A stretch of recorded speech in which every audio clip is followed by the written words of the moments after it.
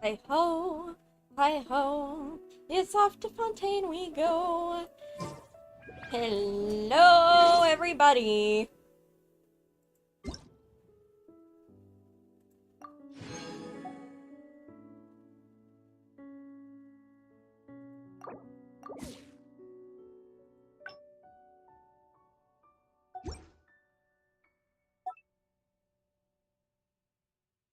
It has been a while. Again.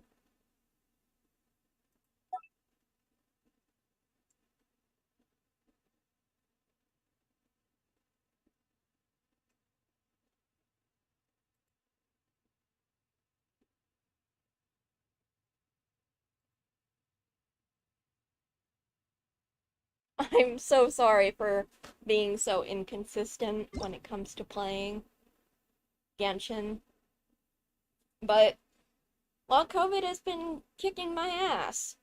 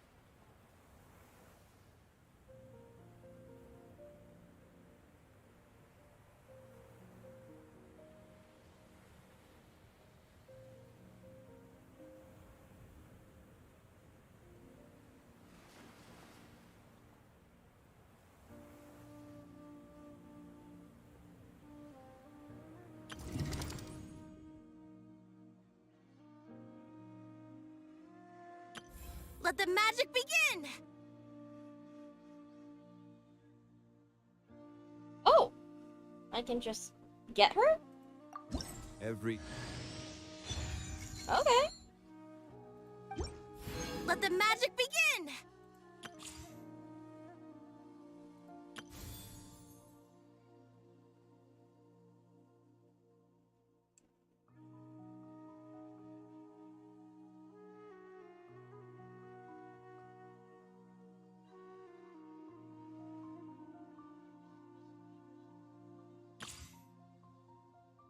Well, I'll do those later.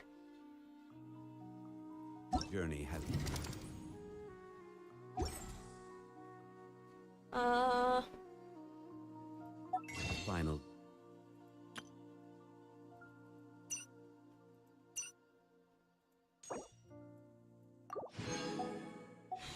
how many wishes do I even have? Oh, not many.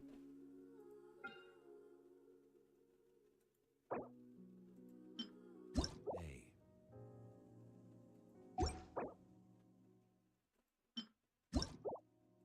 don't.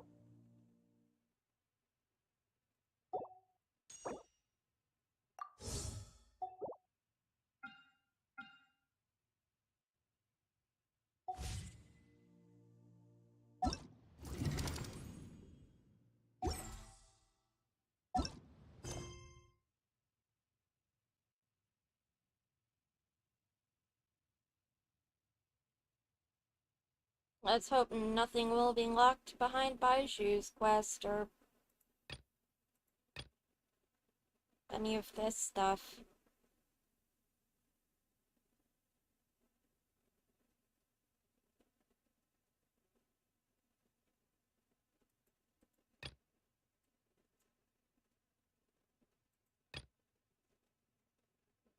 Oh, prelude of the white woman and black man? Hold up.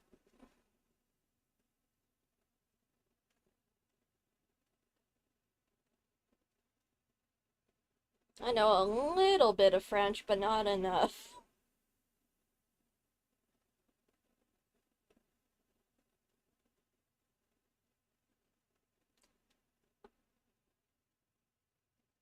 Oh no, it's not white woman, it's just whiteness.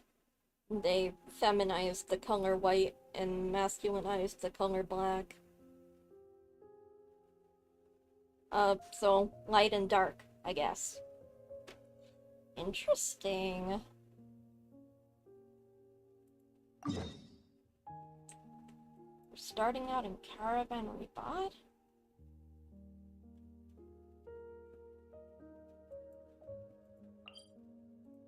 What's this?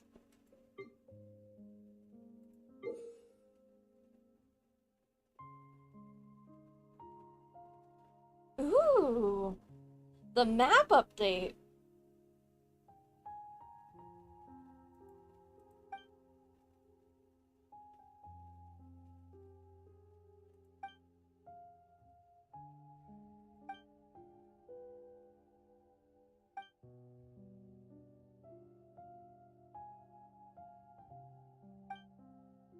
Nice. I like it.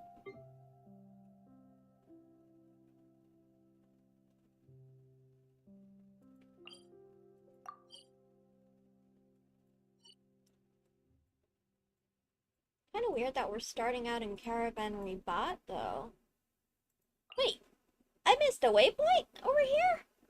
That is okay. Okay. Oh, whoa. Or are these new?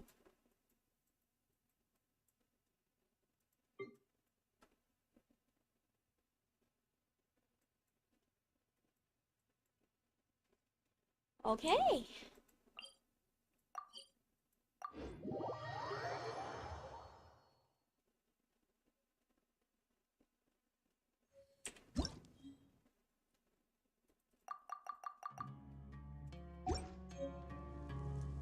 Osmanthus wine tastes the same as I remember. Jean-Louis, I did not miss your voice. I mean, you know what I mean. But where are those who share? Once, there was a glorious kingdom established among the heavens. From that kingdom came a crown.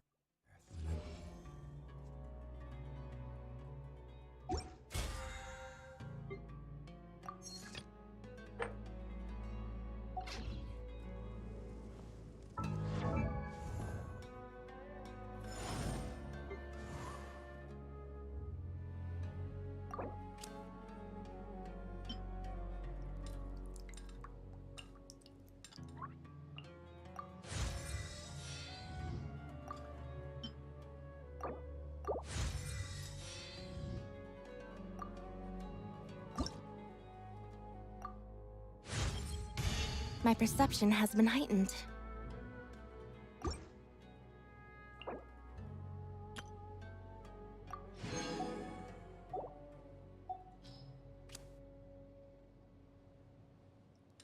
You do have a lot of characters, huh? I used to play this game every day. But then I got bored and burnt out and ran out of content and got sick, and yeah, it was the perfect storm. And then Star Rail came out, which is a lot better quality of life. Oh well, I'm back now. For now. Good old Caravan Rebat! Now let Oh, Paimon think. God. Now What were we up to the first time we came here?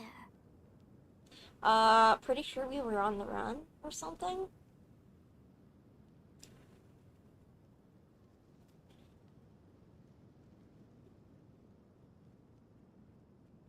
But yeah,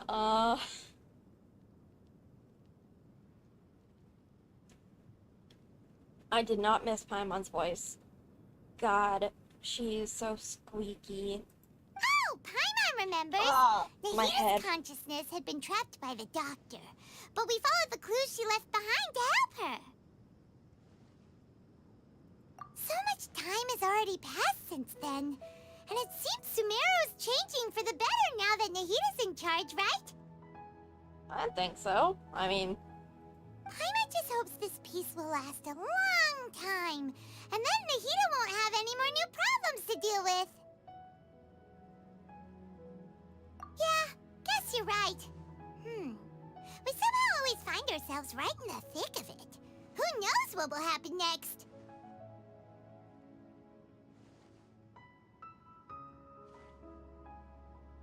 we're magnets for trouble.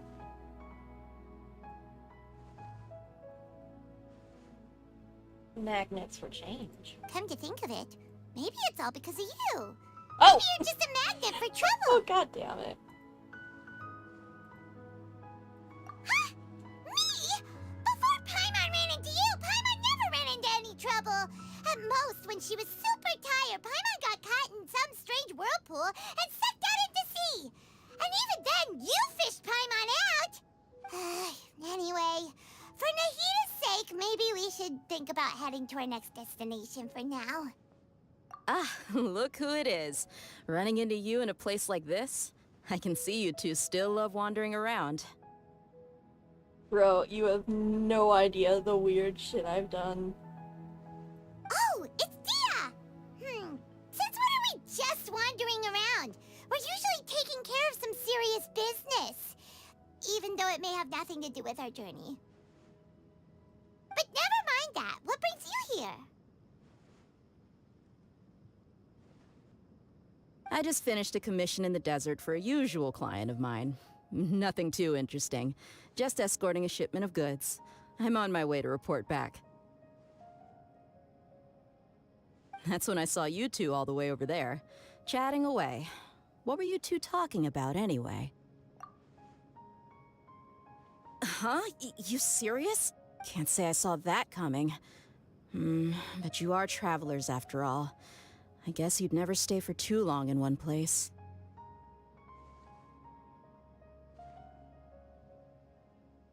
Bumping into you like this will become a rarity. I'm starting to feel sad just thinking about it. Hey, how about I gather a few mercs to escort you two? What do you say? Thanks, but no need. Oh, Paimon had no clue you'd miss us so much. But don't worry, we'll come back to see everyone when we get a chance. Sounds good. All you need to do to get to Fontaine is cross this stretch of desert and navigate some waterways. Knowing you two, I'm sure it won't be anything you can't handle. So, when are you leaving?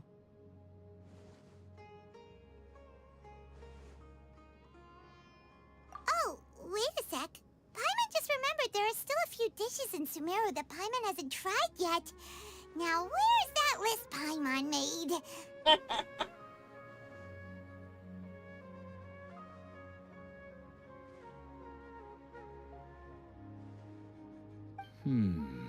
Who is this dude?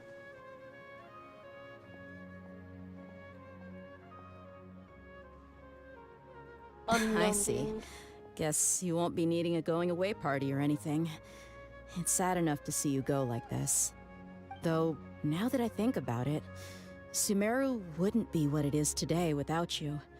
Seems true heroes always prefer leaving quietly. By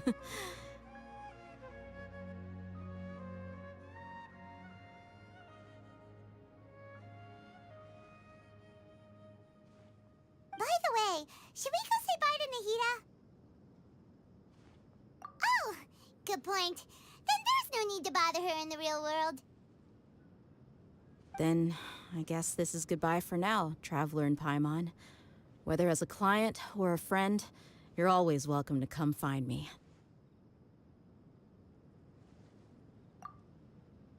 Goodbye, Dia. Bye-bye, Sumeru.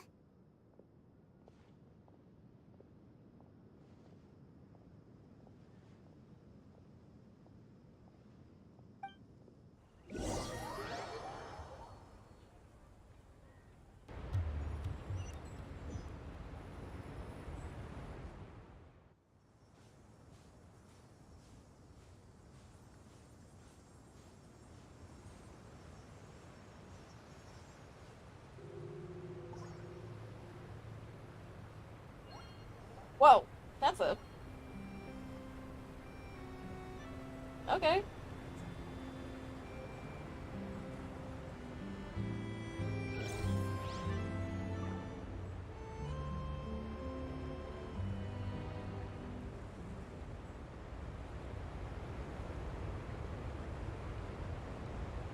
Where do you want to go next? If you'd like to see Liyue's tourist spots, I have a few references.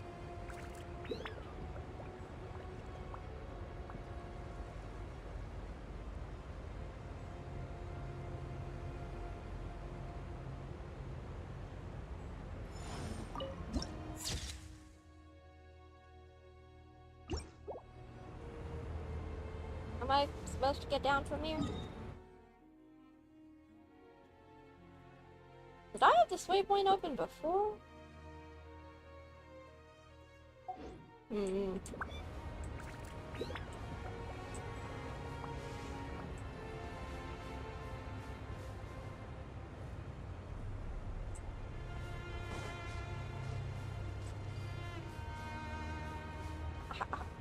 Hmm. How do we even get over there? It's a bit too far to wind glide, I think.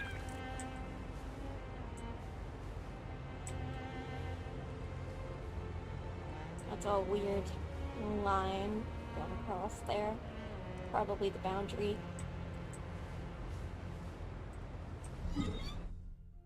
Oh, okay. Got a sail.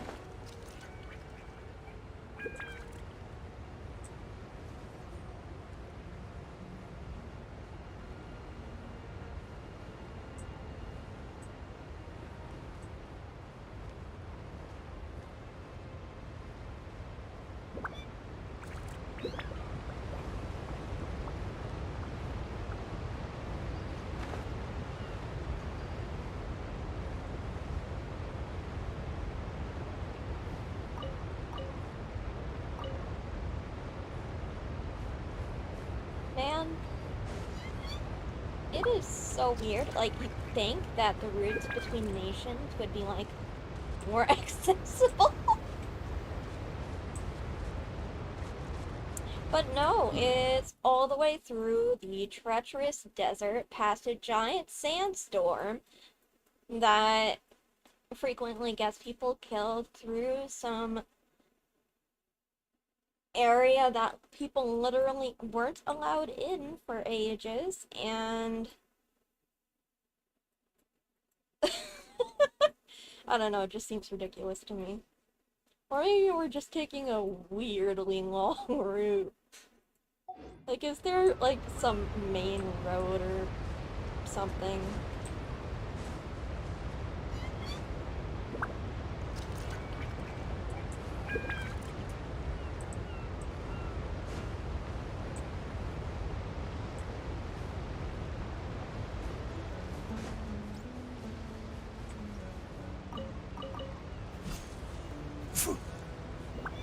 It's okay.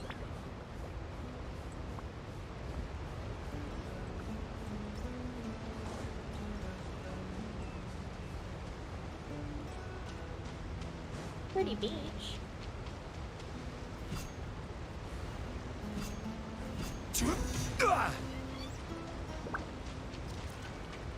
Grab.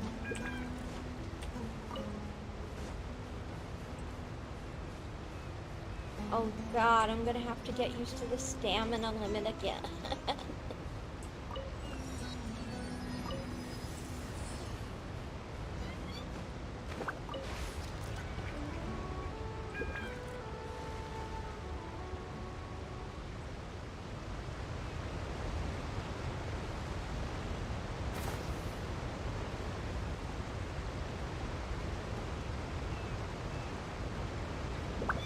Weird.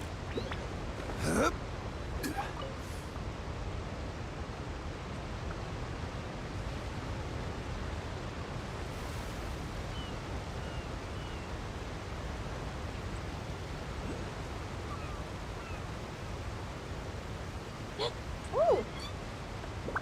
First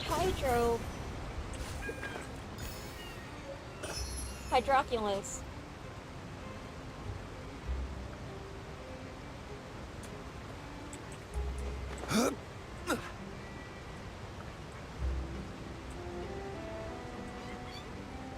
wanna talk to me, eh? Let's see how it is.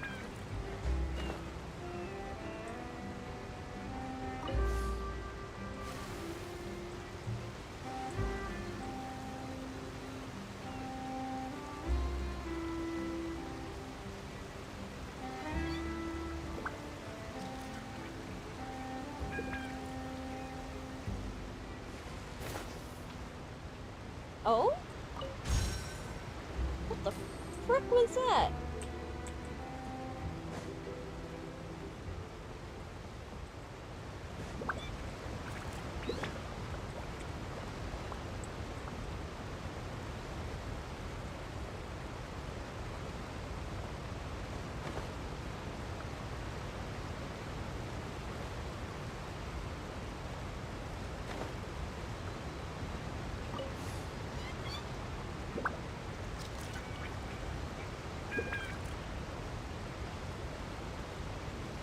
Probably can't reach that ship out there.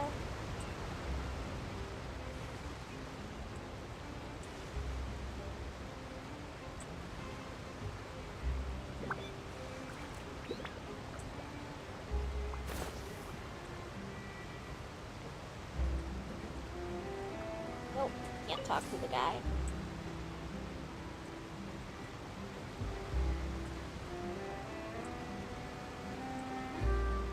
Do I park?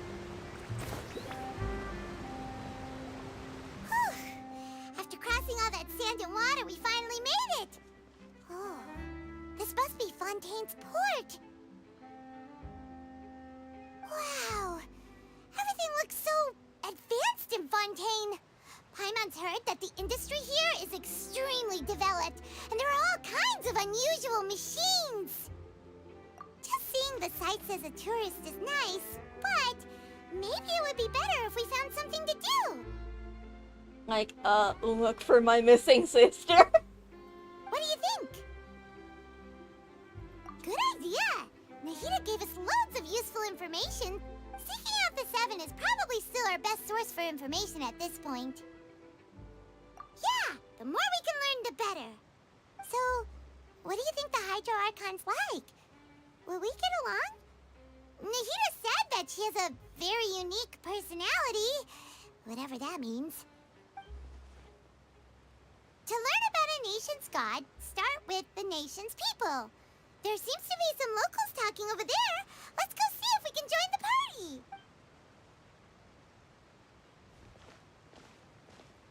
party. If you ask me, it's a tragedy how things ended for him. Clearly, he was a pretty decent person. Yeah, I didn't expect that kind of ending for him. I thought he would at least fight on a little longer for his family. I was expecting a sudden plot twist, but it's a pity that it never happened. Still, his story is quite the tearjerker.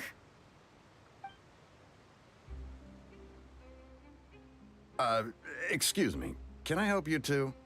I couldn't help but notice you standing here listening. Hi. We're travelers new to Fontaine, and we had something we wanted to ask, but you seem to be really busy talking about some kind of play, so we didn't want to interrupt. Play? Oh, no. We're talking about something that really happened. In fact, it's a case that was just heard a few days ago. Really? Like, a real trial? But the way you were talking about it and the words you used just now made it sound like some kind of story. Well, good tales are often based on true stories, aren't they? And what you see in reality may also be someone deliberately putting on an act while harboring ulterior motives. Whether something is true or not simply isn't that important. The main thing is whether the story being acted out on the stage is splendid enough. Oh, but it looks like you're not from around here.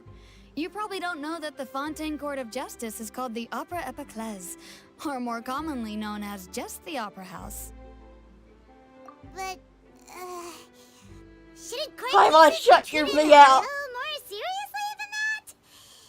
Not to question Fontaine's way of doing things.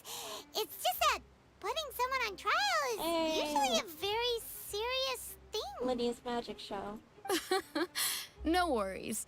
Other visitors to Fontaine have wondered the same thing. You could say that we just don't want to waste the moving stories behind those cases. And as for your worries about whether the cases are treated with due reverence, we have the absolutely just and honorable Chief Justice Neuvillette, as well as the Oratrice Mécanique d'Analyse Cardinal, a machine created by the Archon. Between the machine and the Chief Justice, false charges and injustice are a thing of the past now.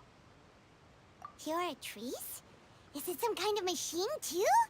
Oh, Paimon's curious. We should check it out if we get the chance.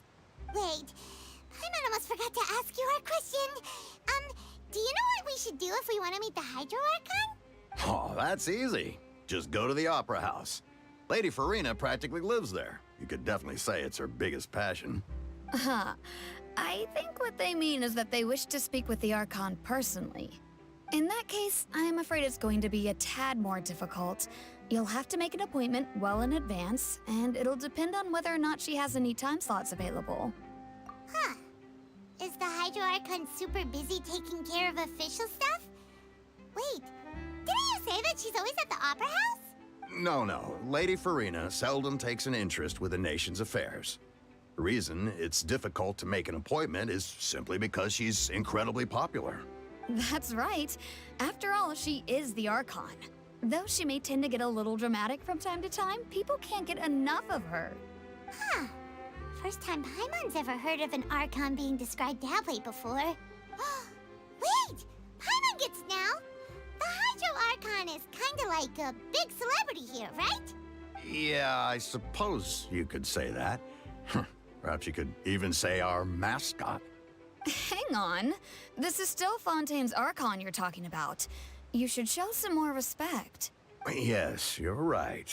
I guess I should at least try to be a little more respectful in front of visitors. Otherwise, I might get arrested and find myself face to face with Monsieur Neuvillette. Come on. Sure, there's a lot of laws here, but nobody's going to be arrested for saying something disrespectful about the Hydro Archon. Alright, I think we get it. Thank you! At least we now know that we can find the Hydro Archon at the Opera House. But who knows how long making an appointment will take? Guess we could have a look around the city in the meantime. Hey! What are you looking over there for?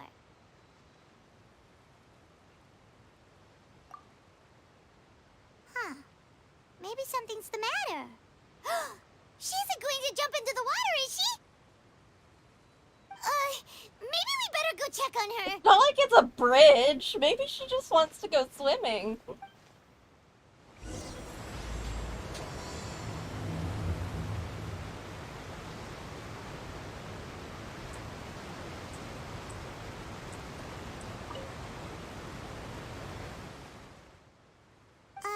Hello there. Excuse me. Are you alright? Huh? I'm fine. Thanks. Oh, okay then. We just noticed that you seem to be worried about something. About many things, actually. But there's nothing I can do but just keep my troubles to myself. I was just reminiscing about a place my brother and I would play when we were kids. It was just atop that hill over there. See? You're pointing at the sea. Wait, are you saying that you and your brother lived in the water? No, people call the waters around Fontaine a sea. It's actually just an inland lake that's filled with fresh water. And no, I can still see that hill clearly in my memories. Now, it's been completely submerged. He would skip and jump, tossing sand in the wind. The sun shone brightly, and the air was filled with the scent of the sea. Holy crap. But now, the water is gradually swallowing our memories. It won't be long before it swallows us. Sorry. Paimon doesn't really get what you mean. I don't believe we've had the pleasure of meeting. Are you Lynette's new friends? Oh, and you are? Thanks for looking after my sister. She often comes here to reminisce about our childhood, that's all. There's no need for any concern. Allow me to introduce myself. I'm Linny, and this is my sister Lynette. If I had to guess, I'd say you must be travelers from abroad. Nice to meet you. Paimon is Paimon, and this is the Traveler. We just arrived in Fontaine. We were just talking talking with your sister. Even though we didn't really get what she was saying. Speak for yourself. I see. It's unusual for Lynette to be so willing to talk with anyone. In fact, she seldom speaks at all. I'm usually the only one she ever talks to. Oh, really? Then you two are just like us! Paimon's always the one talking for some reason. I would talk more if I could. So that's how you think it is? I also think my brother can be too talkative at times. Seems you were right, Paimon. We are quite similar. So, what did Lynette mean just now when she said that the water is engulfing your memories? And that it won't be long before it engulfs you too? Oh, that. It's from a prophecy that's been circulating in Fontaine for some Is it time just now. me, or does Linny come across as like a Kaibito love child? he's got that Kaya suave, but that albedo twinkishness. Well, I suppose prophecy isn't exactly the right word, because that implies a certain amount of uncertainty. There's no doubt about what's happening in Fontaine now. Where to begin?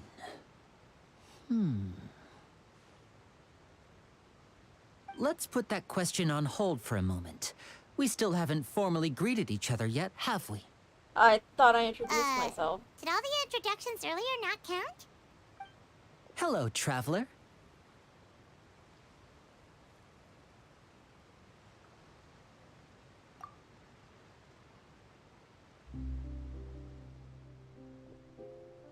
And hello, Paimon.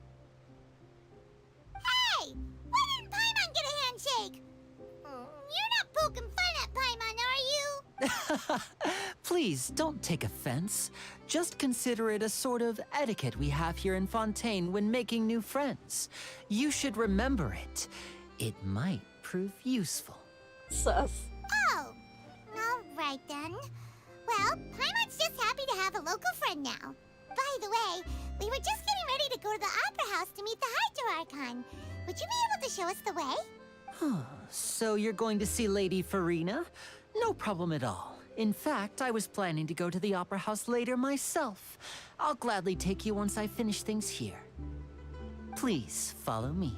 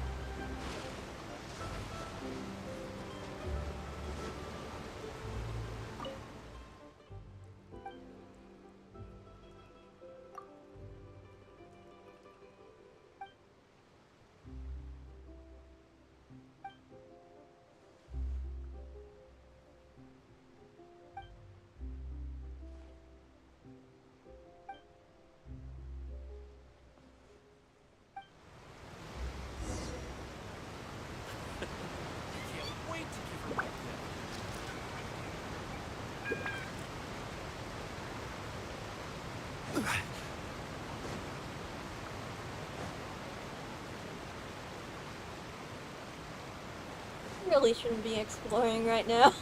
But oh well. I wonder where that little girl with the tail and ears skipped off to.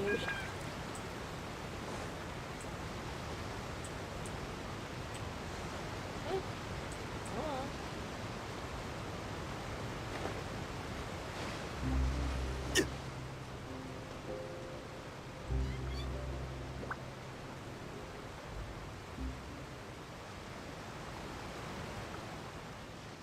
You said you were going to see Lady Farina?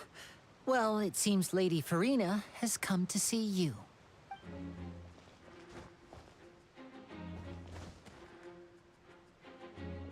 The fuck? Are we already in trouble when we just arrived?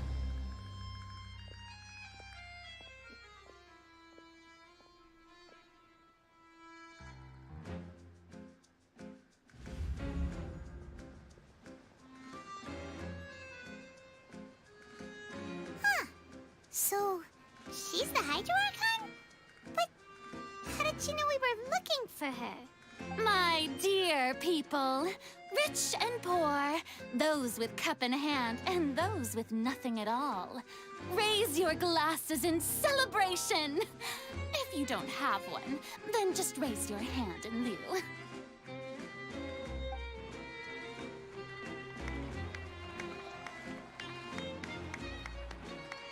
As you can all see, 2 unfamiliar travelers have arrived in our nation. Come, let us make a toast in honor of this traveler and his companion who have journeyed here from distant lands. Oh, this is weird and kind of suspicious. Is she talking about us?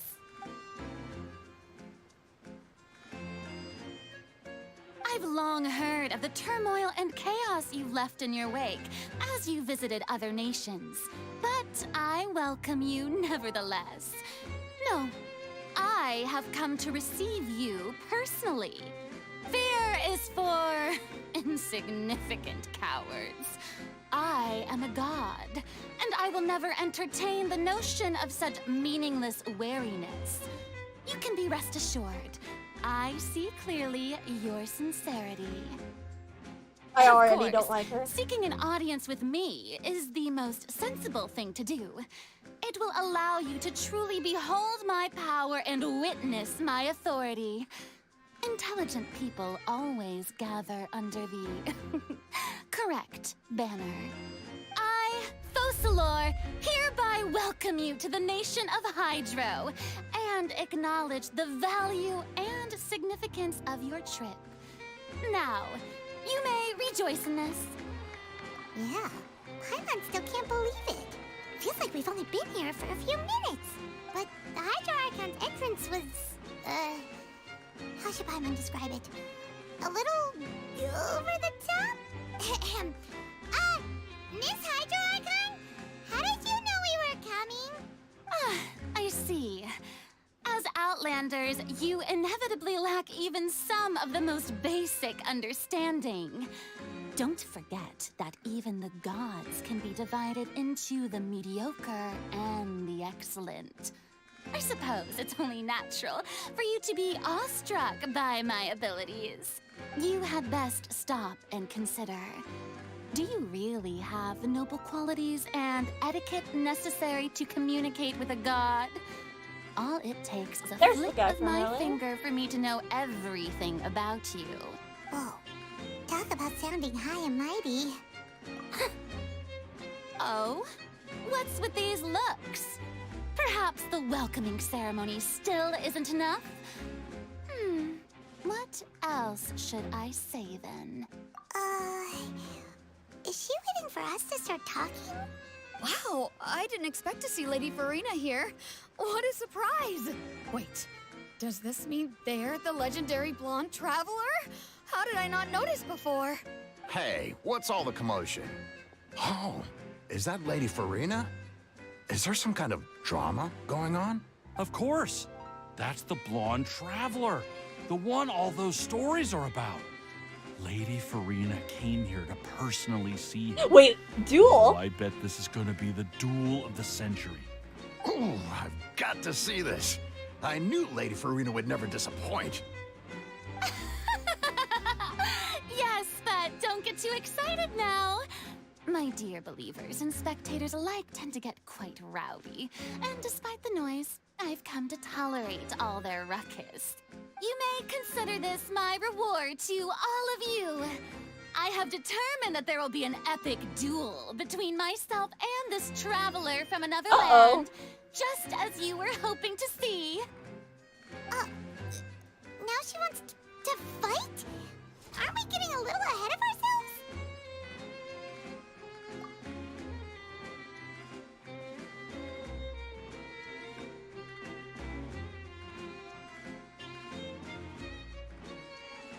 Did we do something?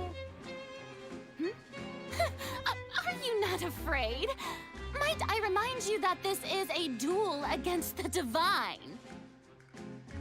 I've already fought gods before. What are you trying to do, traveler? Provoking a god in front of her people? Stand down, Clorend. I admire his bravery. Few have the courage to draw their sword against a god. He is obviously a true warrior. Unfortunately, people nowadays only crave to be thrilled, and a mere duel will not slake their thirst for excitement. Oh, yeah, she's right. Just a duel wouldn't be all that interesting. On Araneus, criminals are always requesting duels to defend their honor. They're getting a bit old, to tell the truth. You see. Then, as the god of justice, I shall face this traveler in another kind of duel. A duel in court! What? Whoa, all right! Now that'll be worth seeing! Right. This is Fontaine, after all. Such a grand opera house, it would be a pity not to use it. Why do you care so much about the crowd's reactions? Seems you've spent a little too much time in the opera house. Besides, how exactly do you plan to have a duel in court? You mean you're going to put us on trial?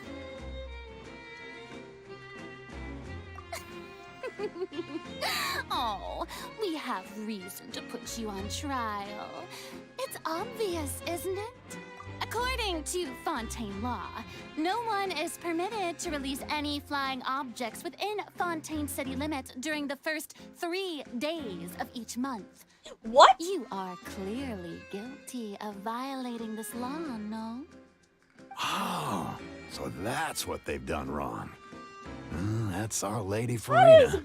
No one knows the Bullshit. laws of Fontaine like she does. Okay, she's gotta be. You call that obvious? What kind of law is that? Wait, flying object? You mean Paimon? Precisely! Now, if you two have no objections, then in the name of the Hydro Archon, I order your arrest. My apologies, Lady Farina. I don't mean to spoil the fun. But if you would allow me to interject, I don't think that Paimon here meets the definition of a flying object. You tell her, Linny! Finally someone who's not crazy. How could anyone call Paimon a flying object? Ah, great magician Linny, my beloved citizen. I'll permit you to object, but how exactly do you plan to prove your claim? As a magician who just rained on your parade, I naturally should shoulder the responsibility of saving the show. So, with such an audience gathered here, allow me to perform a trick for everyone.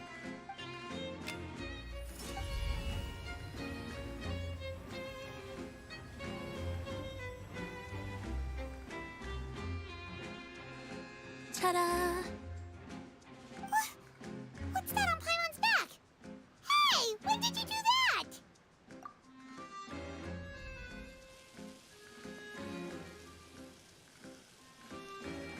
Ha-ha! Sleight of hand. Sneaky motherfucker. There. As you can all clearly see, Paimon should be classified as, well, something like a balloon. This rope has been in the traveler's hand all along. It was just that no one could see it before. Huh?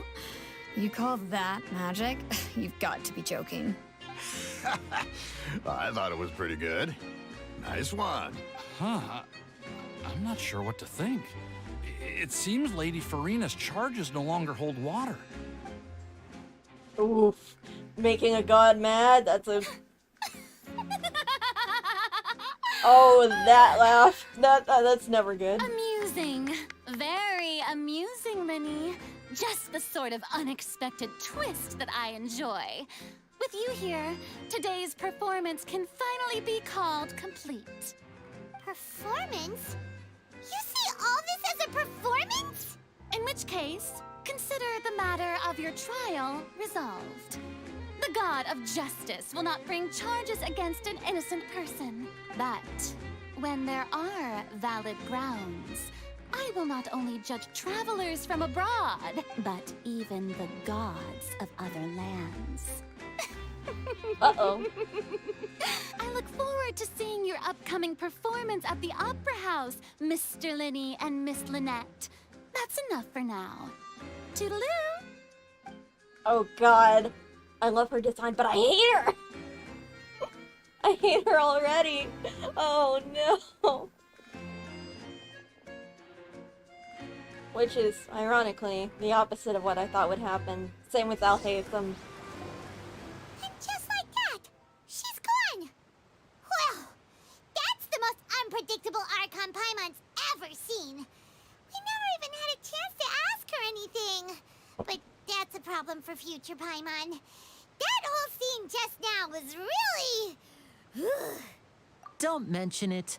I just happened to remember that there was such a law, so I did a little preparation, just in case. I didn't think it would actually come in handy. So, now do you see what kind of god Lady Farina is? A horrible one. She can be a bit confusing at times, but she is still amenable to reason. Anyway, Paimon had no idea you were a magician, Linny. It sounded like you'll be performing at the Opera House, right? I just know a few simple tricks I use to make a living. Lynette is my assistant. It will actually be my first time performing on the most prestigious stage in Fontaine, the Opera House.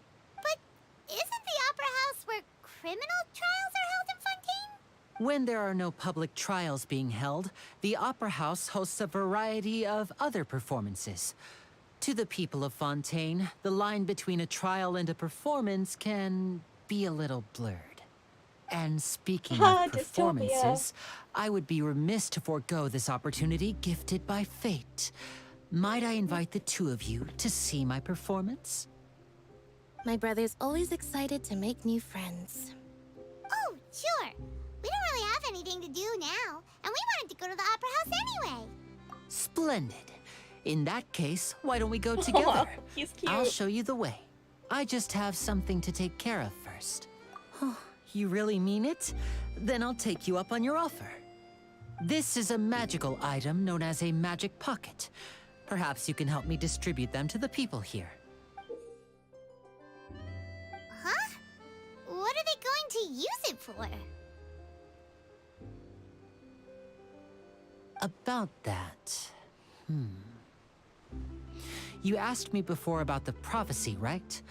Let me start by telling you a little more about what it entails.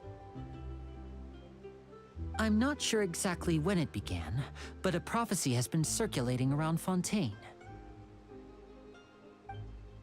It says that every person in Fontaine is born with sin.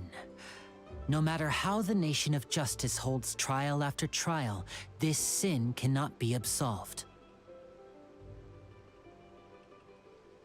Until one day, the water levels in Fontaine will rise, and the sinful people will slowly be drowned.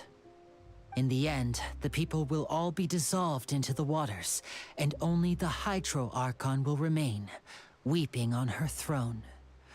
Only then will the sins of the people of Fontaine be washed away. Ominous as fuck.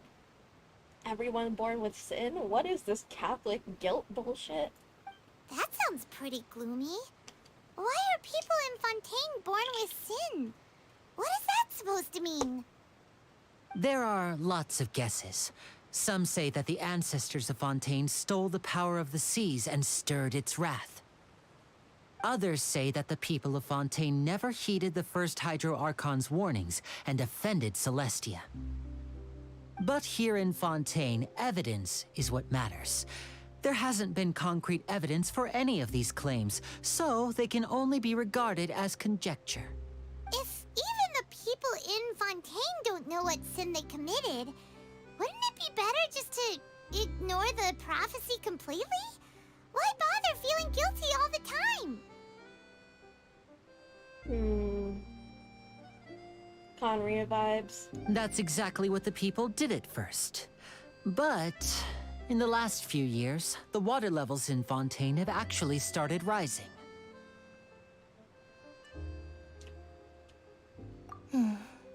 Many places have already been completely submerged, and now lie beneath the sea. Many people carry on with their lives as before and shrug it off as a natural phenomenon. But my family and I think that the people of Fontaine shouldn't ignore the possibility, which would end up sentencing them to death. We hope that at least the people who reside near the waterfront can move away before it's too late. So, we've started distributing magic pockets to them. As a magical item, these magic pockets have astonishing capacity. I'm sure they will come in handy when people are moving their belongings. Oh, Paimon gets it! It's like preparing for a rainy day! But this is more than a bit of rain. Perhaps only absolute power could ever contend with such a catastrophe. But who knows? We're just tiny specks in the grand scheme of things. Now, if you'd like to help, then please give these magic pockets to anyone nearby. Be sure to convince them to take it, regardless of what they say.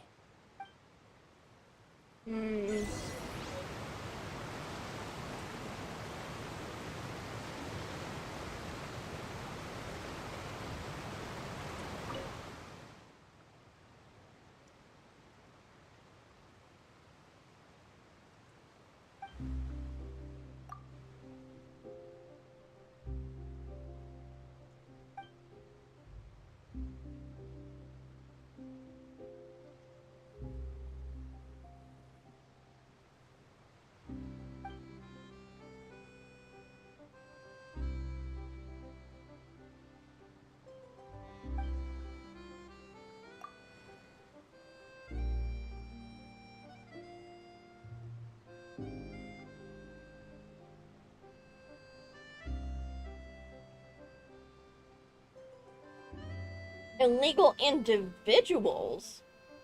Oh no.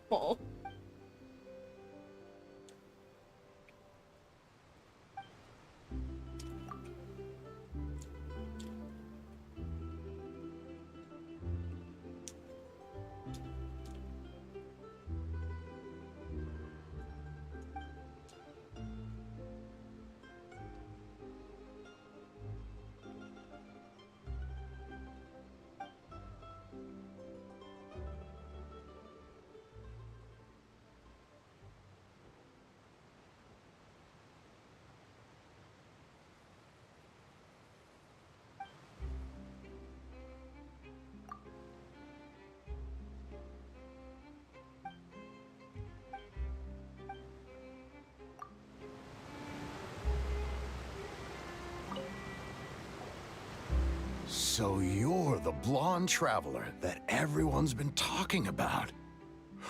My apologies for not recognizing you earlier. Oh, a magic pocket? Seems you really thought of everything. I guess it's better to prepare for the worst and hope for the best. Thanks. Please, also thank the magician on my behalf when you get the chance.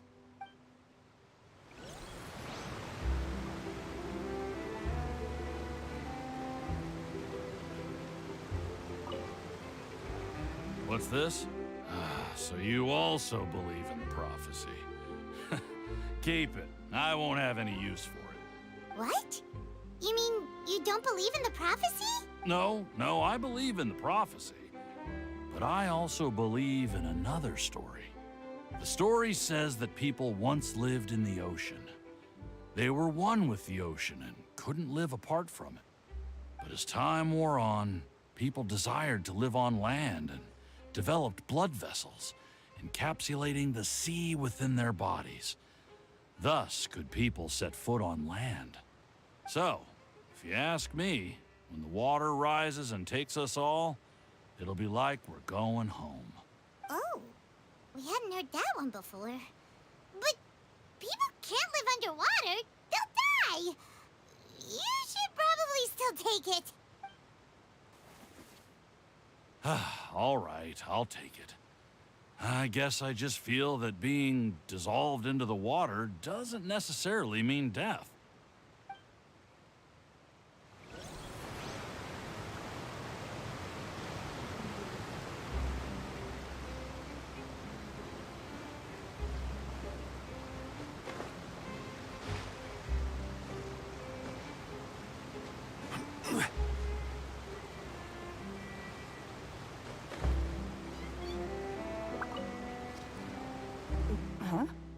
I don't want that thing.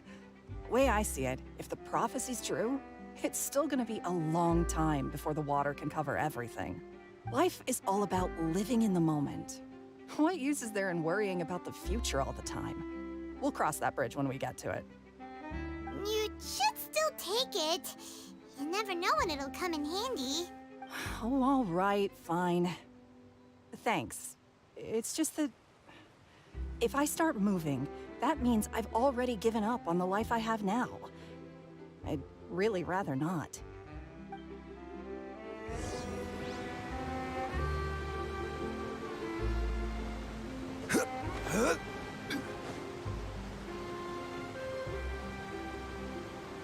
Oh?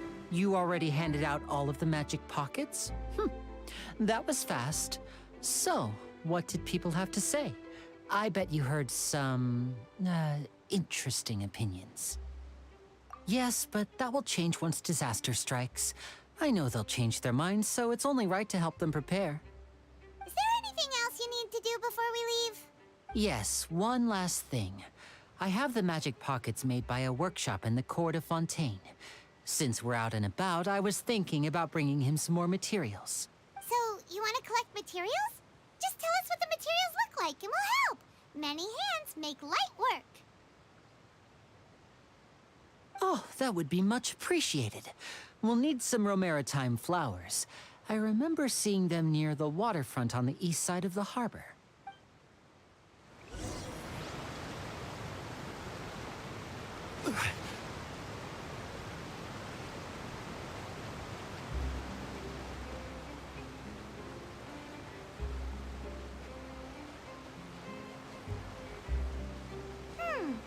It seems we have to use Hydro to collect Romaritime flowers.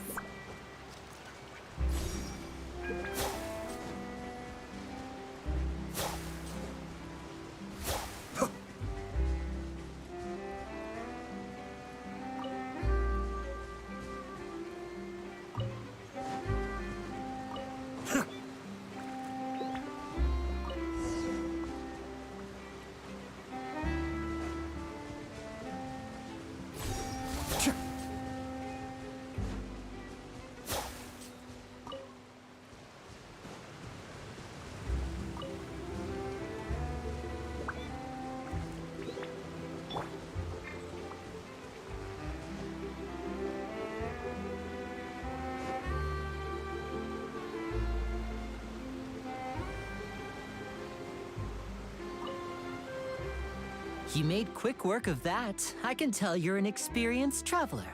I've also finished collecting a few here. Maybe next time you'll feel like helping too, Lynette. No way. I'm in power-saving mode today. Otherwise, I fear I may not have any energy left for the performance at the Opera House. Fine. Though the performance is still a long way off. Now that we're finished here, we should get ready to head back to the court of Fontaine.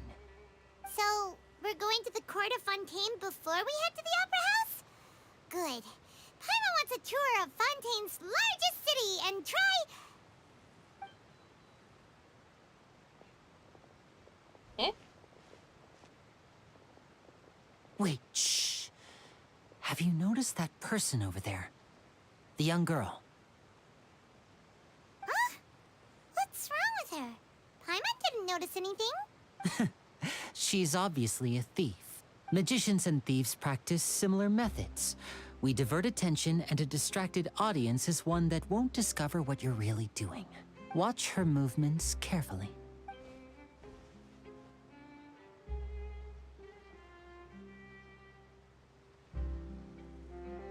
Oh, he's right! Shh, keep your voice down. We need to think of a way to catch her, but it seems she's very alert. Perhaps we should split up. You two can ride the lift over there and wait up top. I bet that'll be her escape route if she tries to run. All right, let's go.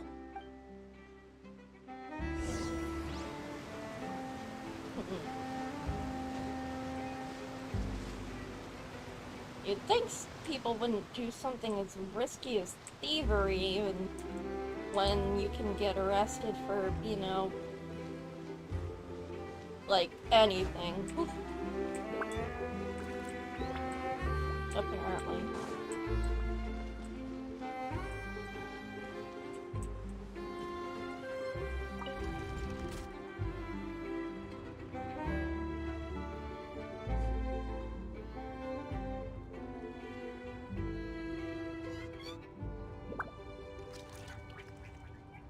Oh god, we're gonna get arrested for gaining the power of Hydro, huh? Oh yeah, definitely.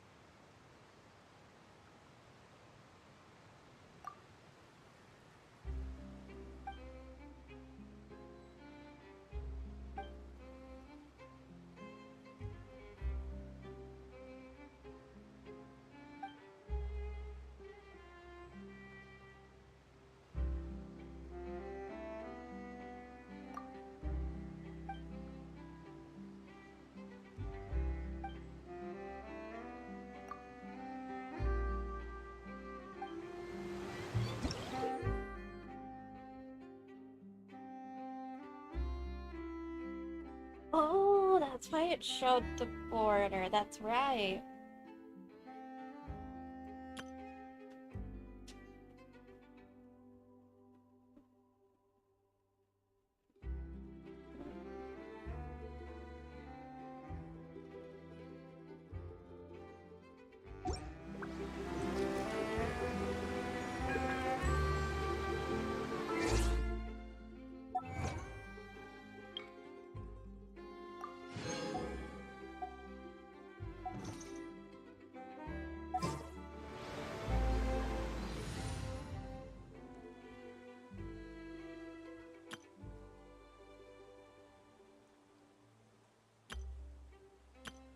Neat.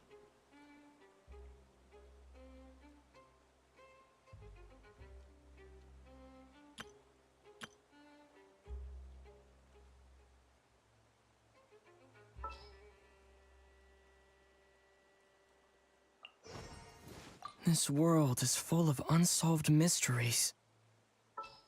And switching out his out for fire. Ready when you are.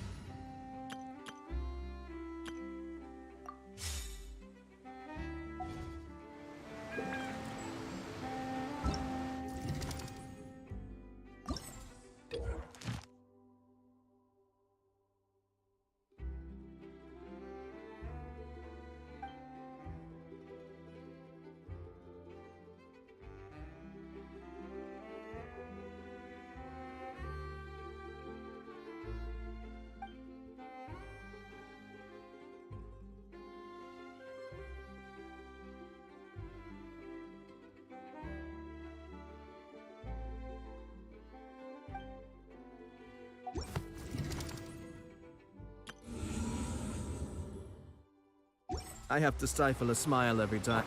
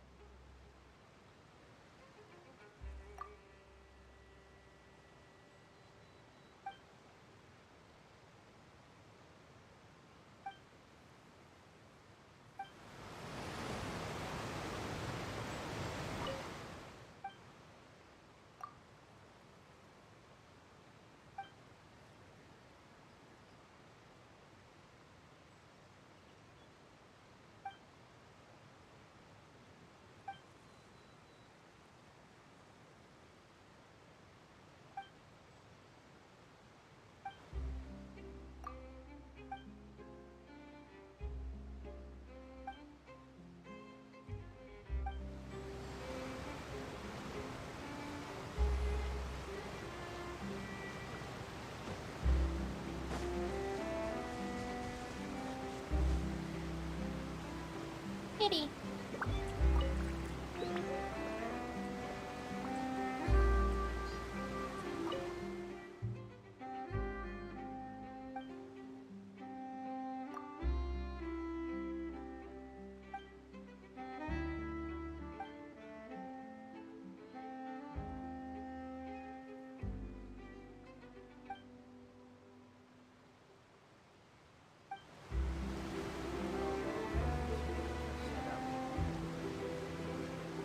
If I had known that, I wouldn't have updated the freight machinery.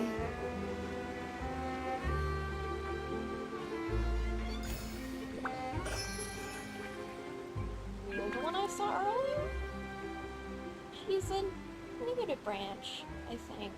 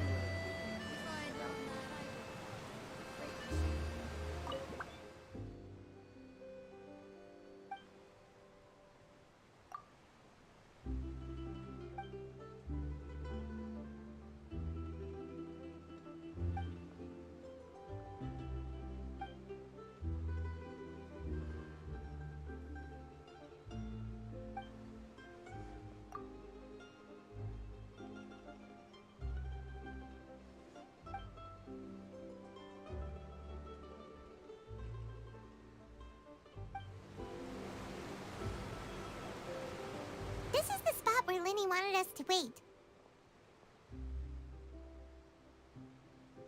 Oh, look! Isn't that her?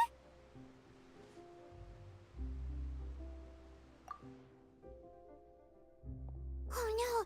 Did she notice us? She started running the other direction! What should we do? Should we chase her?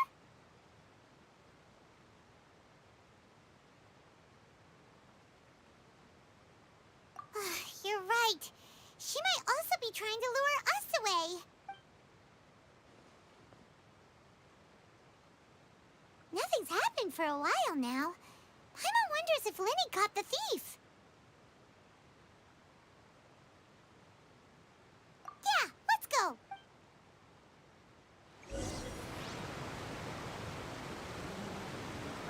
Oh, puppy. Oh, puppy boy. Oh, puppy, puppy. God, it is a crime that you cannot pet the dogs in Genshin Impact, or the cats.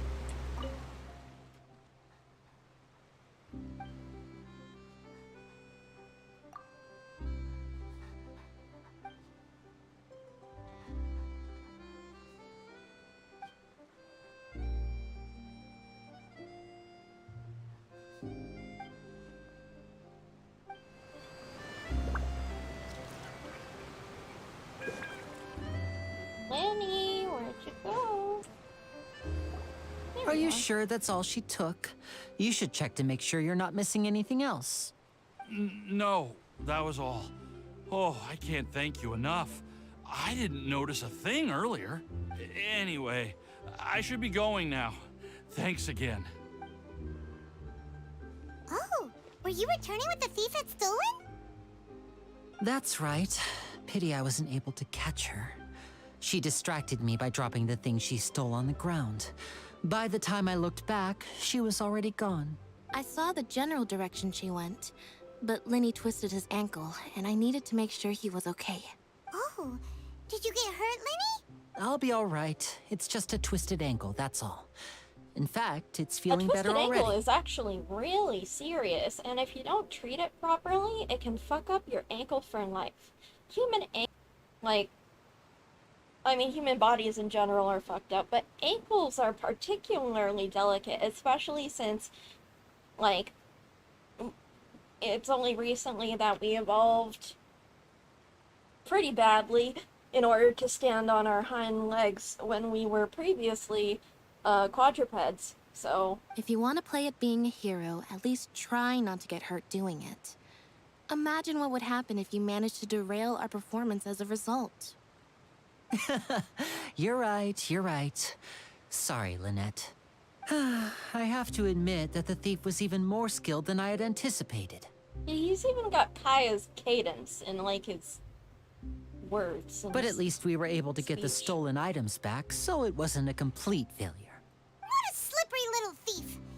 Guess things turned out all right in the end, though. Lily's initiative paid off. All right, let's put this little detour behind us. We should go to the court of Fontaine now.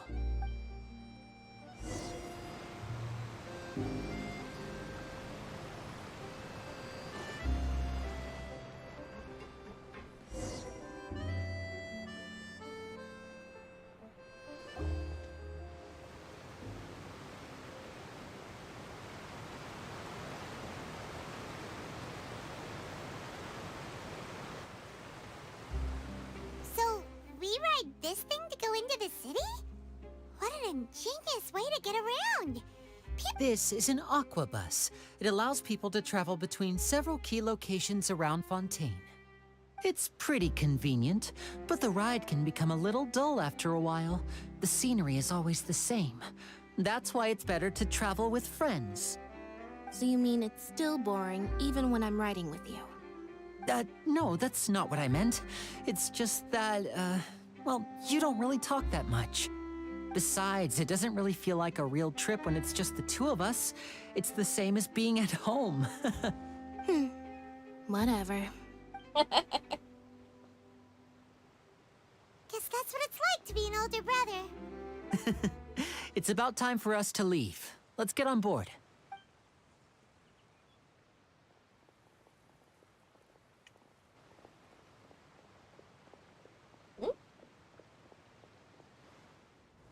Oh, the lady from the event before that I didn't do. Oh, excuse me! Aren't you the great magician Linny? And his assistant Lynette? Hello. I don't believe we've...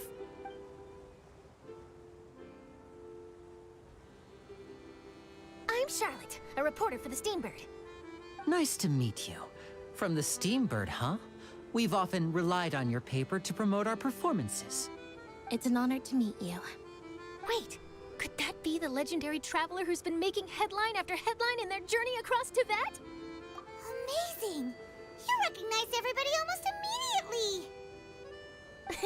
I wouldn't be much of a reporter if I didn't know who's who, would I? Wow, today must be my day! Who knew I would end up on the same boat as so many VIPs? Could my vision finally be showing me some favor? Your cryo. What's your tragic backstory? So, Charlotte, what do you usually report on? Oh, shipwreck. Well, when there isn't any breaking news, I mainly cover the trials at the Opera House. You can still manage to keep readers' attention as long as you tell things from a clever enough angle, even if it's the same old topics. For example, reporting on how a scammer once deceived vulnerable girls into relationships, or how a financial criminal was once so poor that they ate a single piece of bread for 5 days. That's fine and all, but what I'm really after is exclusive, sensational news pieces that could shake the country. These smaller stories are a waste of my talents. Oh, I just remembered. I've been following a case lately. Well, a series of cases, actually. You mean the serial disappearances of young women case? That's right. These stories are the talk of the town right now, and it's probably the most mysterious case we've ever seen. That don't sound I'm good. the first with a draft ready to publish when the case is finally cracked, and it's the headline story in the Steambird. Oh, when that happens, I bet all the other reporters will shed tears of envy. I've already gathered all kinds of materials. I just can't wait for the truth to be revealed. So, what is the serial disappearances of young women case? You mean the culprit hasn't been found? That's right. The first missing girl case happened almost 20 years ago. Oh, damn. And ever since, after a period of time, another girl disappears. What the cases have in common is that the girls are all of a similar age, and that they've all vanished without a trace. But the scariest part is that to this day, none of the girls have ever been found. Uh-oh. Many suspects have been arrested over the years in connection with this case, but shortly after each arrest, another disappearance would always happen. Yes, it's possible. But either way, I believe that every case has some precise truth behind it, waiting to be exposed. Yes, I agree. And at the very least, the family of those missing girls deserves some sort of explanation. I just imagined for a second what I would do if Lynette were to suddenly disappear. I'd pay any price to get her back, and then find a way to track down the culprit. Please don't imagine that, Lenny. Oh, she's gonna disappear, ain't she?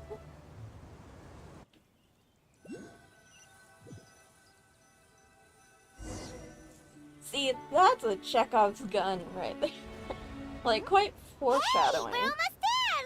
Look! But,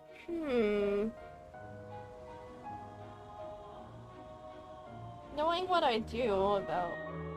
I'll try not to mention any spoilers. I accidentally got spoiled for some stuff.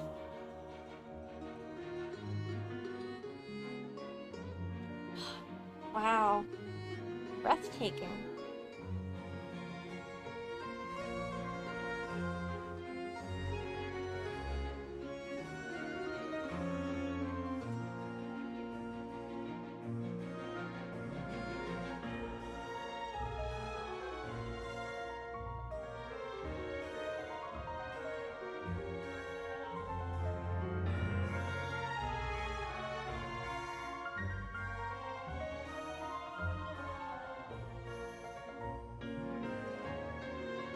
Well, I really enjoyed chatting with you. Life should be full of pleasant little surprises like this. Yeah, us as well. The ride went by too quickly. I have an interview to get to. I should get going before I'm late. Okay, Hyman hopes we can chat again soon, Charlotte. See ya! Bye now.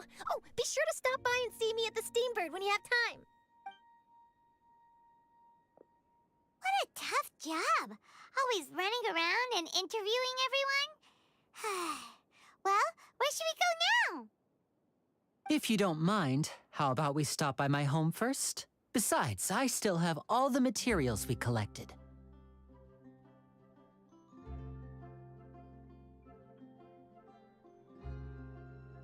Sure, we wouldn't mind at all.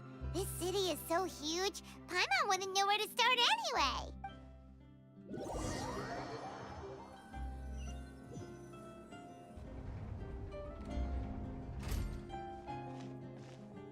Whoa.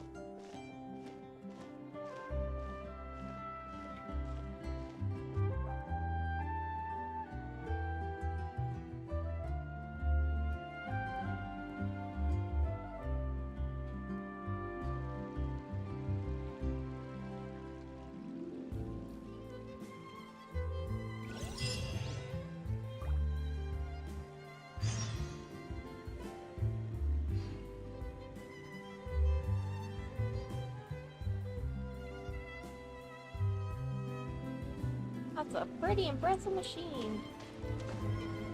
Get on it.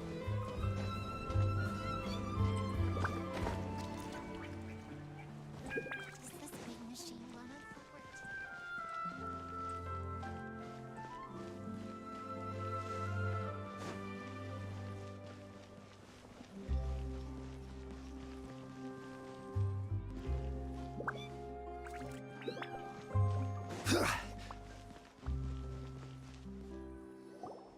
This is our current abode.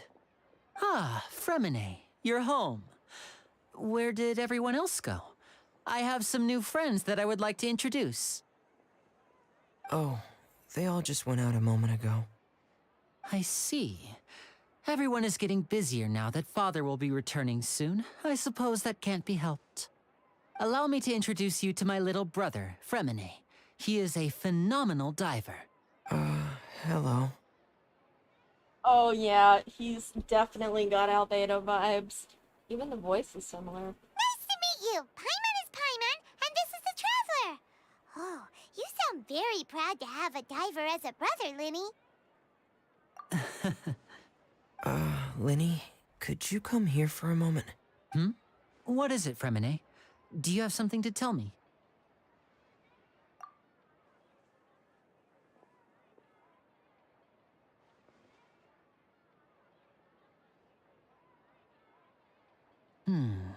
Okay, I see.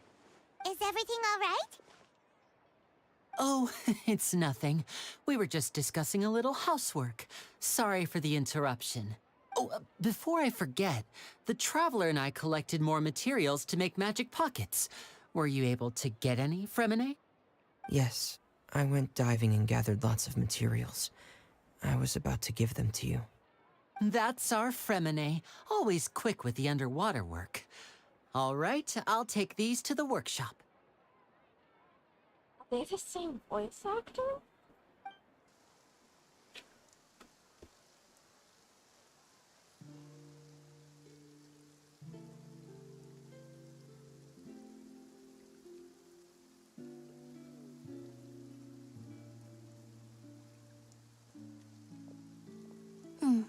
Looks like rain.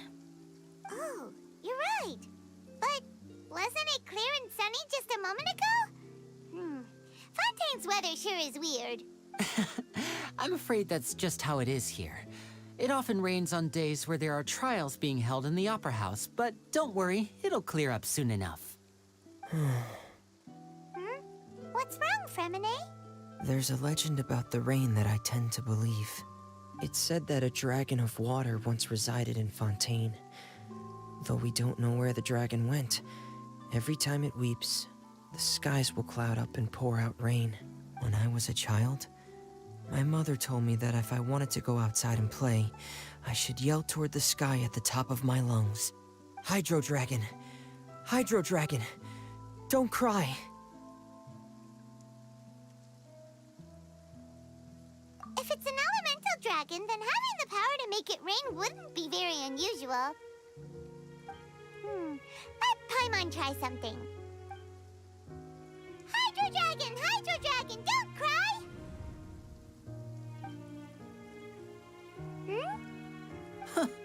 Doesn't seem to be of any use. It is just a legend after all. You know, you might be a more popular magician if you understood the concept of romanticism. Or could at least play along. Sorry. It might be because we've never met the Hydro Dragon.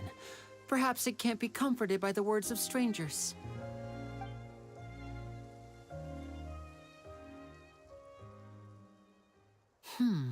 It rained for longer than I suspected. Oh, it's already getting late. Was there something you needed to do, Linny? Yeah, some preparations for the show at the Opera House. I need to find a way to catch the last aqua bus of the day. On the day of the performance, just ride the aqua bus to the island of Aeneas. I'll have Lynette meet you at the fountain in front of the Opera House. Oh, are you leaving now? What is it, Fremine? I'm in a hurry. Oh, I get it. You feel nervous delivering the materials for the magic pockets, is that it? Perhaps we could trouble the Traveler to help us take these materials to the Beaumont workshop and deliver them to the owner there? I'm afraid that Fremine can be quite introverted, and the boss there tends to be pretty talkative. Fremine has always been a little afraid of her. No trouble at all. Don't worry, we're on the case. Sorry for the inconvenience. I'm quite useless when it comes to such tasks. I'll think of a way to make it up to you. Oh, no sweet need, boy. No need. This'll be a walk in the park for us.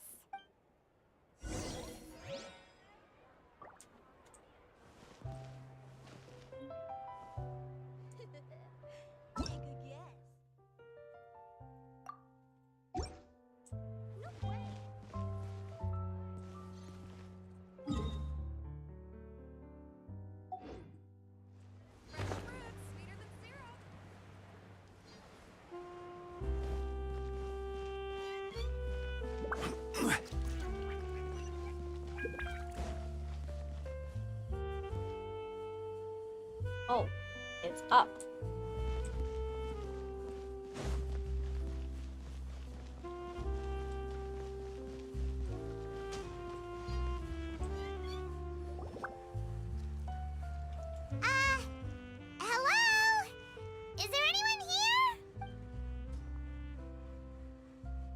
hello there.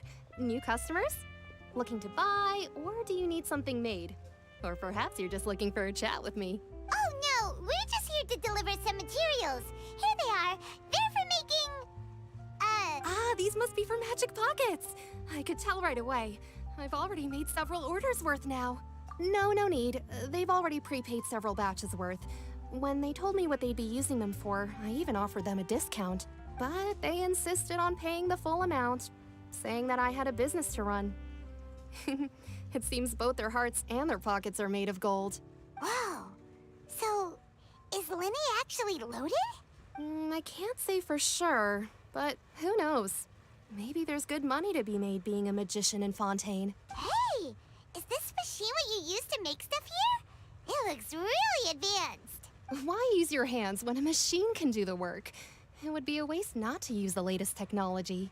And wasting is a kind of crime. But where does a big machine like that get its power from? Well, it's a little complicated. I'm not sure I can put it in layman's terms for you, but basically, everything we usually use here in the city is powered by indemnitium. It's... Huh? How can trials produce energy? Well, I'm not completely sure of all the details myself, but basically...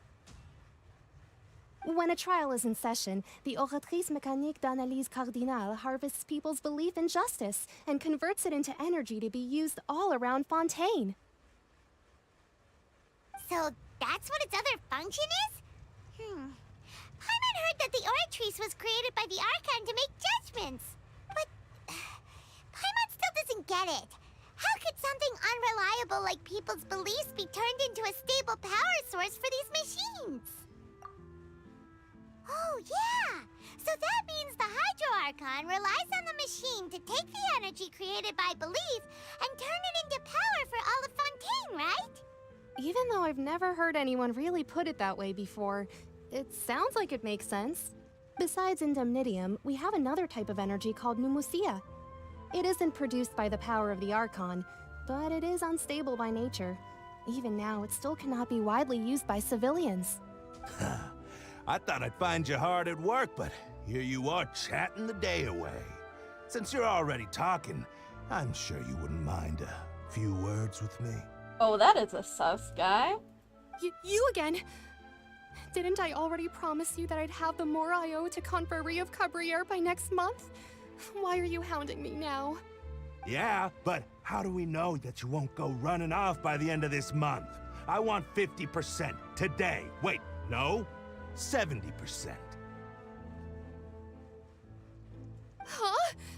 You... Seems business isn't so great for the workshop. We've already finished our job and delivered the materials. Maybe now's a good time to leave? What?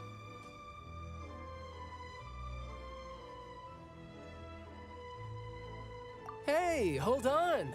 Before you go around trying to collect payments, why don't you settle your own debts first? If Confrérie of Cabriere wants to poach clients from Northland Bank, that's fine. But I'm afraid you still owe the bank a hefty sum of mora. So why don't we work things out between us first, before you get back to your little conversation here? Oh. You're from Northland Bank. But we said we'll pay everything we owe next month. Why are you hounding me now? Oh, the hypocrisy. Traveler, Paimon! I didn't think I'd run into you here in Fontaine. What are the chances? We're surprised to see you too! What are you doing here in Fontaine? You didn't want to stay in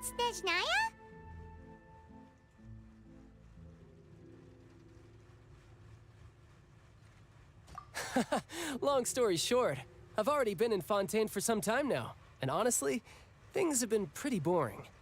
But it seems that fate brought our paths together today. Not only will I have some good friends here now, but ones who always seem to find trouble. Either way you look at it, it seems things are going to get a lot more interesting now. Pretty sure we'd want to avoid anything that you'd find interesting. Besides, our trip here has gone pretty well so far. Right, Traveler?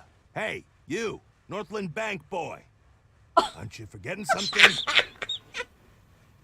Don't interrupt. It's not often I run into the Traveler like this. Why don't you wait for me over there for a while? You kidding?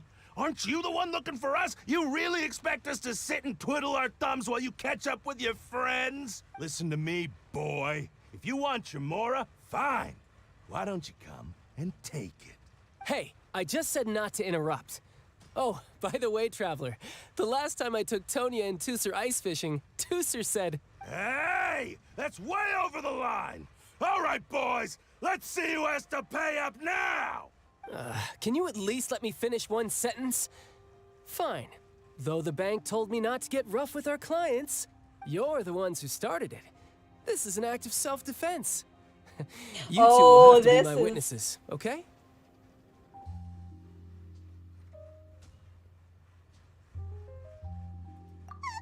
I'm sure this won't take long.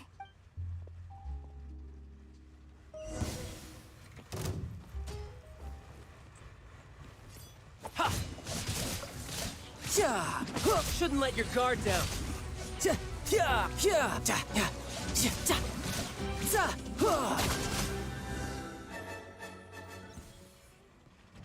Not long at all. What's your deal, Brad? How are you so strong if you're just a staffer from Snezhnaya's Northland Bank? Wait, don't tell me you're... Oh, now you notice. It's a little late, don't you think? Just make sure you understand that you don't mess with Northland Bank. Got it?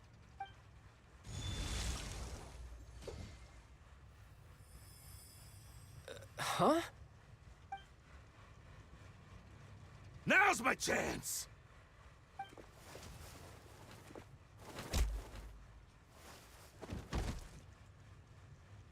Huh. That was weird.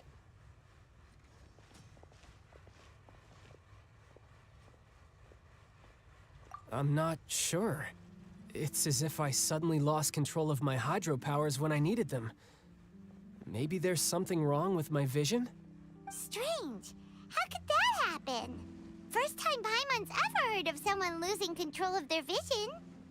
Never mind. It doesn't matter. If I want to stay sharp, I shouldn't be relying too much on my vision anyway. Besides, I always have my delusion in case I need it. So what are you doing in Fontaine, child? I don't see its work for Northland Bank. Well, I guess it's because I've been in a bad mood lately. Huh? What kind of reason is that? Wait, since when do you feel down about anything? I don't know. Maybe I still have a lot to learn about myself. But recently, there seems to be some sort of restless power stirring inside of me. And I don't know why, but every now and then I feel like I'm in a terrible mood. Oh?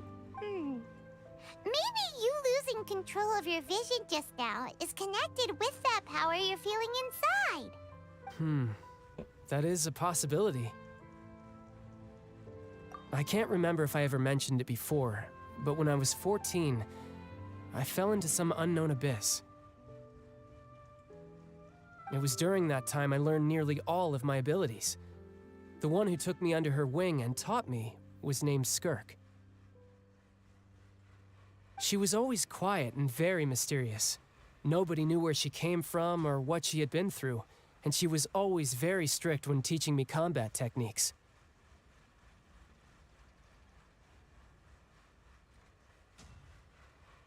One time, I asked her why she was willing to take me on as an apprentice. From what I could make of her answer, it was because I had awakened it, and traces of it remained on me. She said that all my combat training would be useful in the future. But what is it? What did you awaken? She never explained that, but my guess is that it's related to a dream I saw when I had just fallen into that abyss.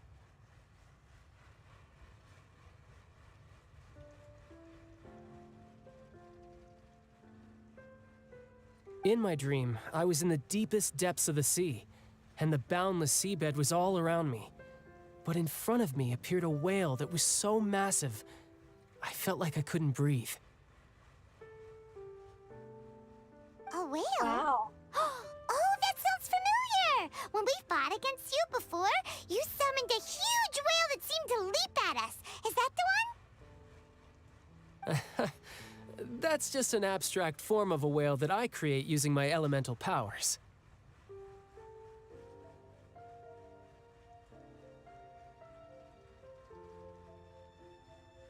It takes that shape because the scene I dreamt of the whale has always been stuck in my mind. I'll never forget it. So you used the whale as inspiration for one of your moves? Huh. Seems a little twisted to Paimon. Oh, legacy? So why don't you just go ask your master? Maybe she knows the answer. You make it sound so easy. Ever since the incident I experienced there, I've never stopped searching for Master Skirk and that unknown abyss. But it's been years now, and I've still found nothing. There isn't even a trace of the place where I remember falling into the abyss. Oh, it sounds like some kind of ghost story. Scary. Yeah, I'm out of leads at this point, but there's nothing more I can do. It seems that strange encounters in this world tend to be elusive like that. Oh, seems the time really flies when I'm talking with you. I just remembered I have somewhere else I need to be, so I should get going. Oh, we're talking all night? What? More work for the Northland Bank? No, it's more of a personal appointment. Lately, I've been sparring with some of Fontaine's official champion duelists whenever I'm feeling bored. Official champion duelists? You mean it's their job to duel? Yep, in Fontaine, before a criminal goes to court, they're given one chance to defend their honor by requesting a duel with an official champion duelist. The champion duelists are all-powerful fighters selected from among the nation's best. And the duel itself is a no-holds-barred fight with no specified stopping point. So engaging in such a duel is regarded as a symbol of defending your honor. If a criminal manages to win the duel, they'll be acquitted. But if they lose, they'll have no choice but to stand trial. And the worst-case scenario is that you're simply killed in the duel. Though it's rumored that Fontaine has a death penalty, from what I can tell, no one has ever been officially sentenced to death. So really, the only people who opt to duel are those who have suffered a grave injustice in being accused, or those who greatly value their honor.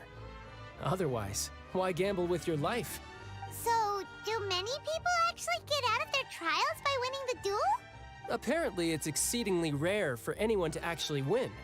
Fontaine probably enacted this system as a way to show that the nation respects the honor of its citizens. Besides, none of the champion duelists are to be trifled with, which is exactly why I was itching to face them as soon as I got to Fontaine. Apparently, the one I'm meeting today, Clorinde, is the strongest of the champion duelists. I had been asking her for some time before she finally agreed to face me today. Well, that's child for ya. Paimon feels like we heard that name somewhere before. Oh, before I forget, I want you to have this. What? Huh? Your vision? You're seriously just giving it away? I'm just worried that it could become uncontrollable again. I'd be pretty upset if it got in the way of my duel, so I think I'll be better off without it for now.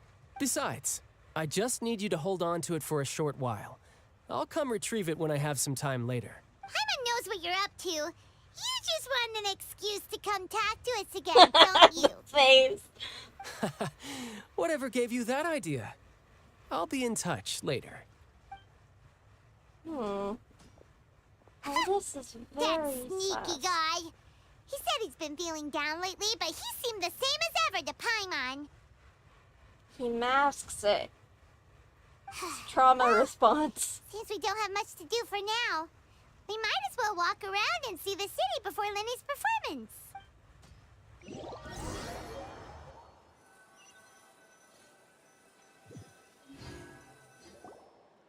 Wow! Who could have seen that coming? The reporter who was barely around for most of the story was the murderer all along! Sorry. Paimon was just surprised, that's all. Whew. Paimon never saw that twist coming. The murder mystery novels here are amazing. The whodunits here in Fontaine are a lot different than the light novels you see from Yai Publishing House. Both have their merits, but Paimon thinks this style of novels are more, well, novel. It's so exciting to reach the moment when the mystery is uncovered, especially in the one Paimon was just reading. You should buy a copy and read it too. Oh, sorry about that. Paimon will be more careful next time. Hey, Shouldn't we be heading to the Opera House to see Linny's performance soon? It's almost time for the show to start, so we should get going. Linny said that the Opera House is on Aeneas, so let's go ride the Aquabus!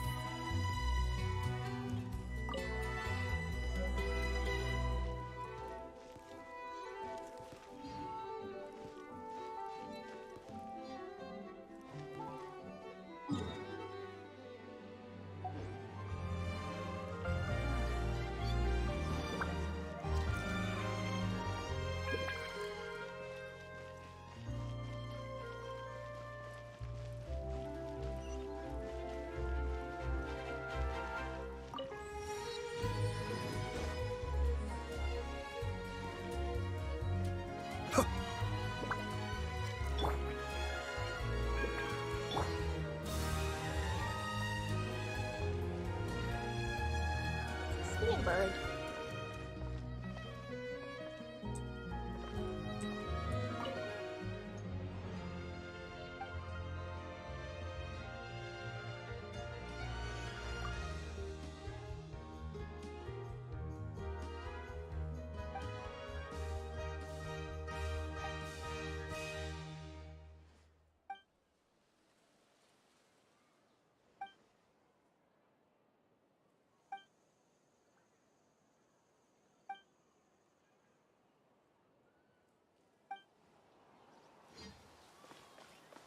Hello, hello. A good newspaper should be a lighthouse of truth.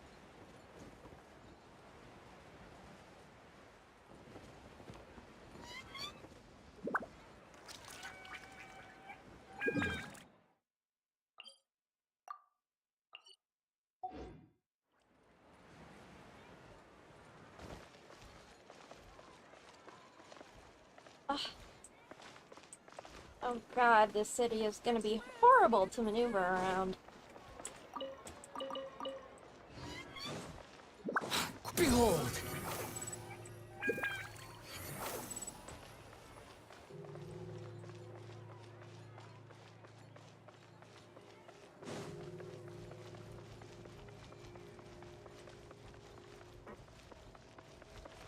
Oh, it's all the way up there. Okay.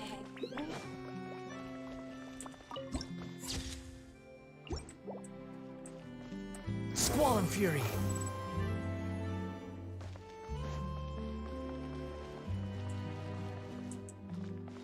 Okay, how do I get up there? This way?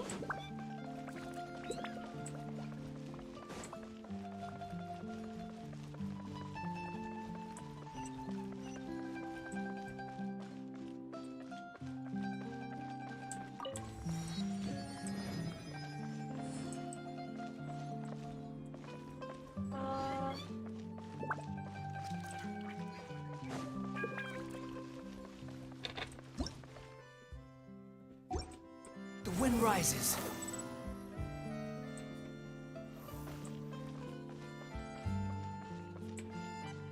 The frick?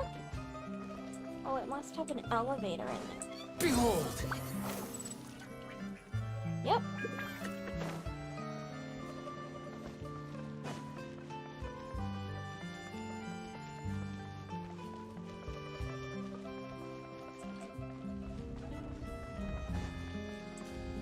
Oh no?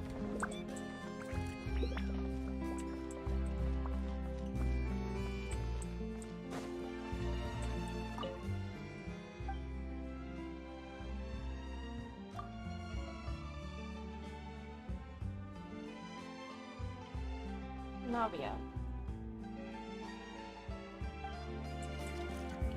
I'm looking for the Navia route. Oh, here we go. Okay.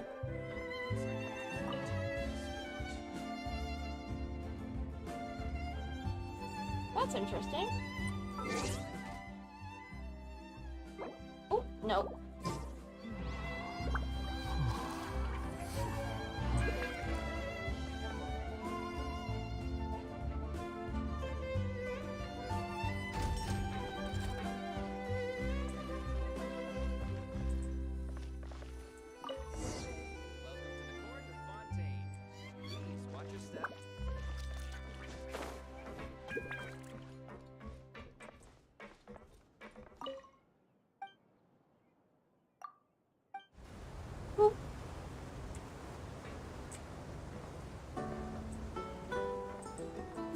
to the Navia line.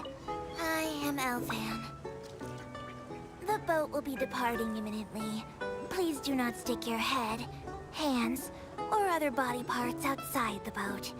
The Aquabus operator is not responsible for any accidents or injuries resulting from doing so. Also, please remember to buy the Steambird, though I don't read it myself.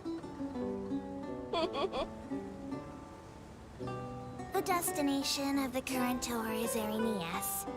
Points of interest worth visiting include the Fountain of Lucine and the Opera Epiclese. Oh, hey, If there's you one look of to the those. left in the direction we are currently traveling, you will see the famous Fontaine Research Institute up in the sky. Oh, An whoa. experiment gone wrong turned new sightseeing opportunity. Human ingenuity truly is a wondrous thing.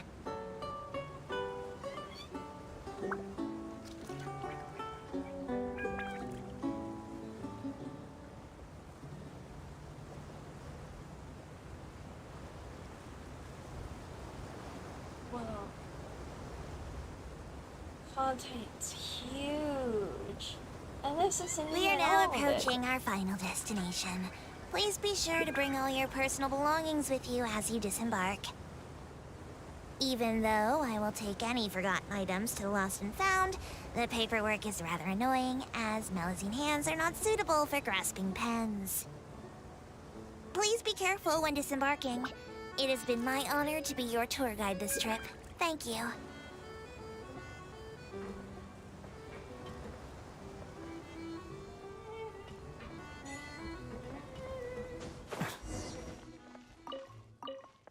Oops.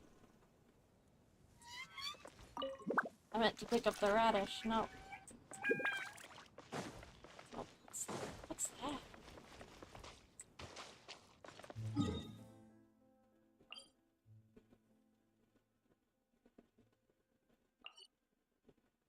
Oh, damn. I'm all the way up there. Okay.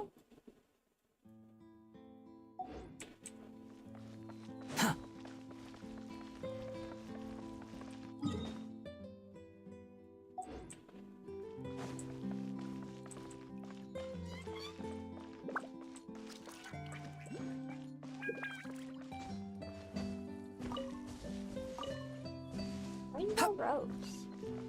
Pretty.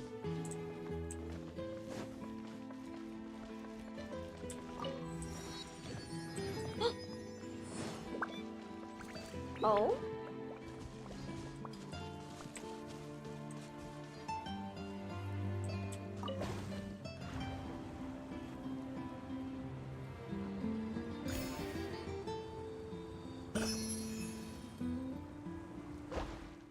Interesting.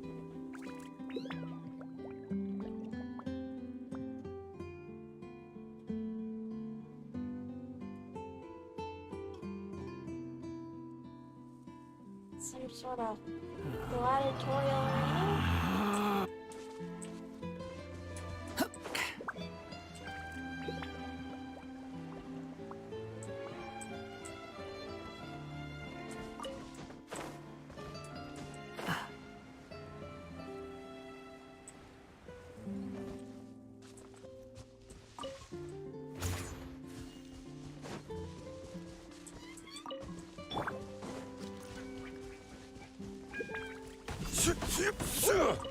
New fruit.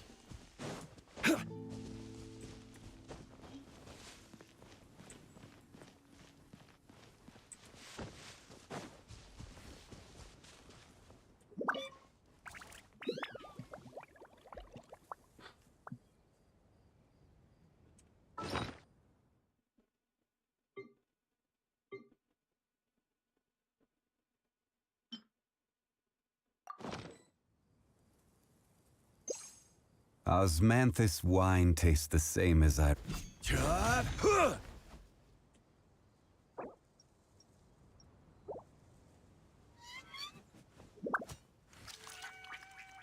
What do I use that again?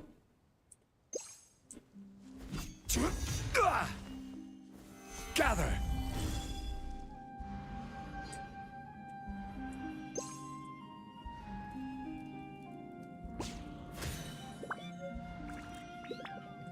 There we go.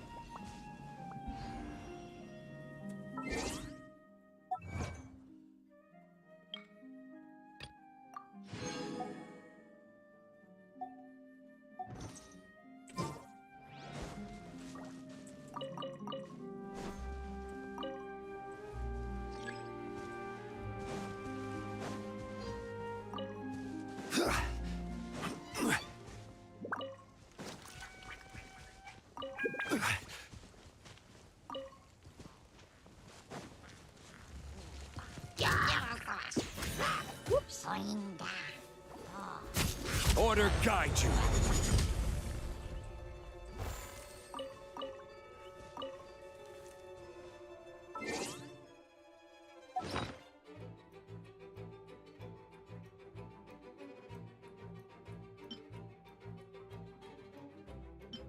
Ah.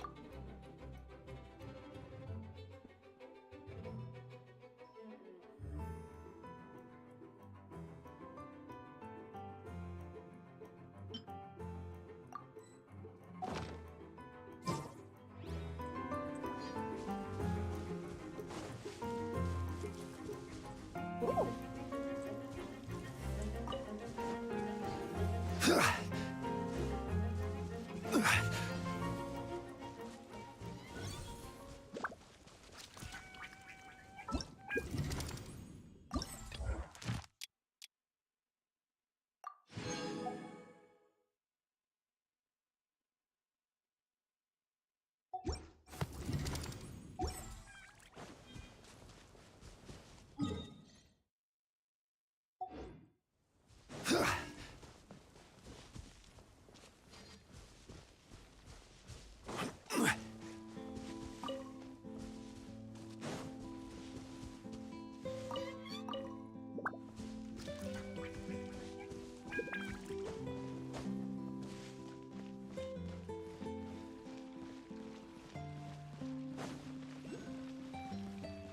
Oh.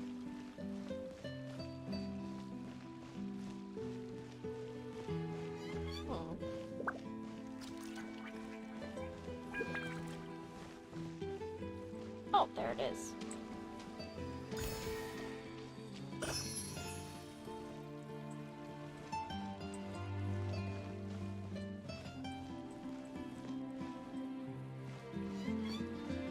Interesting.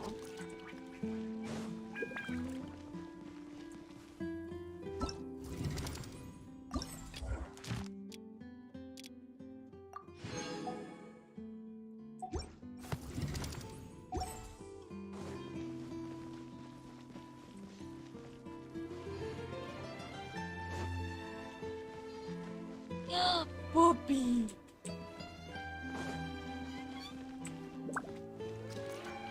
Oh wait, that's right. I can catch dogs.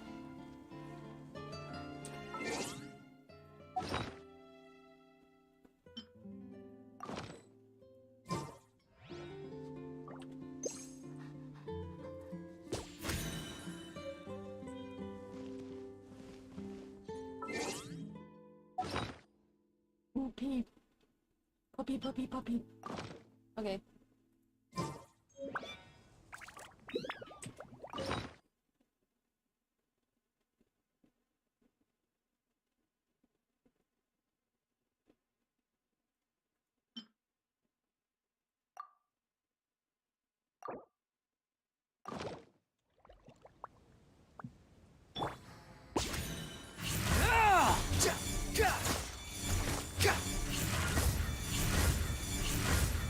Ha!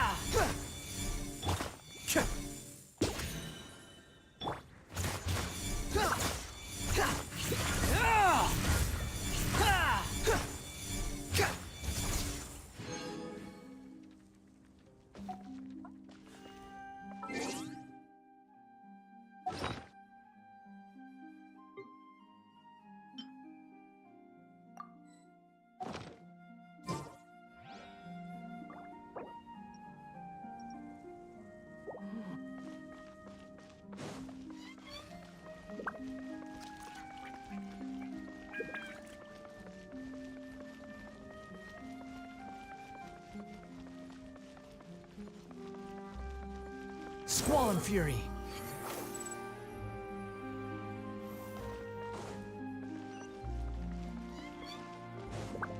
Fucking weird ass poodles. Heavily gendered poodles. Oh damn.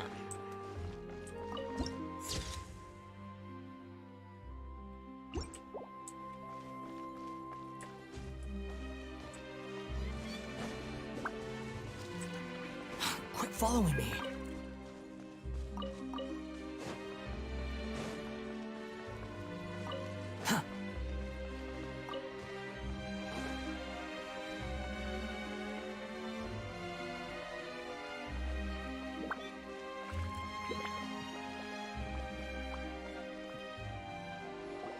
Whoa! Now this is fancy! The Opera Epiclese. What a place to hold a performance! No wonder Linny and Lynette were looking forward to it. Huh. Looks like there's a lot of people standing around the fountain up ahead. Oh, Archon, please bless us with a bright and healthy child. We pray. I don't know why you always feel the need to ask so much. I'll be happy as long as our child is healthy and lives a peaceful life. I guess if they're our kid, then there's no doubt they'll turn out smart. Maybe this is one of the customs in Fontaine. There sure are a lot of couples here. Vache. What's wrong? Vache. Vache. What does that mean? That was definitely not Paimon's voice.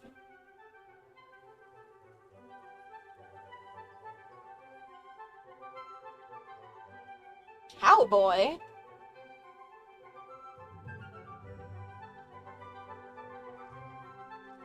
It means cowboy. What the?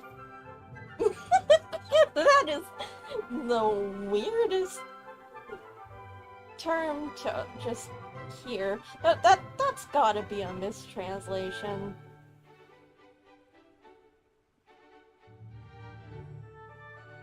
Oh, does it come from vaquero? Oh, okay. The Latin. Okay, I'm seeing it now. No, Paimon didn't say anything. Are you hearing things? Welcome to the Fountain of Lucine. All the water flowing through Fontaine converges here. It's customary for newlyweds to come here and wish for children. Lynette!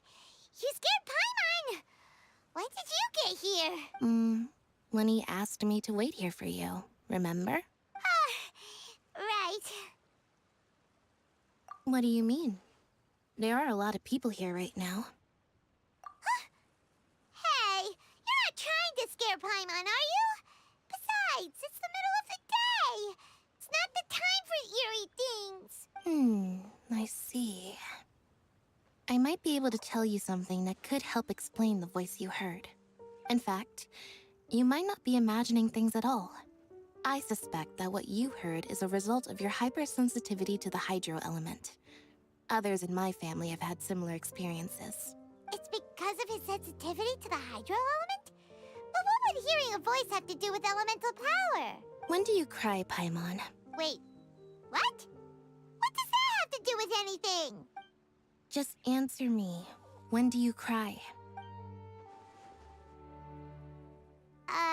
When Paimon's really sad? Oh, and when Paimon's super happy. Oh, and also when Paimon's really scared.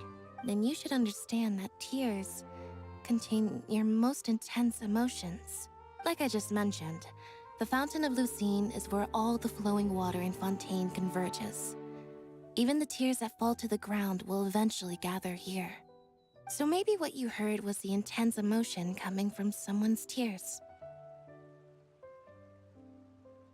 So, what did the voice say? If you were hearing their emotions, then Paimon wonders what happened to them. Rather than worrying about them, we should worry about my brother first. Don't let that calm look of his fool you. He tends to get pretty nervous just before a performance.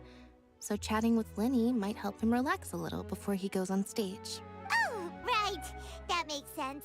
Let's go in and see Linny.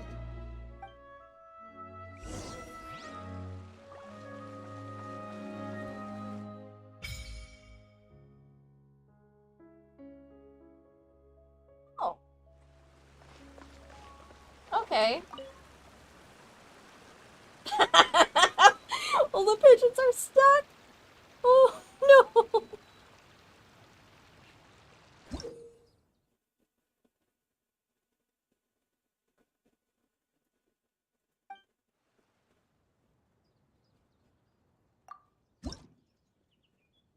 Ooh, gotta get me some of that.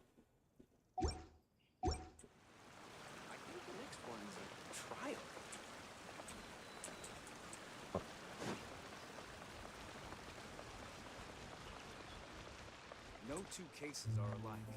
The details guide the story.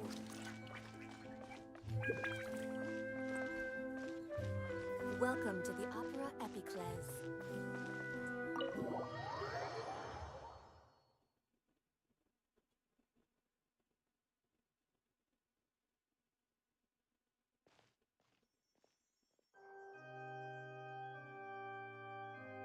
Ah, Traveler and Paimon.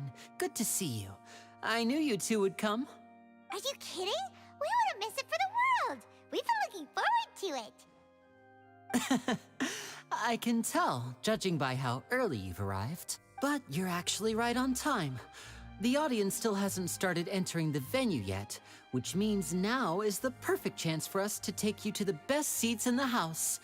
Wait just a moment. I'll fetch the tickets.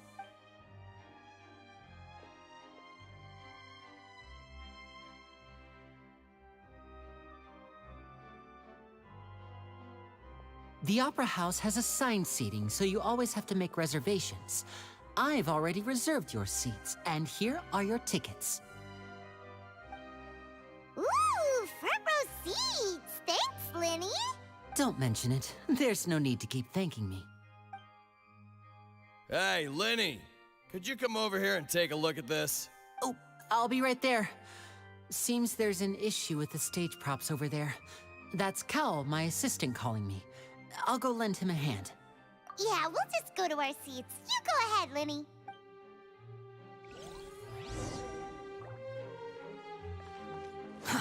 Too slow.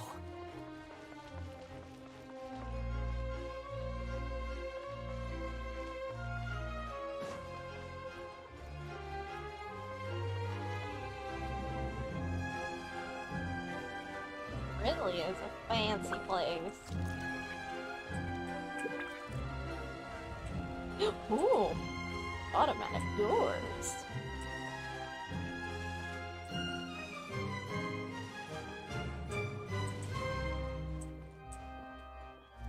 Hold down.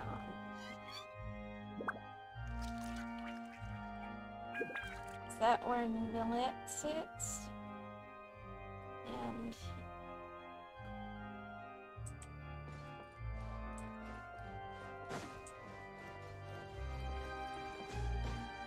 there's gotta be something up here, right? Chests of some sort. Nope.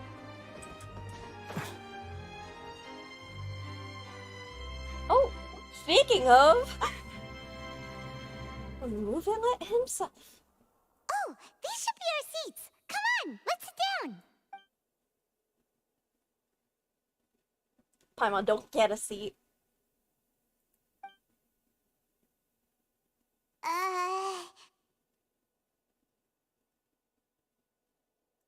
Hey,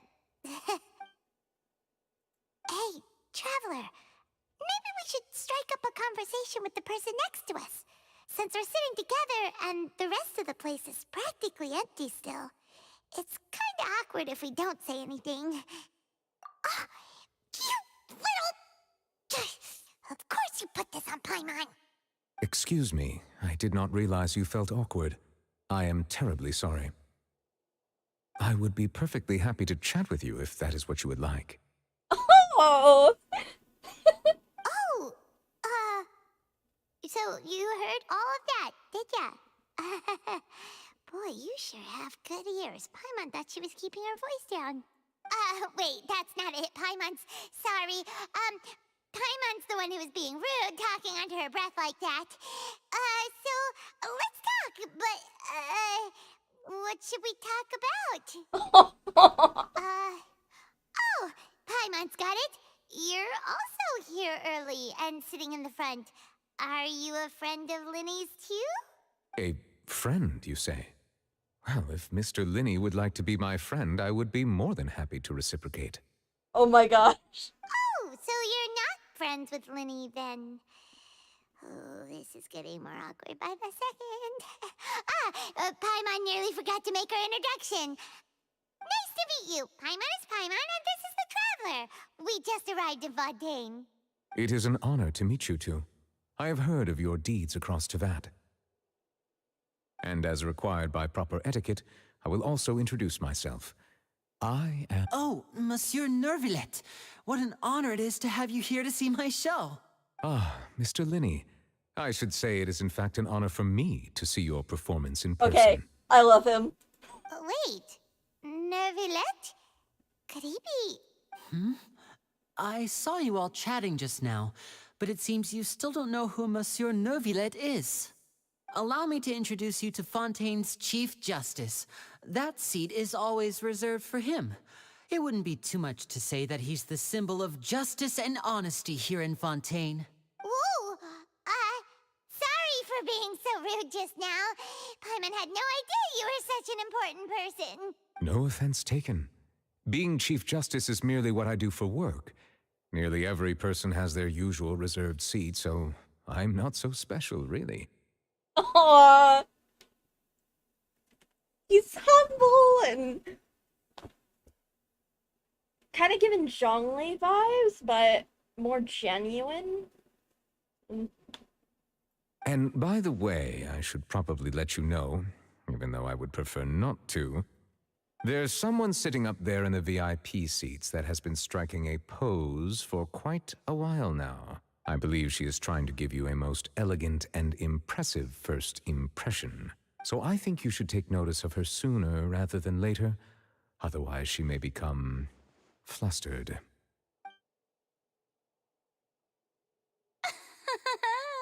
Huh? Oh, it's Farina, the Hydro Archon. Huh. She sure has a smug and satisfied look on her face. Guess she has no idea that you saw right through her act. Very good. That is for the best. No need to pay her any more attention. We may now enjoy the show. Huh? So is this what things are like between the Chief Justice and the Hydro Archon? All right, please wait just a moment longer. I've pretty much finished my preparations, and the performance will start as soon as the audience has made their way to their seats. Yay! The show's finally about to start! Paimon can hardly wait! Paimon's never seen a real live magic show before! It's gonna go wrong! Ooh! They're dimming the lights! The show must be starting! Shh! Paimon, quiet! Sorry. Paimon will try to stay quiet. Welcome, one and all, to the Opera Epiclese. I am the star of today's show, Linny. And over here is my sister, Lynette, who will be working as my wonderful assistant. Please, let's give her a warm welcome. Hello, everyone. I know she may seem to be a little sleepy right now, but that's just a sign that she's nervous. Whatever. Now, some of you may be thinking, two vision holders who can freely manipulate elemental powers performing magic is not true magic at all. So, I would like to take a moment to assure you that elemental powers will have nothing to do with what you will witness on the stage today.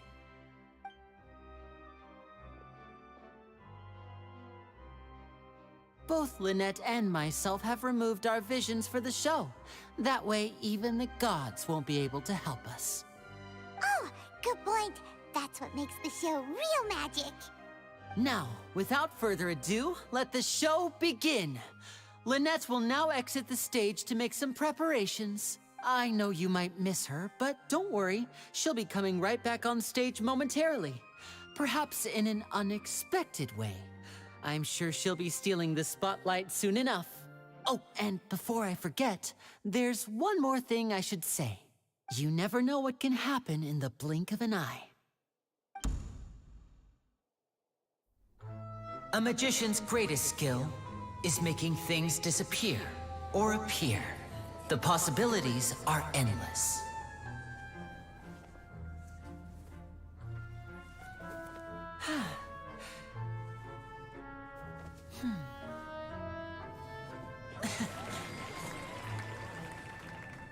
Huh?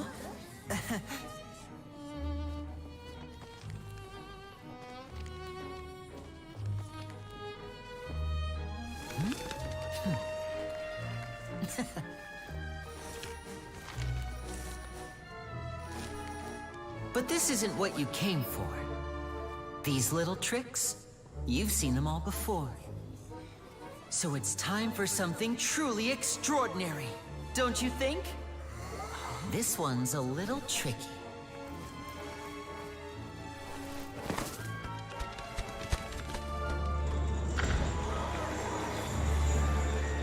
Using this water tank, I shall make my sister vanish completely, right before your very eyes.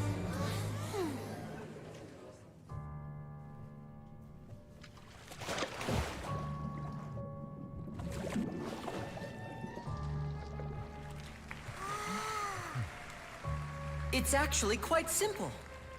She'll just turn into air bubbles and float right out of the top.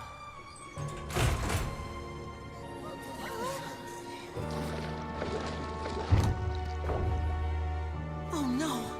I told them to check all the props carefully. With the lid on, even air can't escape. An amateur magician would be getting very nervous right around now. Luckily, it's me on stage, so let me show you what a true virtuoso can do.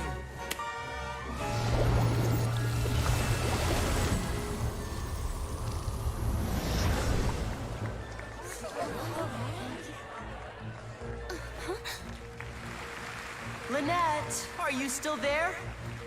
Don't go too far. We don't want to use up all our magic. Hi, I'm back. Uh-huh.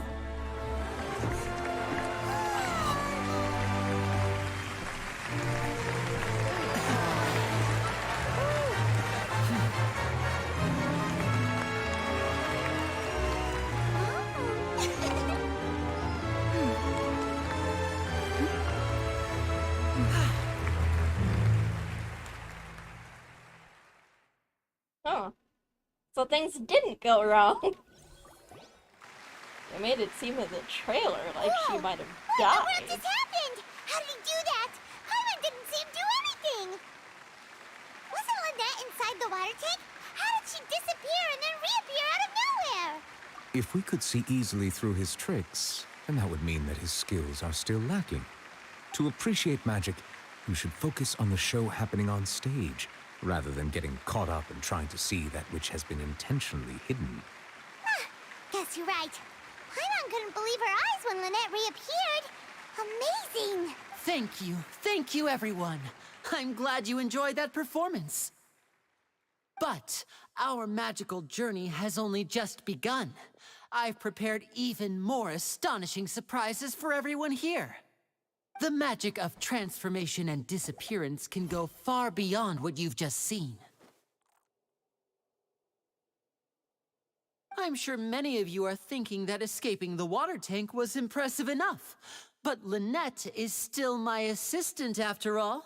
In which case, I have ample time to make all necessary preparations. So, for my next trick, I will require the participation of one lucky audience member. Please, if my assistants could bring out the magical boxes now. There are 2 boxes and only 2 boxes. One is here, and one is there in the aisle among the audience. I'm sure many of our clever audience members have already guessed our next magic trick. A swap! Our lucky audience member and I will each enter a magic box. After 1 minute, we will each emerge from the opposite box. Now please, everyone pay very close attention to the box you see here. Don't give me any chance to make a move. Wow, how's he gonna do this? Hey, do you think this is all magic tricks, or does Lenny have actual superpowers? The lucky audience member will be generated by this random number selector. It selects numbers entirely at random. Even I don't know who will be chosen to participate. Now then, let's begin.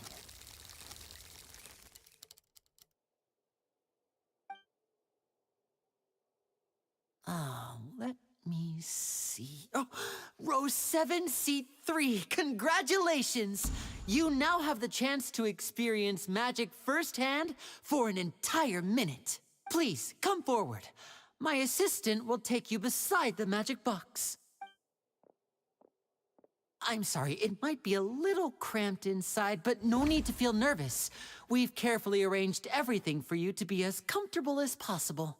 You don't need to do anything, but no matter what strange things may happen, don't come out of the box. If the magic is interrupted, who knows where you might end up?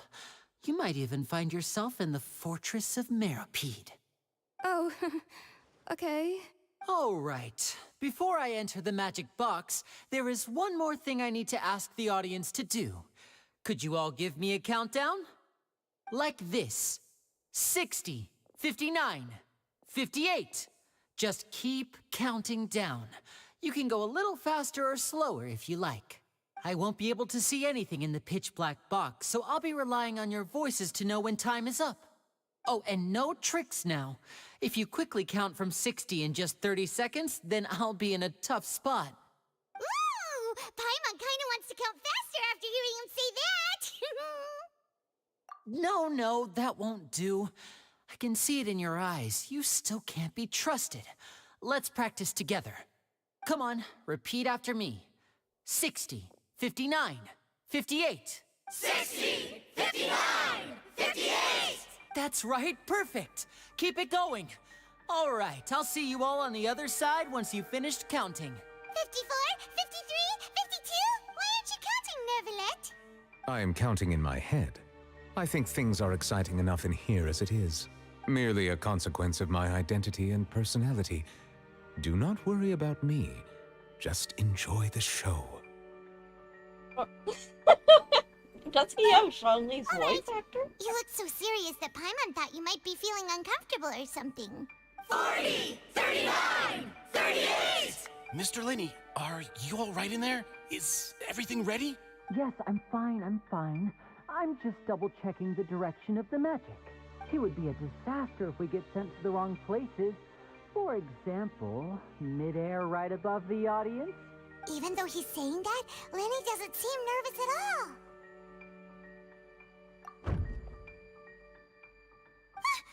What was that noise? Did you hear it too?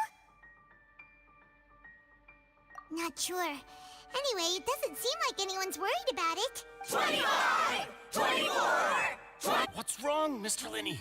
I can still hear you moving in there. I seem to have accidentally knocked over a decoration. I'm trying to fix it, but it's pitch black in here. I can't tell left from right. Never mind the decorations. There's no time for that. The show is what's important. No, that's unacceptable. I want my show to be perfect. Don't worry, we still have 20 seconds. Hear them counting? 19! 18! 17! It seems things aren't quite going as planned. I apologize, everyone. It feels like you're all starting to count faster, but that's all right. I know it can be tiring to do such a long countdown. 10 seconds and change is still plenty of time. 10! Almost there now. Whew. Swapping two people is harder work than you might think. Even a master magician like me can't guarantee I'll get it right the first time. Hey, wait! Is this the back one? I can't tell. They both look the same inside. Huh? Nope, that's not it. I'll try again. 7!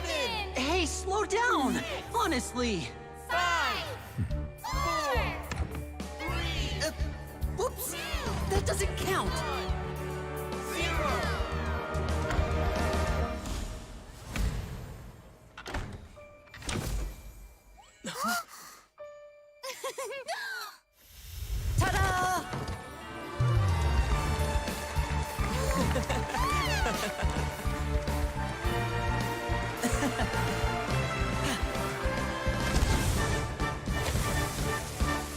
Uh-oh. The girl's gonna go missing.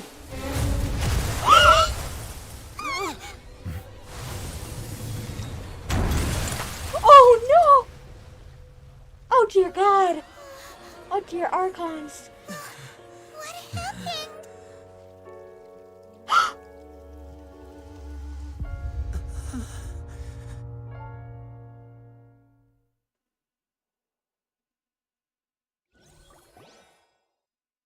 Huh?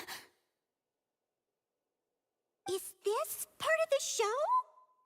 Mr. Lenny, you're going to use magic to fix the stage now, right? What happened? Oh no. Maybe this isn't part of the show. The girl was still in that box, right? This performance is over. Medical staff with me. Guards, secure the scene and detain all the performers. Seal the exits. No one is allowed in or out at this time. Yes, that's right. If this was just an accident, then we must investigate the cause. But if this was all part of some scheme, then those accountable will not escape the judgment of the God of Justice. Oh, she is frazzled. She's clearly not the one in charge here. She's a figurehead. Novelette is clearly No need to the be one in alarmed, you charge. two. We'll get to the bottom of this soon enough.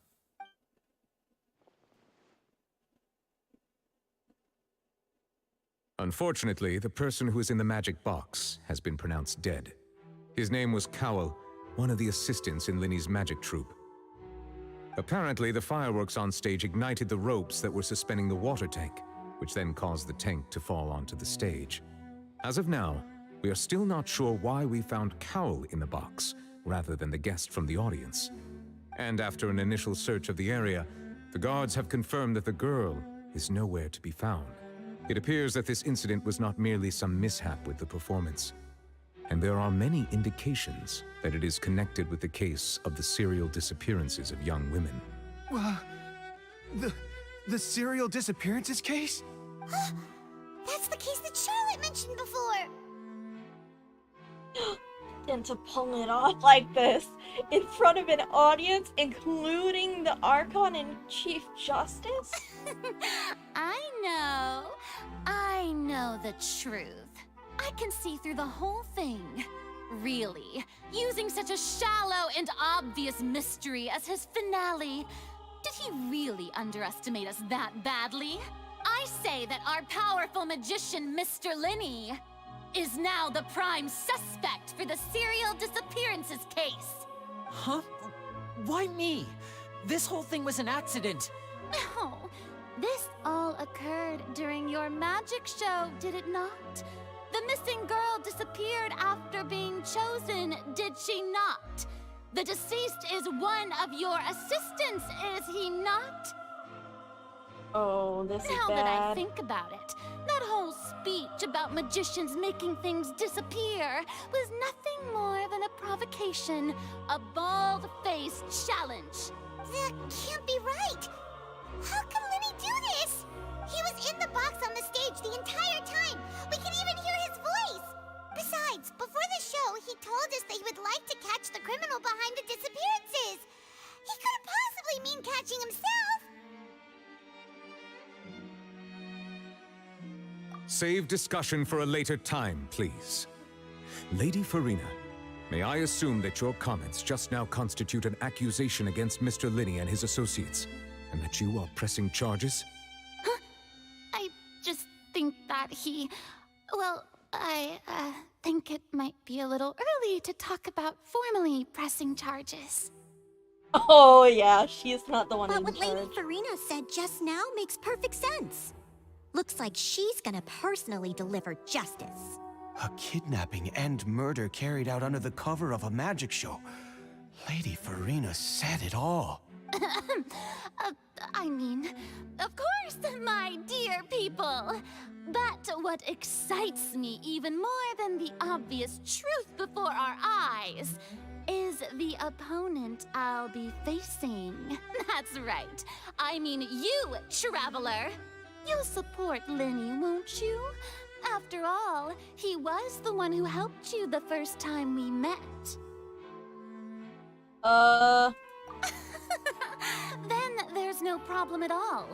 You know, the Traveler and I already had a duel the first time we met. What? No, we didn't. But with Linny's help, our little duel ended in a draw. But draws really are the most boring possible outcome. So, no more draws. Between the two of us, there must be a clear winner and loser. And what better place to hold such a riveting showdown and decide the true victor than here, on the grandest of stages, the Opera Epiclese. Huh. It wasn't a draw. She obviously lost last time. I understand. Charges have now been pressed, and as such, a trial is in order. Well, Traveler, seems Lady Farina has set you in her sights. But putting her dramatic rhetoric aside for a moment, I would like to ask you, are you willing to act as Mr. Linney's attorney and defend him in this case? We're not an attorney! Very well. The trial will be held a day from now in the Opera House. Both sides may investigate the scene to build their cases and search for the truth. Linney and his troupe are all potential suspects and shall remain within the Opera House. The audience may begin to leave in an orderly fashion once they have been cleared by the guards. A day isn't that long. Let's see what kind of case this big shot Outlander can build in such a short amount of time. I'm really quite looking forward to hearing it. Shit, man.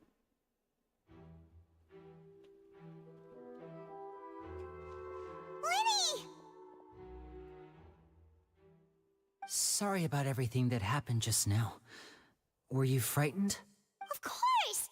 Who wouldn't be scared after witnessing an accident like that? A potential murder. Yeah, I'm a little shaken up myself. How could this happen?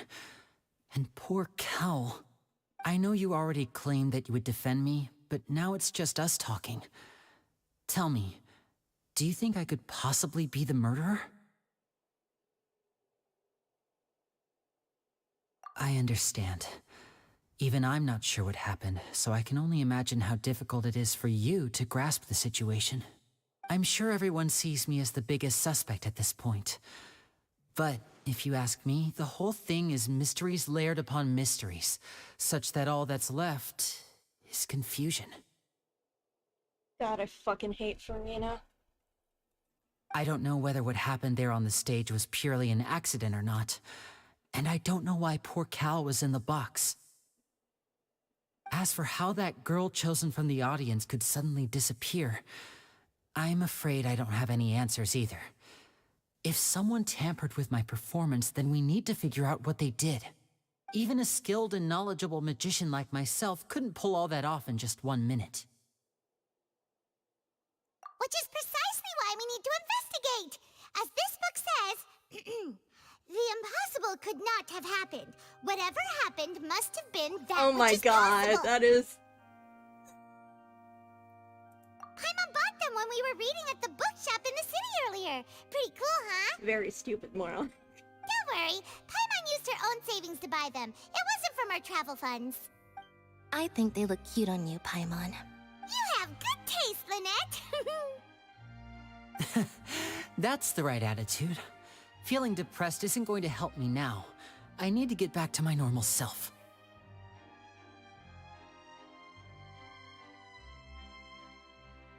But with the guards watching our every move, it's going to be especially difficult for Lynette and I to prove our own innocence.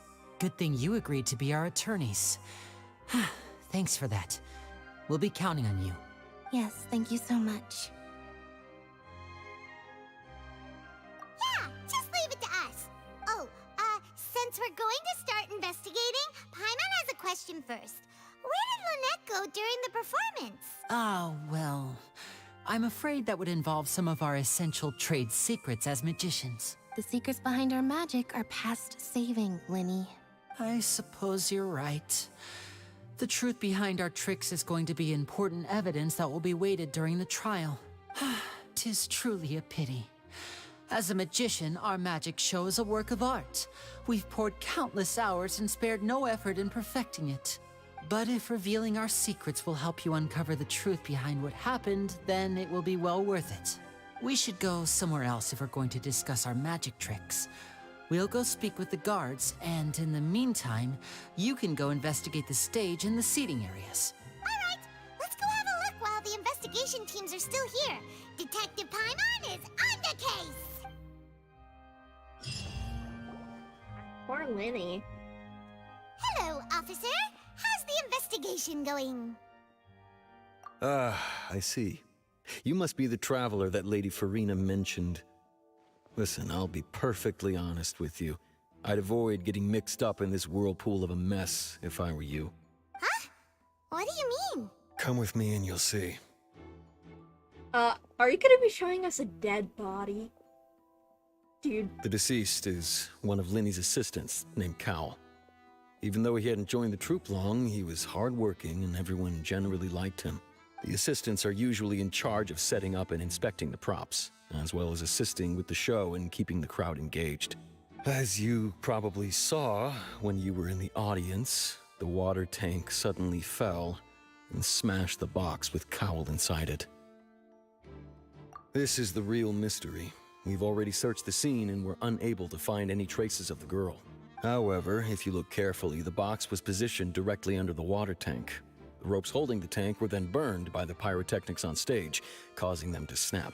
All these factors lining up so perfectly makes it hard to see this as a mere accident. If anything, the more logical explanation is that the whole incident was intentionally planned, and Linny is the most likely person to have access to all these areas. But he doesn't have a motive!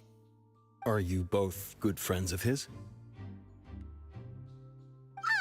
Well, you can't say we're good friends, but we've known each other for a little while. We just met. So in just a short time, he was not only able to win your trust, but even convince you to act as his attorneys.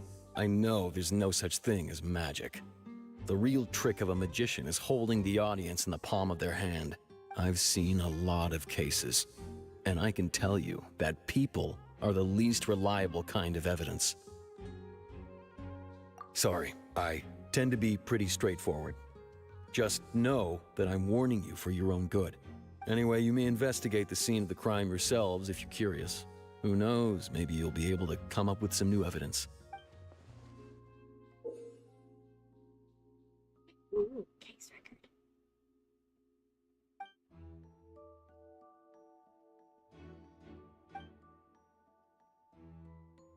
Perception skill. That's new.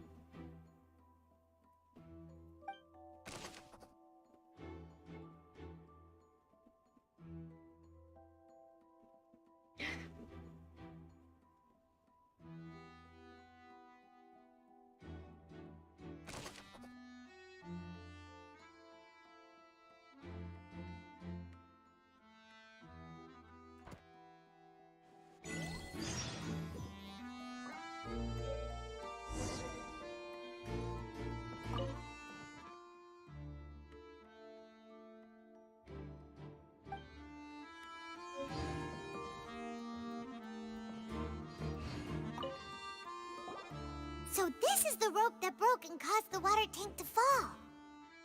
The rope looks pretty durable. How can it be burned through so quickly by fireworks? Why are you suddenly so serious, Traveler? Clean cut. Whoa. Look! This bit is made from different material! Most of it was burned away, but there's still a little bit of it left. Huh. So if a rope meant to hold something was made with that kind of material in it, then that means... Wait! Paimon should write all this down! Let's take notes!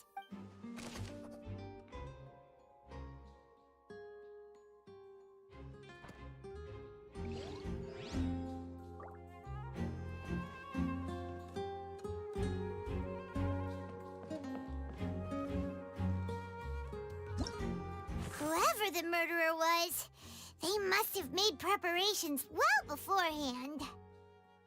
This rope was obviously tampered with. Why would it be him? How strange.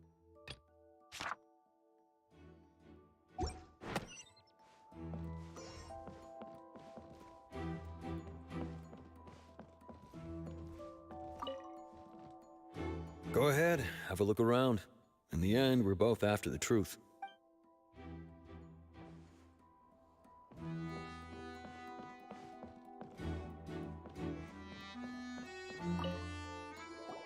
Hello there. What are you investigating? Oh, this location has also been cordoned off because the Magic Troop members are currently considered prime suspects. The investigation team is still collecting evidence. The seats were all booked in advance, so we were able to deduce the missing woman's identity by checking the guest list. Sure, it's not like this is confidential information. We will publish it later anyway when we petition the public to help us find the missing person. Her name is Halsey. She's a painter from Fontaine who's made a bit of a name for herself. Apparently, she wasn't a regular at the Opera House, but she'd been feeling some pressure with her work lately, which made her decide to come see the magic show. The Magic Troop members all claim not to know her. We have looked into her social connections. It seems that she has no personal grievances or conflicts of interest with the suspects. Simply put, she wasn't related to the Magic Troop at all, which matches the features of the previous serial disappearances. Were the victims of previous cases also chosen at random? That's how it seems to us, in any case. Apart from the fact that they were all young women of around the same age range, there really weren't any other connections between them. Okay then. No need to be so formal. If you do happen to see the missing girl, please be sure to contact us. It is of utmost importance that we get to the bottom of these disappearances.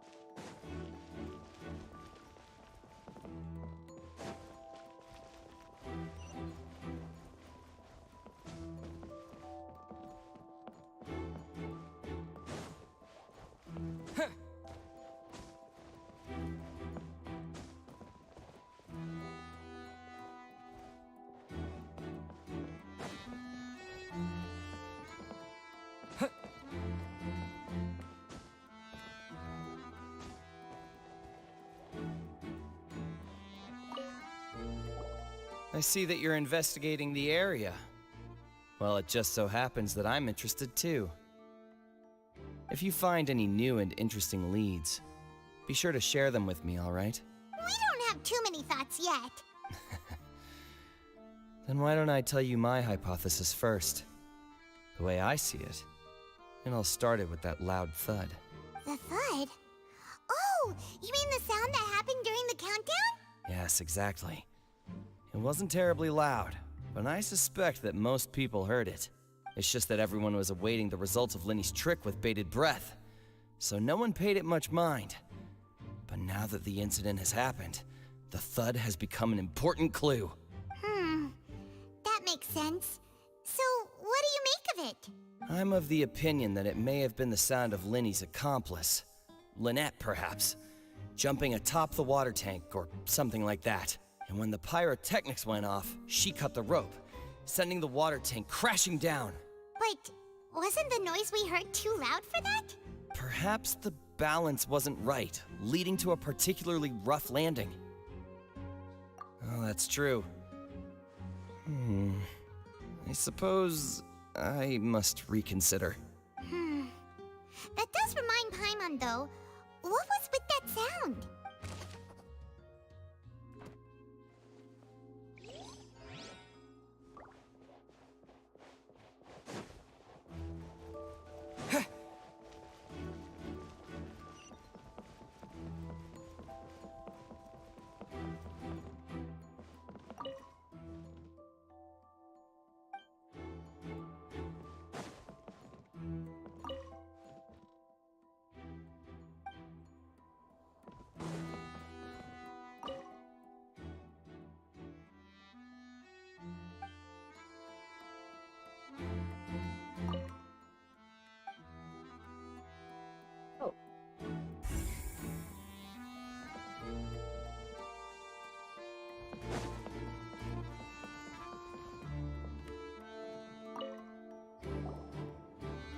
The investigation team has some new findings.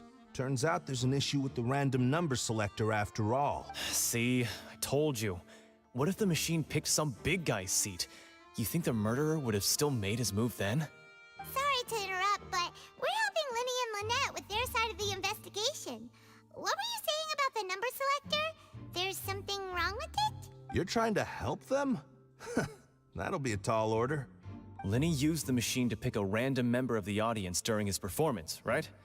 The lucky girl that later disappeared.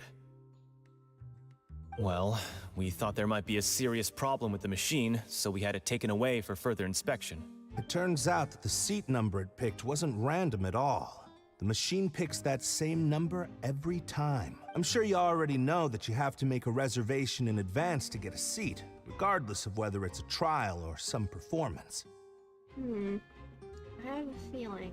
In other words, Linny knew who would be sitting where from the very beginning.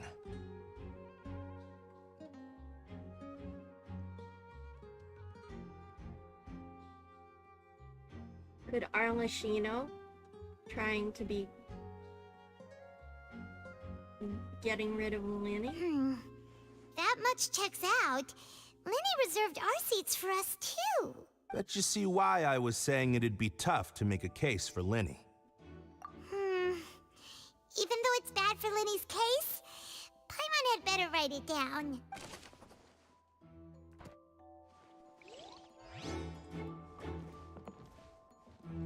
Linny's magic tricks were the stuff of legends, but the way he did this crime, he should have stuck to doing magic.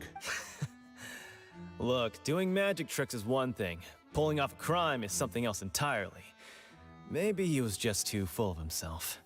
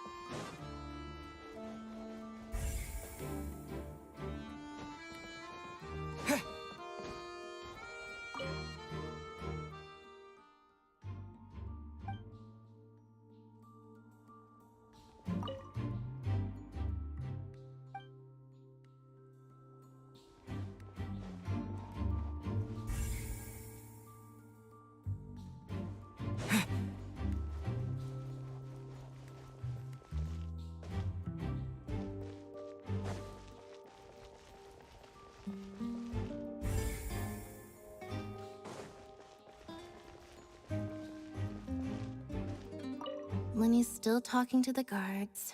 It seems he'll have a lot of explaining to do.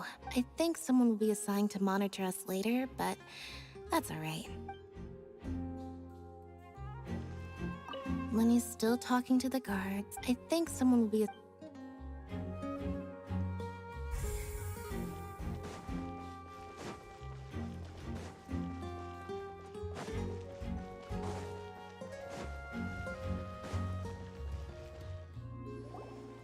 Hey, you!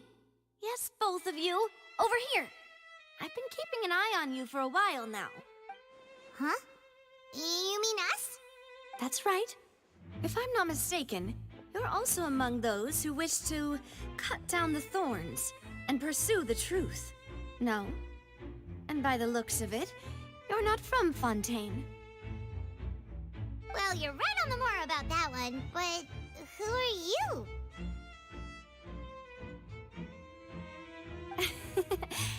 Have you never heard of the Spina di Rosula? From mediating disputes and providing protection to solving conundrums, you name it, Spina di Rosula does it. Name sounds And familiar. I, Navia, have the honor of being its renowned in voice. president. Though those who play by our rules call me boss. I'm Silver, her attendant. Pleased to meet you. And I'm Melus. Demoiselle's various daily needs and affairs are under my purview. Huh? Boss? Demoiselle? What gives with the names?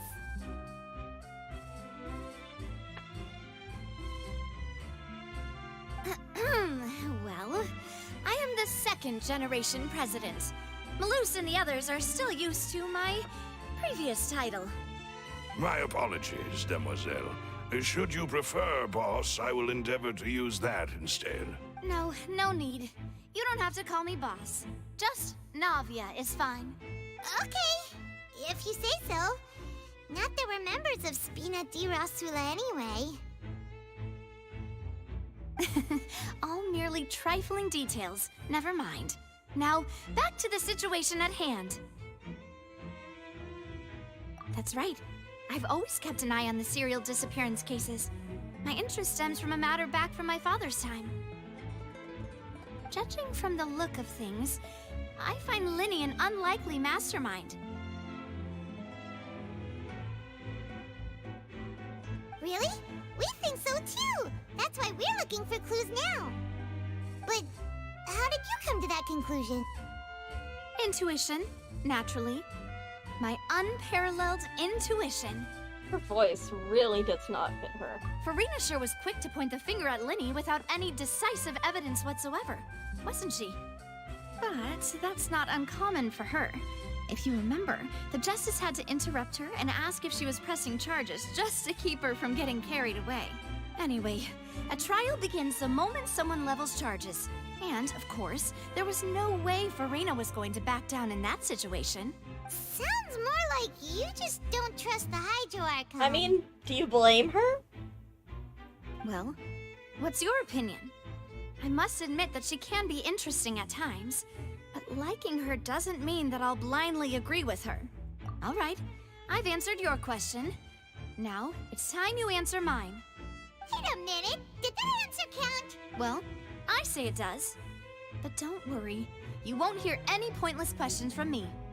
In your opinion, do you think it's right to treat a trial like it's an opera? Well? And why would that be?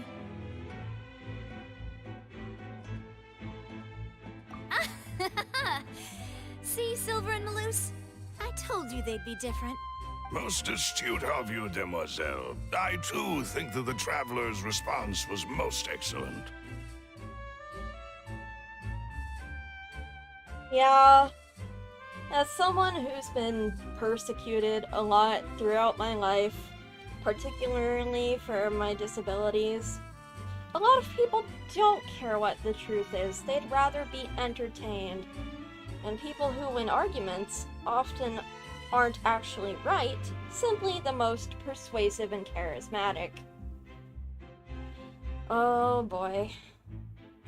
The amount of times I got in trouble for, siding with truth and honesty, I can't count. No matter how wonderful the script or how fervent the audience's expectations may be, the trials that go on stage here must be based in fact.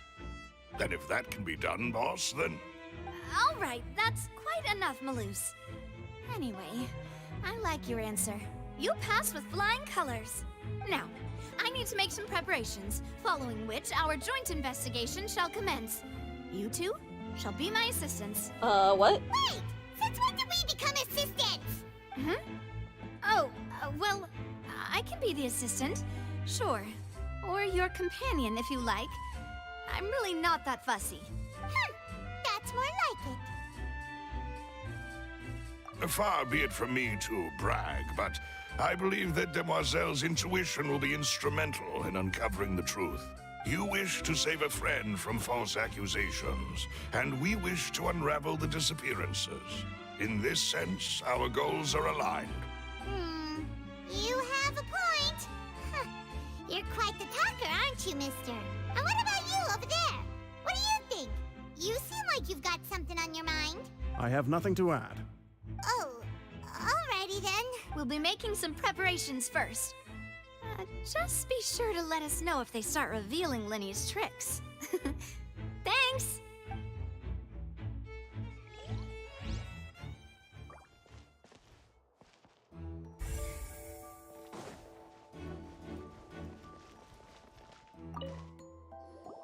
Sorry, but no one can freely enter or exit the Opera House at the moment. If you wish to leave, you must register your identity with us first. No, we're not leaving. We're representing Linny and Lynette as attorneys, so we're investigating the case. Were you always guarding this entrance? Yes. After the Chief Justice gave the order, everyone coming in or out must undergo a strict inspection. So, the missing girl couldn't have left from here. At least, not from that point on. I doubt there was much opportunity then, either.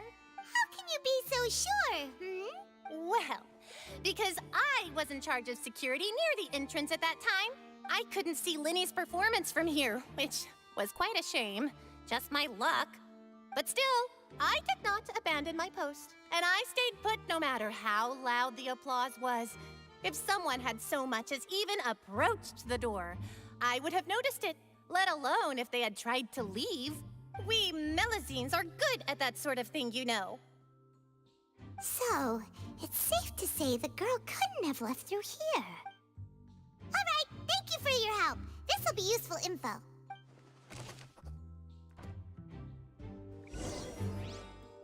We've checked everything of note here at the performance venue. Paimon wonders how Linny's discussion with the guards is going. Let's go see, shall we? Ooh, things are getting interesting, huh? We're about to see how magic is made. Speaking of that, I think magic shows would be very popular in Poisson. I can see that. Maybe I should try to learn some magic. If I can make things disappear, cleaning my room would be a cinch. You need not worry about such things, demoiselle. That falls under my duties. Oh, right.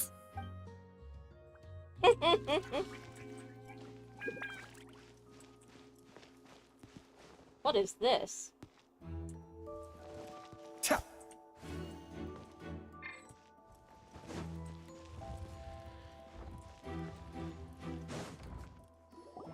Understood. Then I will be going with you. Just so you're aware, I will be monitoring your actions and making notes as necessary. Very good. Thanks for being so agreeable. I'd pull a rose out of my hat as a gift for you if I could. You may spare the pleasantries. I'm just doing my job. You've arrived. Who's this? Me? I'm Spina di Rosula's guardian angel. If you've got a problem, I've got the firepower. Sorry, I got a little carried away there. Call me Navia. I'm a partner of theirs, and will be helping investigate this whole situation. And these are my companions. Would you mind if they join as well? Fine by me. Oh, new helpers? I would be most grateful.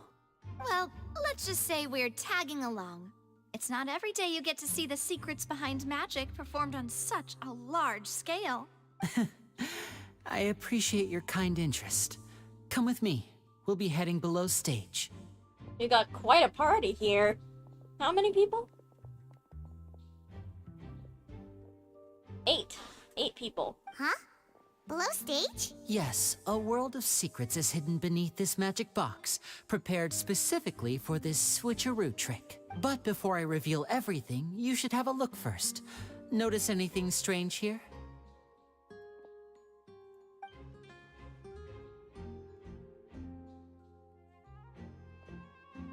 I'm not trying to be dramatic. Remembering the details of a trick will help you understand the methods used to perform it more easily.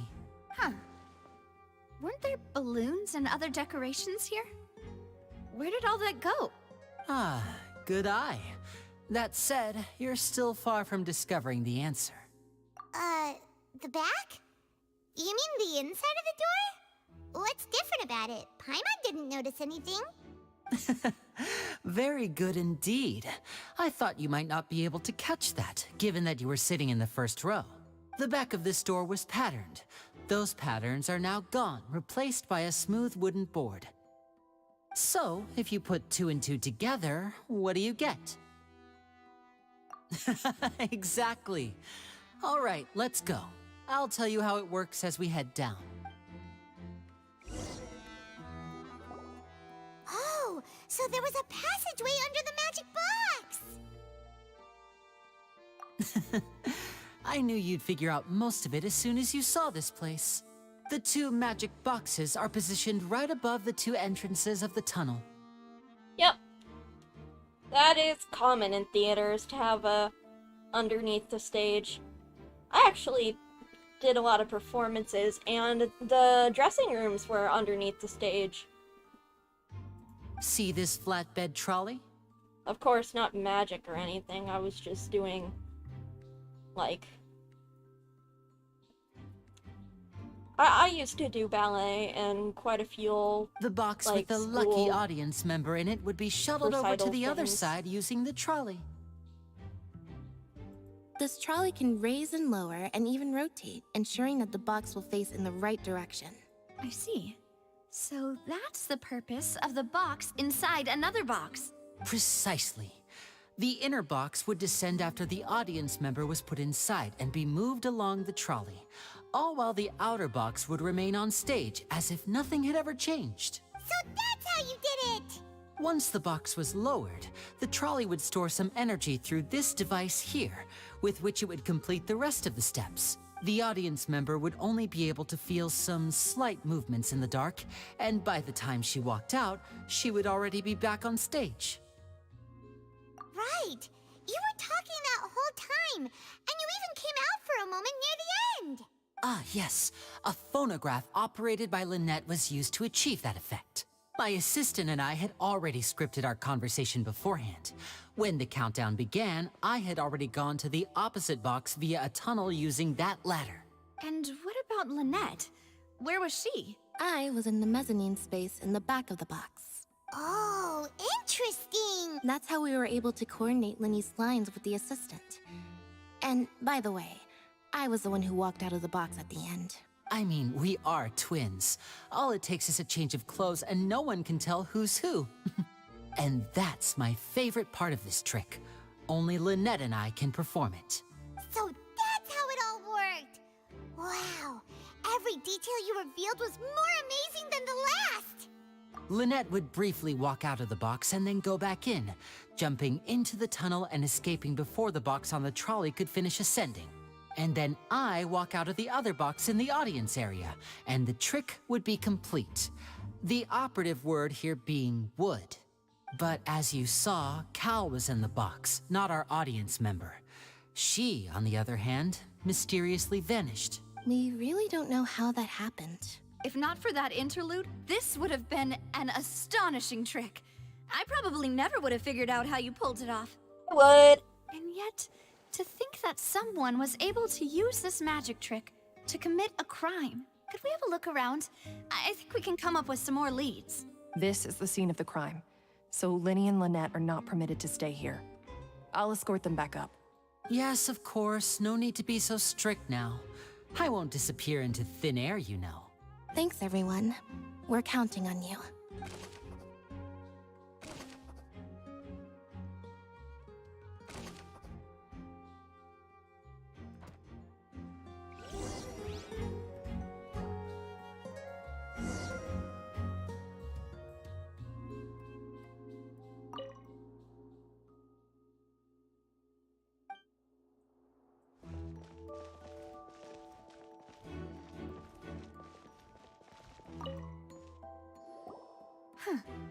What's this? Looks like a hook tied to A the end of a grappling hook. rope. Huh? There's all kinds of odds and ends here. Perhaps it was a prop for a different trick. But why would it have been left here? Whatever it is, let's make a note of it first.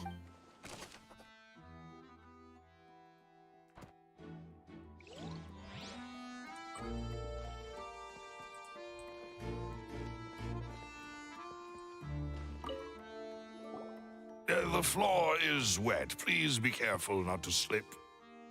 Speaking of which, why would there be water here? Oh, Paimon knows! It's one of those tricks where you pour water into a jug and then flip the jug over only for the water to disappear. And here's a broken vase. Huh. Did the trolley knock it down while moving? That can't be.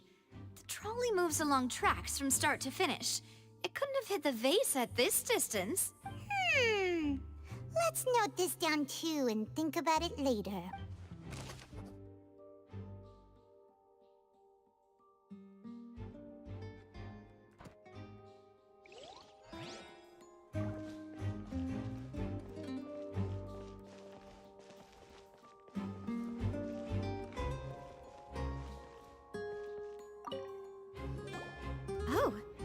These are the clothes that the lady chosen from the audience was wearing, right? Uh-oh. Her clothes are here, but she's nowhere to be found.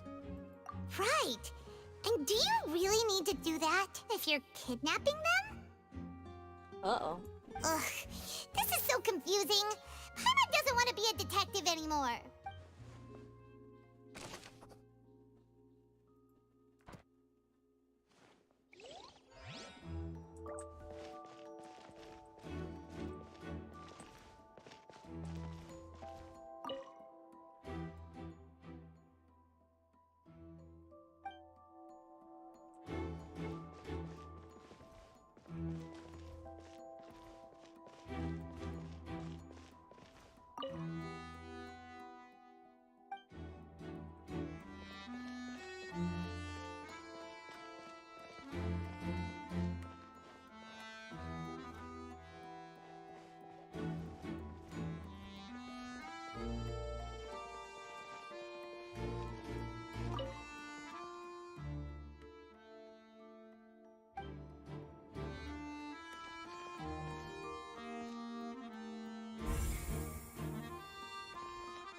Vent.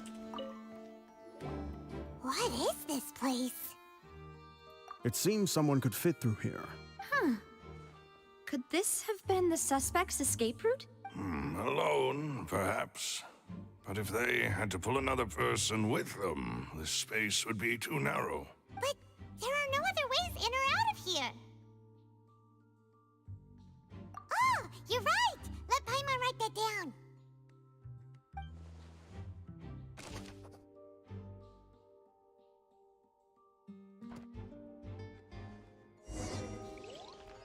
Seems we're just about done investigating down here.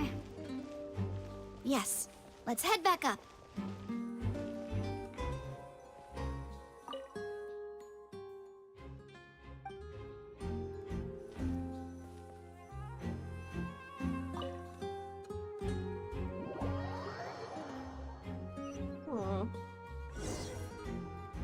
Well, we've ascertained the state of the crime scene.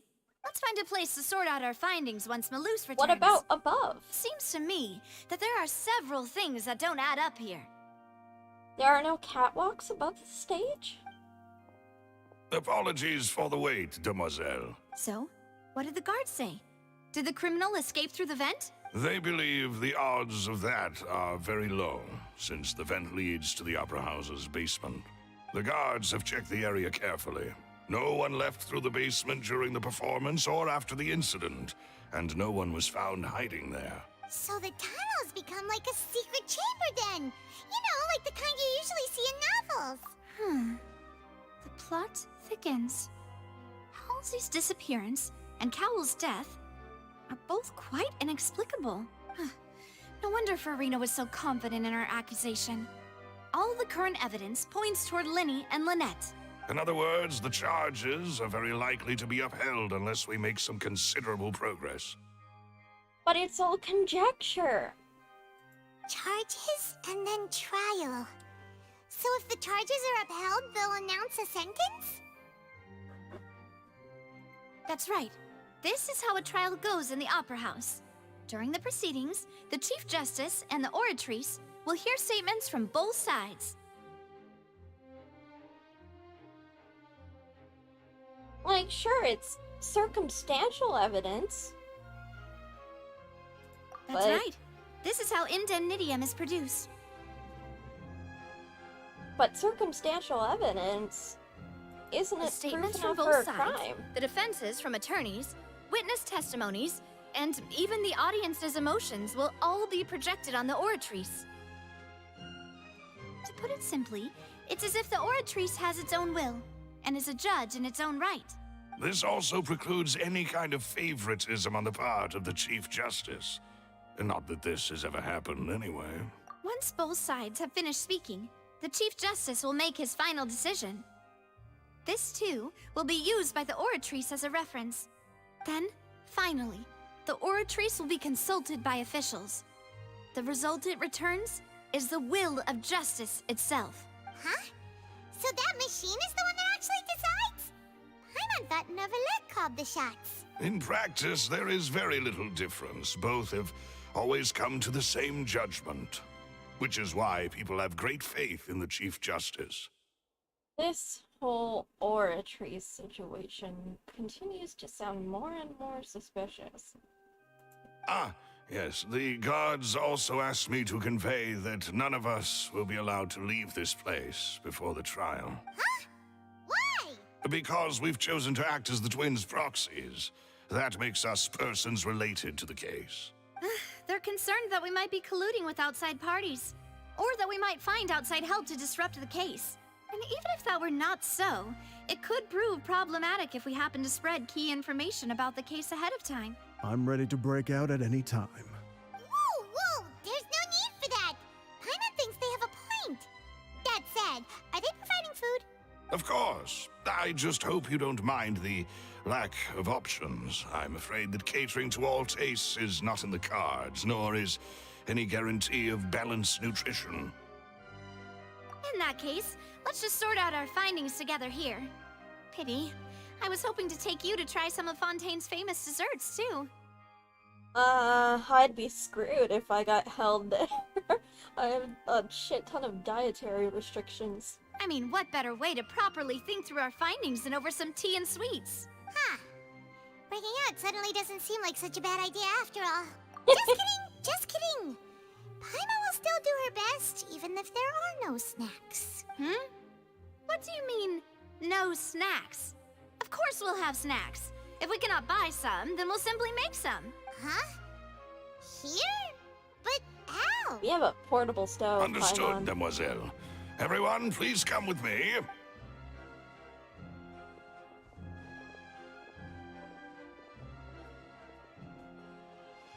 Wait, you're carrying a portable stove with you? Yes, one too. I must be prepared to meet the Demoiselle's baking needs whenever the fancy strikes her. I have eggs, sugar, and almonds at the ready. Good work, you two. Then I'll get to it. Please sit tight for a moment. You'll get to taste my awesome snacks soon enough. These three are quite the interesting group.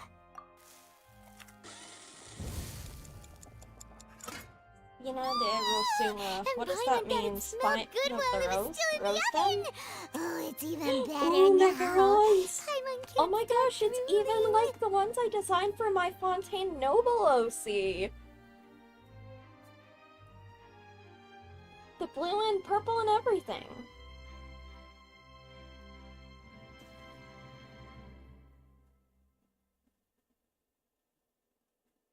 They're the one that's on my banner on the YouTube page.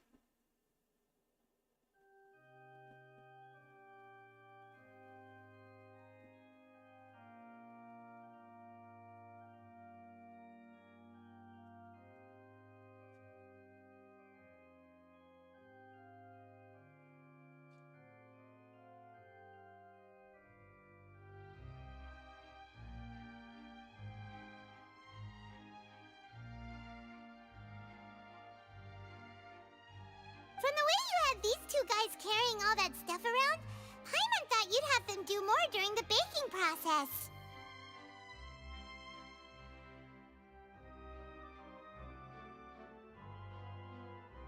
But you ended up doing the entire thing by yourself! Beating the egg whites, grinding almonds, everything!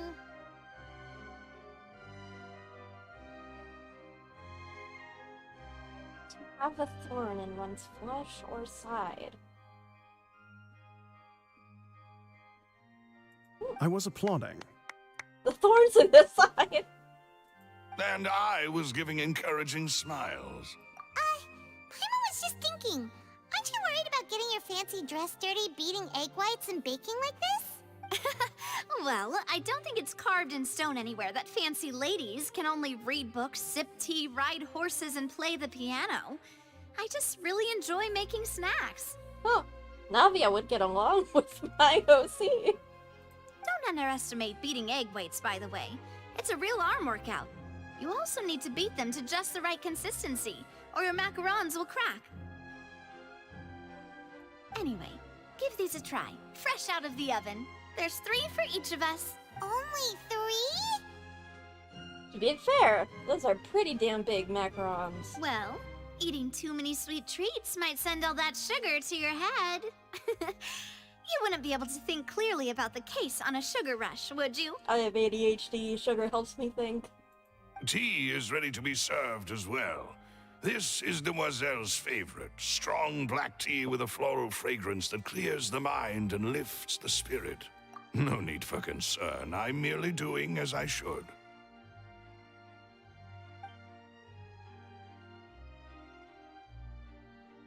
All right then. Down to business. As Paimon mentioned previously, the tunnel seems to be something of a secret chamber. However, we can assume that Linny and Lynette were not alone within it. Some criminal also occupied its sealed confines. The magician twins could have committed the crimes, of course, but they lack any logical motive. Exactly! Why would they do such a thing right when everyone was watching? The flower vase and the thud we heard during the performance could indicate some altercation between Halsey and the criminal in the tunnel, resulting in the shattering of the vase, the discarding of her clothes, and her abduction. Perhaps the criminal thought that since she was chosen from the crowd, she would be too easy to identify if she was still wearing the same clothes. Paimon thinks that makes sense, but the real trouble is... True. None of the clues we found thus far support the existence of this third person. But the only people left to consider are both technically victims, whether it's the missing girl, Halsey, or poor Cowl. Huh. Could Halsey have secretly made modifications to the magic props in order to murder Cowl before making her escape? That's right. And even if she had tampered with the setup, she would need to understand the entire trick to pull it off. Nor does she have any motive. The guard said that she has never had any dealings with the Magic Troop's members. Someone is lying. Were we not thorough enough in our search? From the sound of things, this is turning into an impossible case. Your macarons are amazing though, Navia. They smell great! They're nice and crisp and super sweet! They are my specialty after all. And I see you've already had 5 of them. What? 5? Oh, that can't be right. Paimon only counted 3, honest! Please don't worry about it. At my age, a few less sweets might actually be a good thing. No. Being greedy is one thing, but Paimon knows how to count. Besides, Paimon knows that if she ate too many, then others wouldn't have enough. Wait, even you don't believe Paimon? How could you? If Paimon ate those 2 extra macarons, then may they turn into stone in her stomach! All right, we get it. Well, I suppose one of us might have gotten too engrossed in our chat and eaten them by mistake. No big deal. Maloose, set up the stove again if you would. Huh? What are you doing? Making sure everyone gets 3 macarons, of course. Exactly. We don't want to trouble you. As you wish, demoiselle. And I have the egg, sugar, and almonds. Wow, this really is your hobby, huh?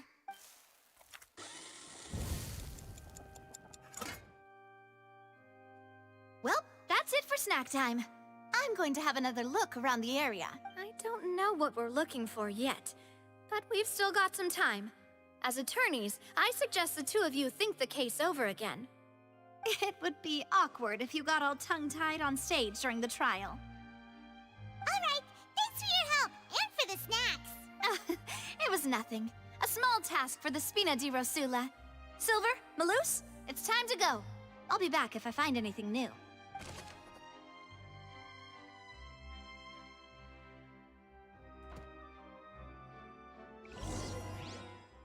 All right, it's time to put our heads together. We've got to get our defense ready for the trial. Oh, it's probably gonna be a long and difficult case. There's no point in worrying about that now. We just need to prepare. Here, take Paimon's notes. They should help you review the situation.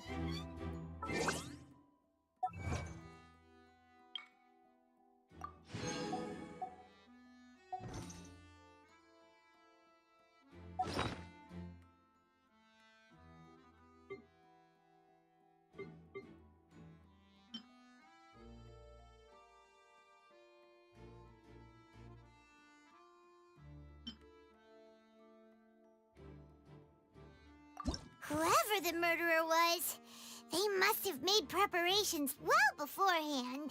Whoever the murderer was, people needed to register and reserve a seat for the show. That, combined with this number selector, could allow you to pick a young lady instead of some old fogey. This is probably a prop, too. Oh, looks like it could hook onto a lot of things. Like the Traveler's fishing rod! This flower vase is probably a prop for the show. But it also could have been used in the crime. Paimon doesn't get this at all. You think about it for a bit, Traveler. Why would it be him? How strange. Oh, we're missing something. That size wouldn't have been a problem for Paimon. Digging a tunnel just for a magic trick? Whew, that must have been a lot of work. There was no third person. And Paimon didn't eat more than 3 macarons either. And that's why only the 2 of them can perform this trick. Well, there was no chance Paimon could have seen that the box had 2 layers. The performance would not have been visible from where the doors were guarded. If Paimon were on duty, she would have snuck back into the audience seating. We all heard that noise, didn't we? Gosh, no wonder the serial disappearances never got solved.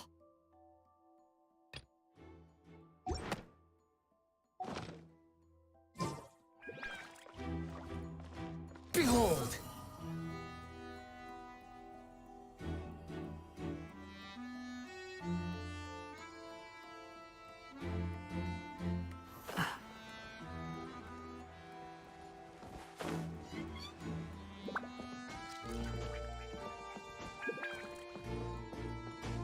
The wind rises.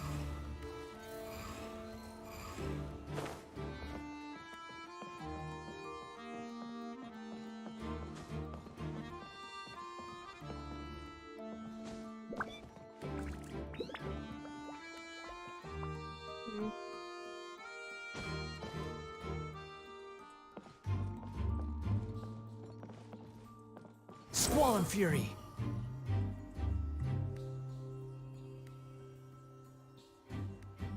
Search forth.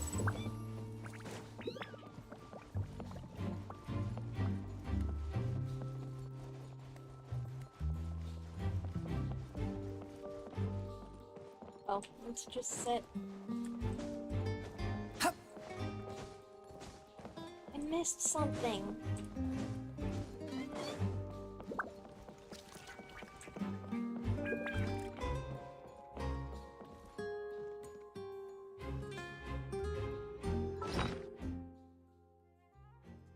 What did I miss? Why would it be? I missed 2 things in the tunnel and something up here. Oh, I wish I still had that. The wind rises.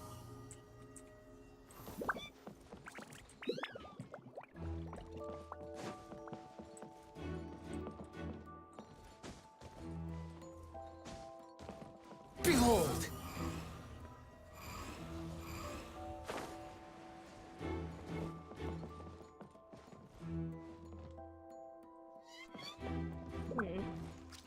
How can we even get up there?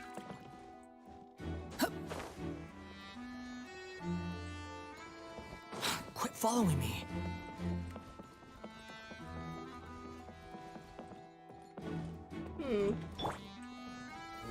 Solidify! Squall and fury. Nope, not quite.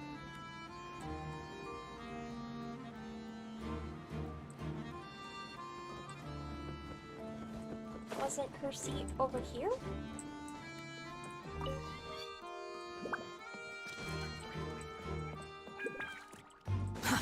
Too slow. I can't go back and do it, can I? Quit following me.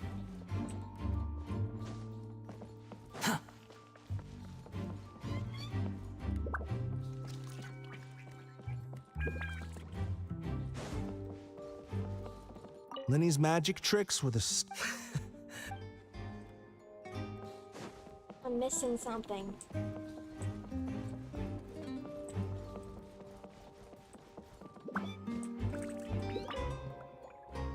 Go ahead, have a look around.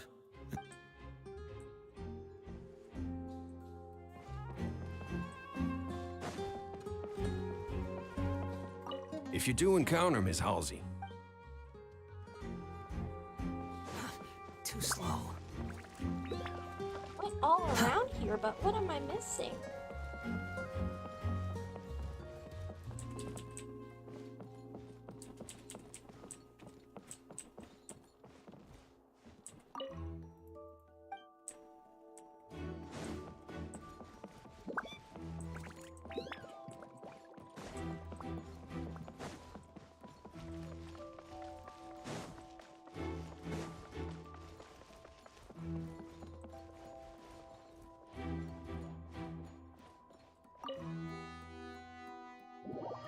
I'm missing things. I know it.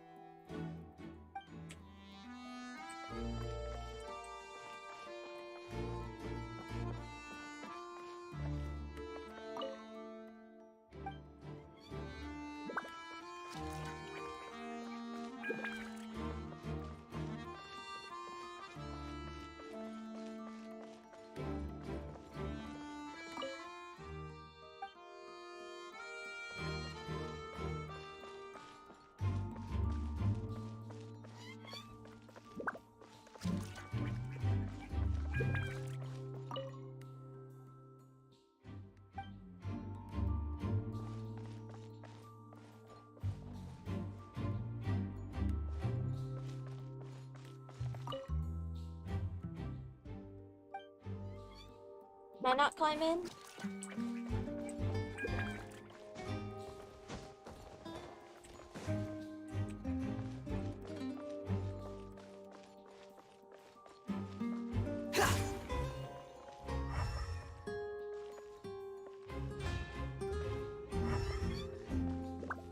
Sight isn't useful. Elemental sight!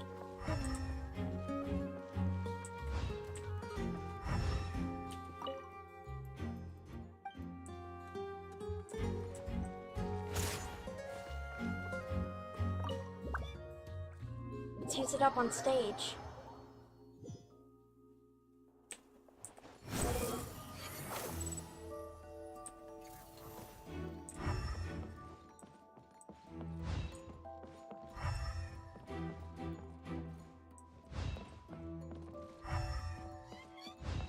Oh, maybe this guy can help us. That might be what I'm missing.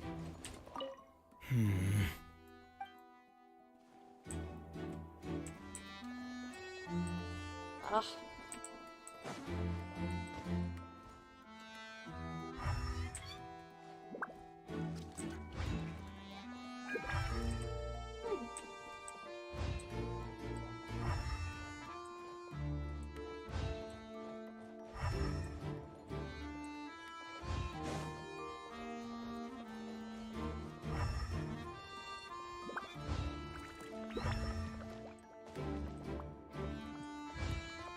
It also shows what's interactable.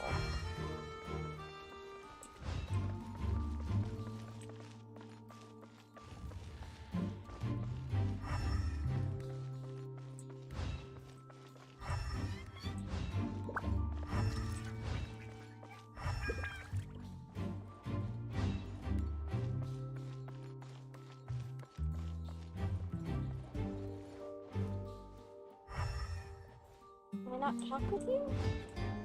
It says you're interactable. My apologies, but access to the venue.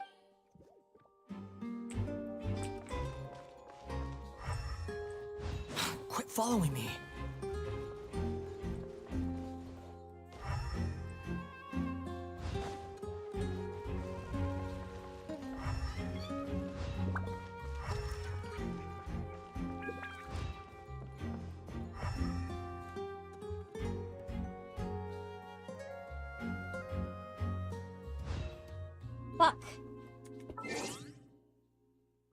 gonna lose.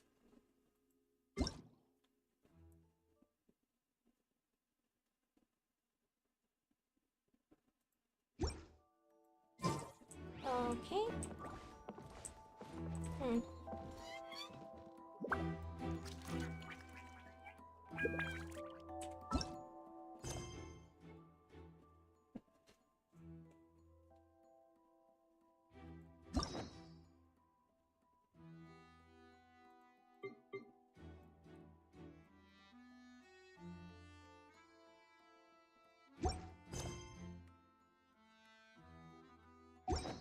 Okay. There's no such thing as pure freedom in this world.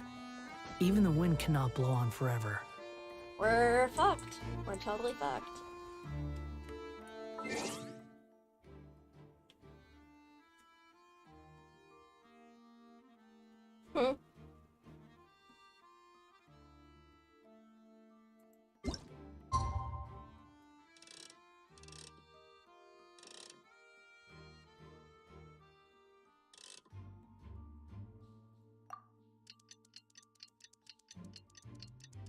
Oh?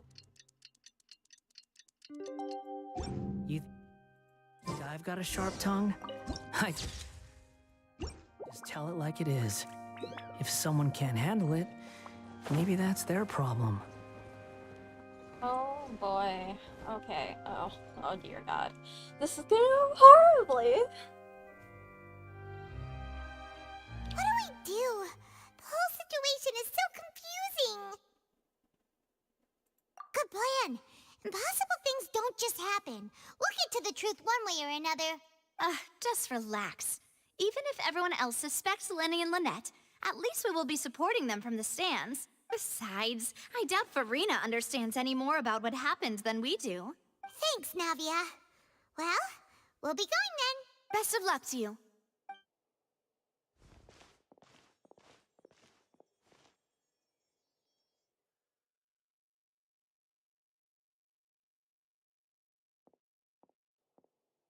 Ah, finally, you're back.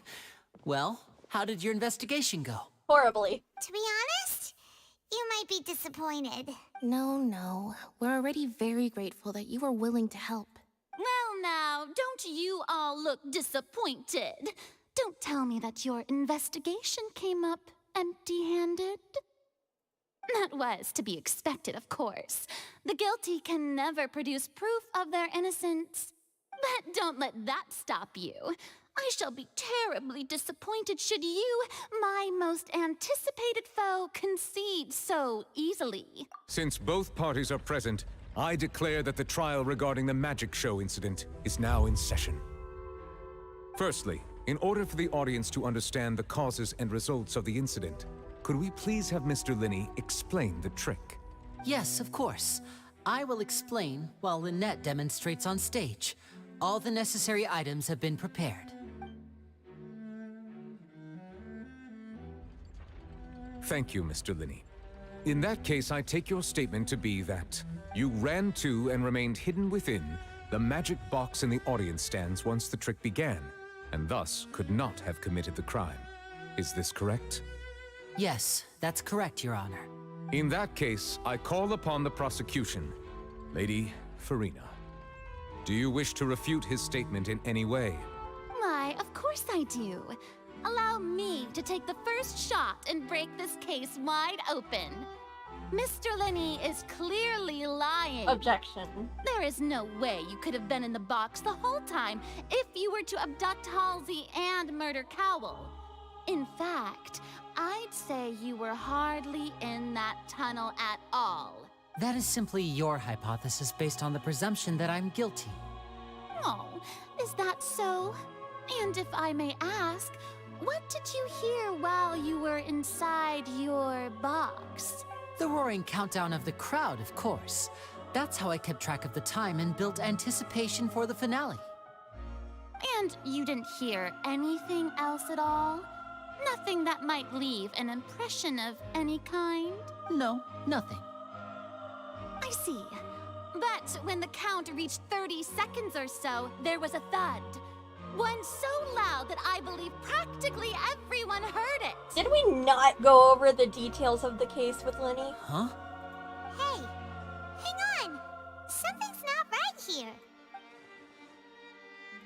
Yeah, I'm sure he could have heard a noise that loud from inside the box. I was right by the box and I definitely heard the thud. Look at those scales. Could those mean... Well then, ladies and gentlemen, allow me to use the words of the magician himself. You never know what can happen in the blink of an eye. Indeed, it seems his alibi can also collapse in the blink of an eye. Of course, I have armed myself to do far more than smash your alibi. Confidence cannot go unfounded, and my foundations are rock solid. I don't know. Tell me, aren't you and Lynette actually from the House of the Hearth? The House of the Hearth? No wonder they did something like this. So the serial disappearances were the Fatui's doing. Now it all makes sense. I've got a feeling that what happened on stage probably wasn't just an accident. That's irrelevant. Our identities have nothing to do with what happened. Indeed. Then perhaps you could tell us everything that happened during that 1 minute. Your first priority is to prove yourself innocent after all. I'm sure there is little that needs to be kept secret now. Unless your script already has holes in it. The Outlander is speechless. My, oh my, don't they look flabbergasted? Now comes the infighting and discord, I suppose. This was almost too easy. Good thing I made all those preparations. Seems the all-nighter I pulled last night is really paying off. Hey, Linny, why didn't you tell us this before? Order! Order! Mr. Linney, allow me to re-establish the facts. Lady Farina has raised 2 points. First, when the thud was heard in the Opera House, you were neither in the box nor the tunnel. Second, you and Ms. Lynette are both members of the House of the Hearth. Are these claims true?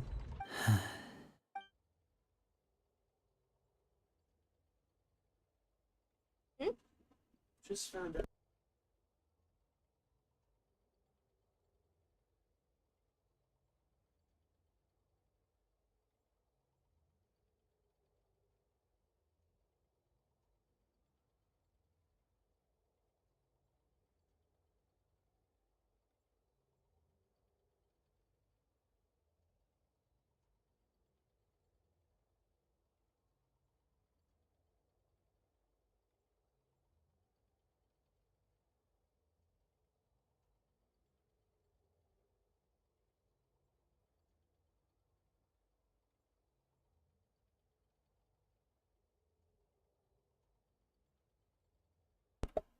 It takes no...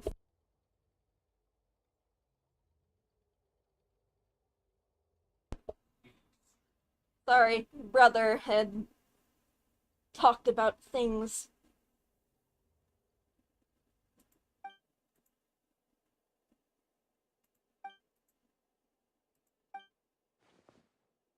Please answer my question, Mr. Linney. I'm sorry. Yes, they're true, Your Honor. I knew it! Well, that's it. We might as well move on to the sentencing already. What should we do now? Granted. In that case, what is your request? Is that really necessary? They're already as good as guilty.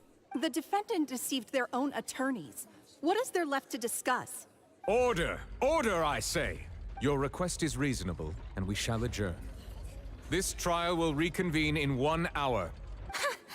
So you would stick to Mr. Linney's defense even after knowing what you do now? You certainly have more professionalism than I thought. In that case, my dear audience, let's allow the joy of victory to steep for a little while longer.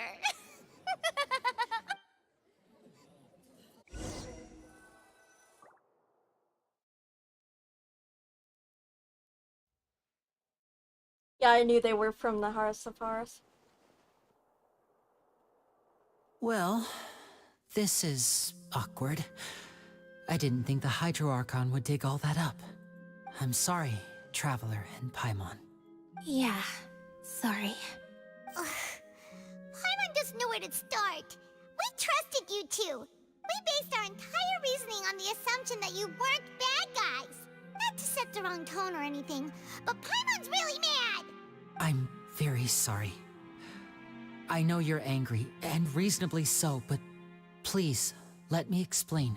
I know you've clashed with the Vitui several times before. I wouldn't be surprised if just hearing the word is enough to make you upset. But our organization is very, very large, and the Harbingers have very different personalities and goals. Right now, we want to save people. As many as we can. That's right. I'm sure we're on the same page when it comes to this nation and the disaster that its people might face. I knew if it weren't for our respective identities, we could become good friends. That's why I didn't wish to flat out lie to you, but chose to hide some details instead. The truth is very important, but being completely transparent about everything would see us spending more effort than we need to. Right. So, you be the judge. Heck, if I were you, I fear that I'd even struggle to trust me at this point. You met a Fatus who works as a magician, a trickster by trade. All by coincidence, too.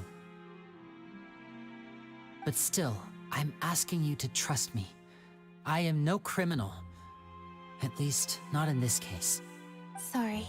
Please forgive us. Well, you both say that, but... Right.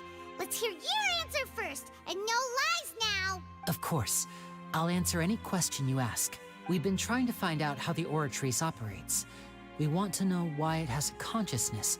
Why can it deliver sentences accurately? During our investigations, we learned that the machine's core is beneath it. From that moment on, Lynette and I have been designing this box swap trick, with the objective of getting close to the core. Is that why you needed a whole minute? That's right. In truth, the audience would take about 75 seconds to count down from 60, while I would only need 15 to get to the opposite box. So, after jumping into the tunnel, I accessed the Opera House basement via the vent, and went to investigate the room in which the core is stored. That air vent was created during the construction of the tunnel specifically to execute this step. Well, nothing.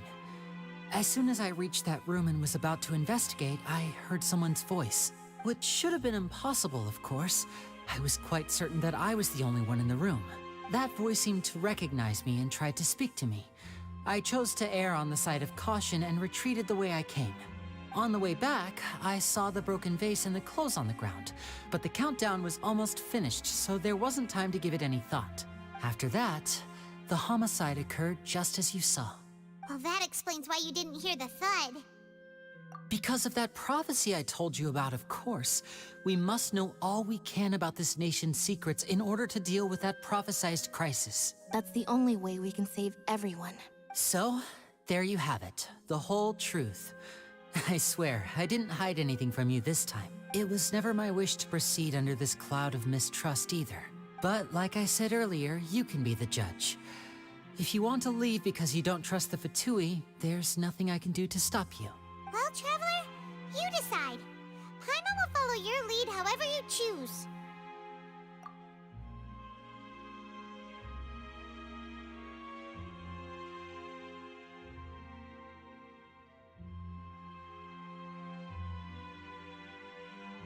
Okay, thank you. Thanks for giving us a chance. The current problem is that the scales are tipped pretty badly against you two. If we want to refute the Hydro Archon's accusations, we're gonna need a seriously watertight defense. Huh? Oh, Paimon thinks she gets what you mean.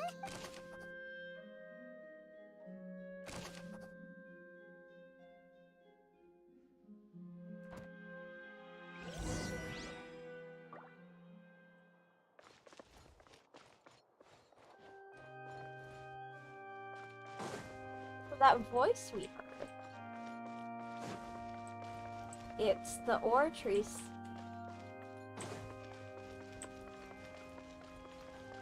Alright, let's go, bitches!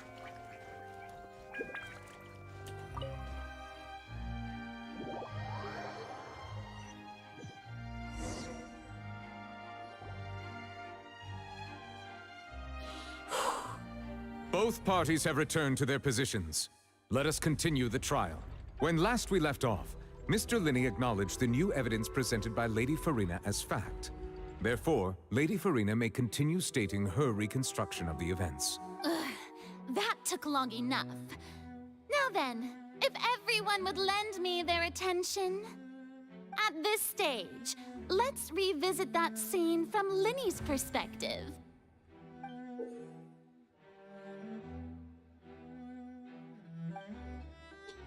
Ooh.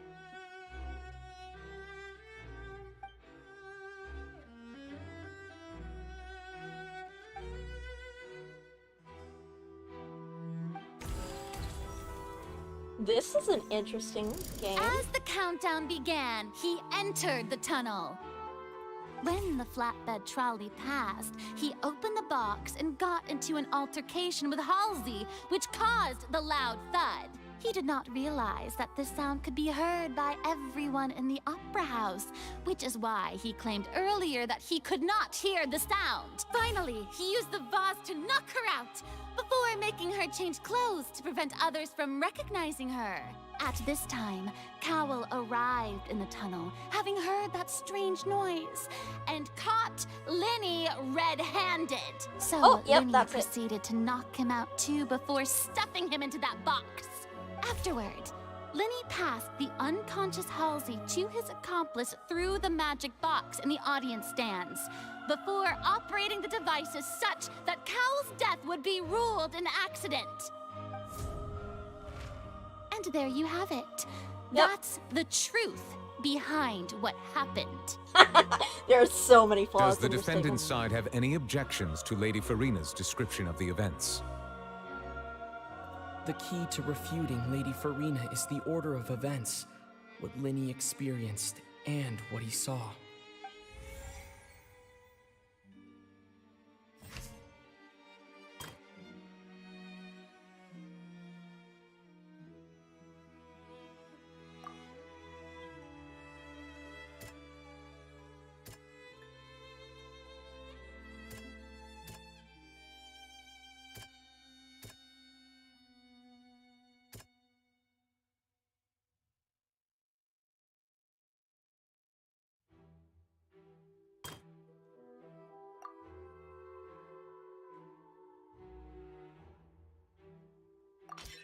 According to Linney, he left via the vent after entering the tunnel.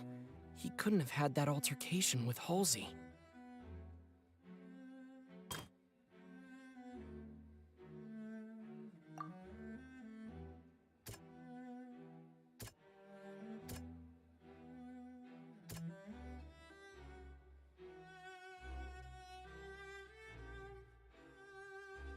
Hmm.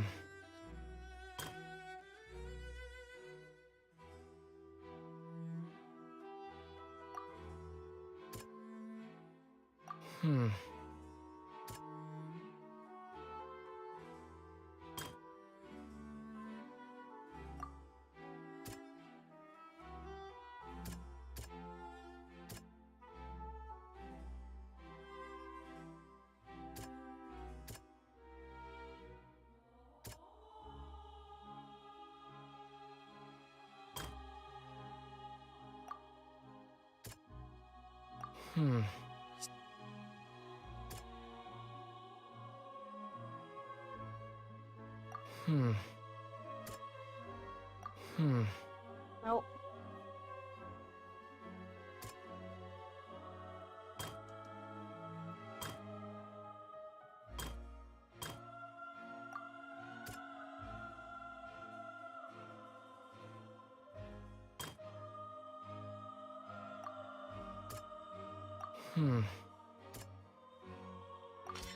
Linney went to the room that contains the Oratrice's core.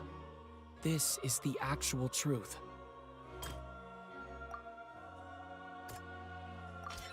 Linney did not take part in the underground altercation. He only witnessed traces of the aftermath. Attention!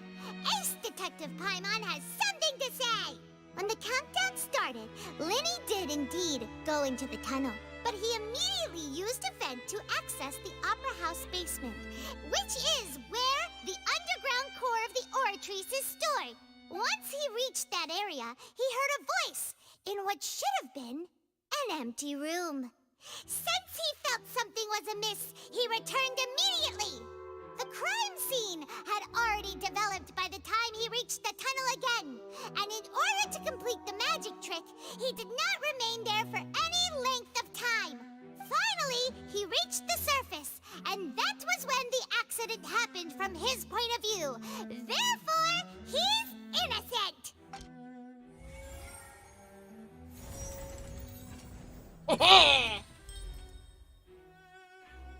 Nice.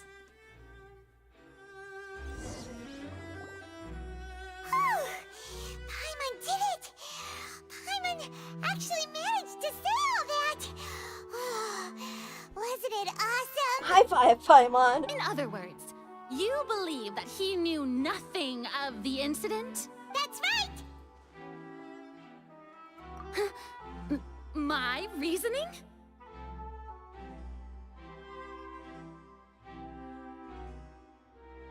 If that's the case, then if Cowell hadn't entered the tunnel, who was the entire setup meant to kill? Assuming that what you say is true, Linny only needed to kidnap the young girl to cause a new disappearance case. What would the point of killing someone on stage be? Oh, they have a point. That's right, you tell him! And that's why they're partners of mine. They've managed to turn things around. Yes! Oh, well, your denial is very strident, I'll give you that. But what proof do you have to back your claims? Of course I do. If he had been in the magic box the whole time, how could he have not heard that sound? Why do you ask? You're saying that he wasn't?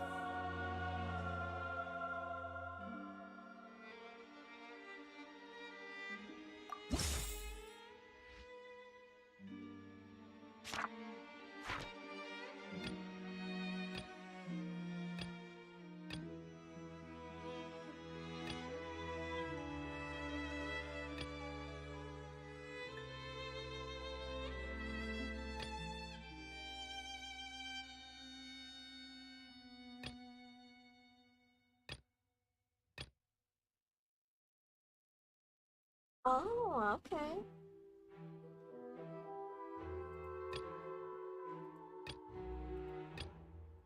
Are you sure we don't need to give this more thought?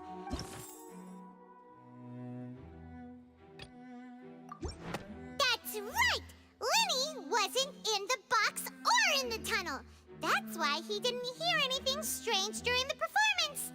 This means that when the crime happened, Linny had already entered the basement via the vent. The same clue you used to disprove his alibi has now become the best proof! How do you like that? Well played. To think you'd use such logic. Well then, if it wasn't Linny who committed the crimes, then who was it?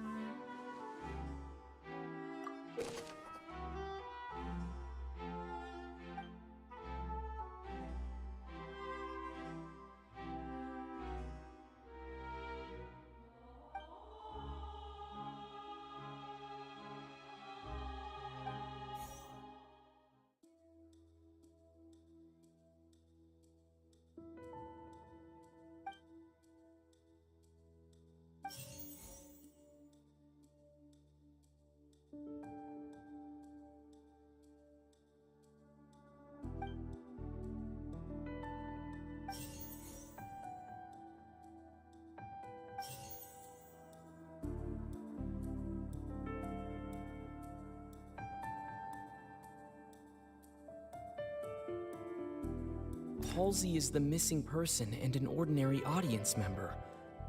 Or did she have her own scheme all along? The deceased's name is Cowell, Linny's assistant. He would have been able to tamper with the equipment. Could there have been a third person involved? Is that really a possibility? Al machino.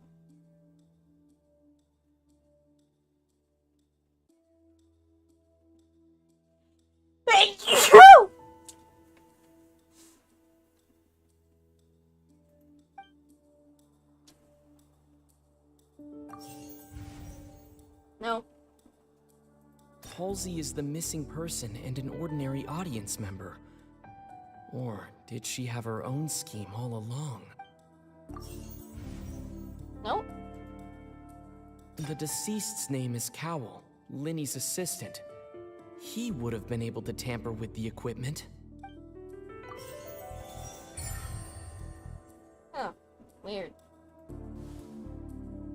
Huh? That can't be right. Are you serious?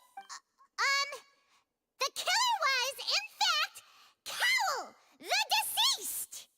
Oh, is that so? How interesting! Let's hear your reasoning then. What I must do next is recreate the truth. What Cowell did, and how he went from would-be perpetrator to victim.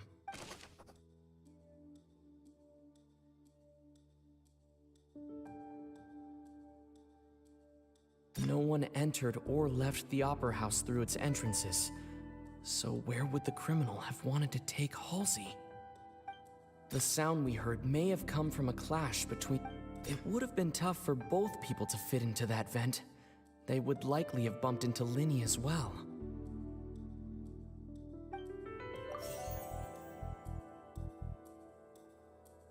The sound we heard may have come from a clash between the missing Halsey and the criminal. No one entered or left the Opera House through its entrances. The sound we heard may have come from... The deceased's name is Cowell, Linny's... It would have been tough for both people to fit in. The sound we heard may have come from a... No one entered or left the... The sound we heard may have come from... No one entered or left... Oops. Okay. Linny was not in the tunnel at that moment. It would have been tough for both people to fit into... Halsey's clothing was in the tunnel, so there must have been... It would have been tough for both people... What?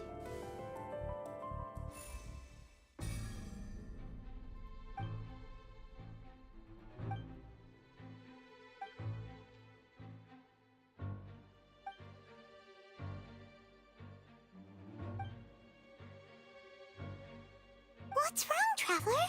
Are you still having trouble figuring? I see how it is. So this was all just a bluff. And here I thought you had... Look, since we're at a dead end, just like the trick is... If only we knew how hard... Well, that would be nice, but the tunnel only has 3 exits, and none of them seem very likely. And it's not like this is a magic trick where you can just make a real live person disappear. You know, like you did from that... Excuse my interruption, dear opponents, but do you not see that the crowd is growing impatient? There is no greater sin in this opera house than an awkward delay in the performance. Uh-oh. If the defense is unable to make further effective arguments, we will move on to the next stage of the trial. Linny was not in the tunnel at that moment, which gave our criminal ample time.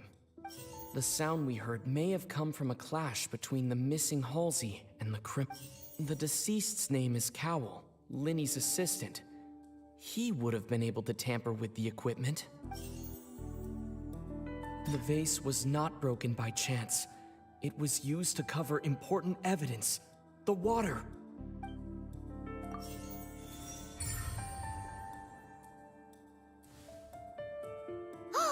Paimon gets it! It all comes together if Halsey disappeared instead of being kidnapped. Lynette escaped from the water tank, vanishing gradually and leaving only clothes behind. If there's a similar method where a person could be transformed into water... Oh, just a moment, please. I do hope you know how preposterous preposterous you sound at the How could a person ever be transformed into water? This is reality we're talking about here, not some magic trick. Must we really? I should think that of anyone. Your friend Linny already knows this truth very well. Magic tricks are ultimately just illusions and misdirection. But Halsey's disappearance is very real. We're talking about two completely different things. Even so, I trust the Traveler's judgment. The truth must be out there somewhere. Perhaps some new line of reasoning may open if we try to gather all the focal points that don't make sense. Since Cal was the deceased, we haven't placed much attention on him. But given that we aren't making much progress with the case, it wouldn't hurt to have a look at his belongings, would it? People really do come up with all sorts of harebrained schemes when at the end of their rope. The way I see it, your suggestion that we broaden the scope of our investigation is nothing but a tactic for stalling the trial. Nevertheless, I believe that this is a reasonable request on the part of an attorney. Since the trial does indeed appear to be at an impasse, I believe that additional evidence may help us make more progress. Guards, please step into the lounge and examine the personal effects of the deceased, Cowell. We are still examining the items, but we have already made critical progress that we feel must be shared with everyone post-haste. We discovered several test tubes of fluid within Cowell's baggage, each labeled separately. The notebook in his backpack claims that these fluids are water from the primordial sea. The primordial sea? The note's contents also indicate that Cowell belonged to an organization that sells illegal drugs and that he had an accomplice.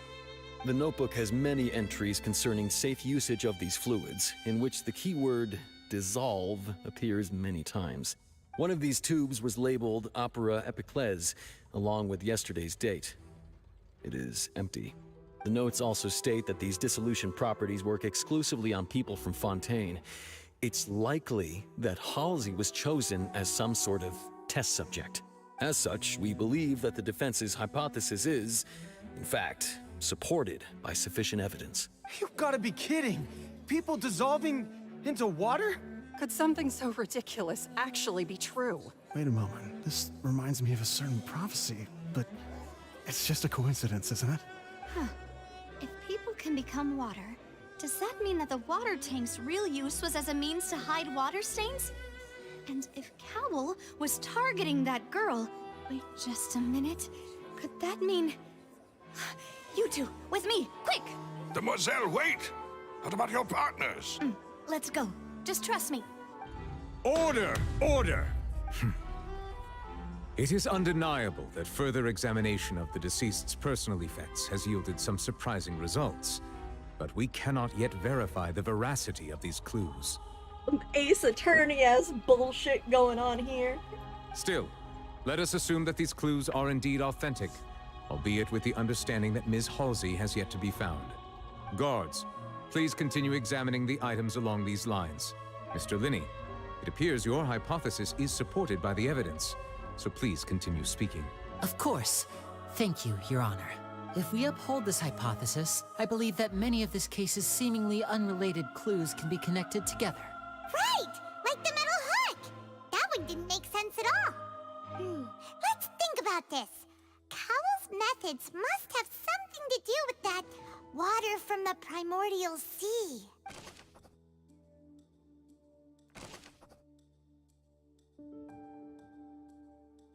The deceased's name is Cowell. I remember there was something else within the inner layer of that box. Lynette was in the magic box on stage the entire time. The deceased's name is Cowell.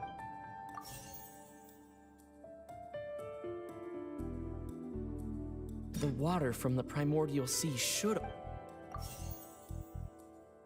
Wait, The water from the primordial sea should already have been prepped before Halsey entered the magic box. Lynette was in the magic box on stage the... I remember there was some... The water from the primordial sea...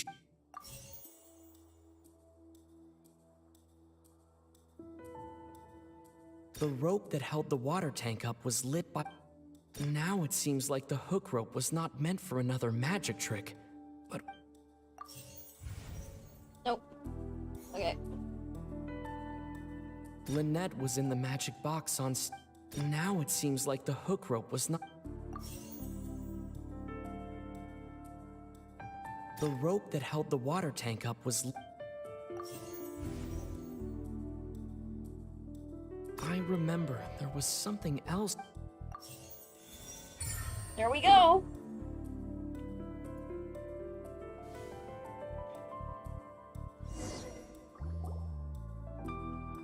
Ahem! It's Ace Detective Paimon's time to shine again!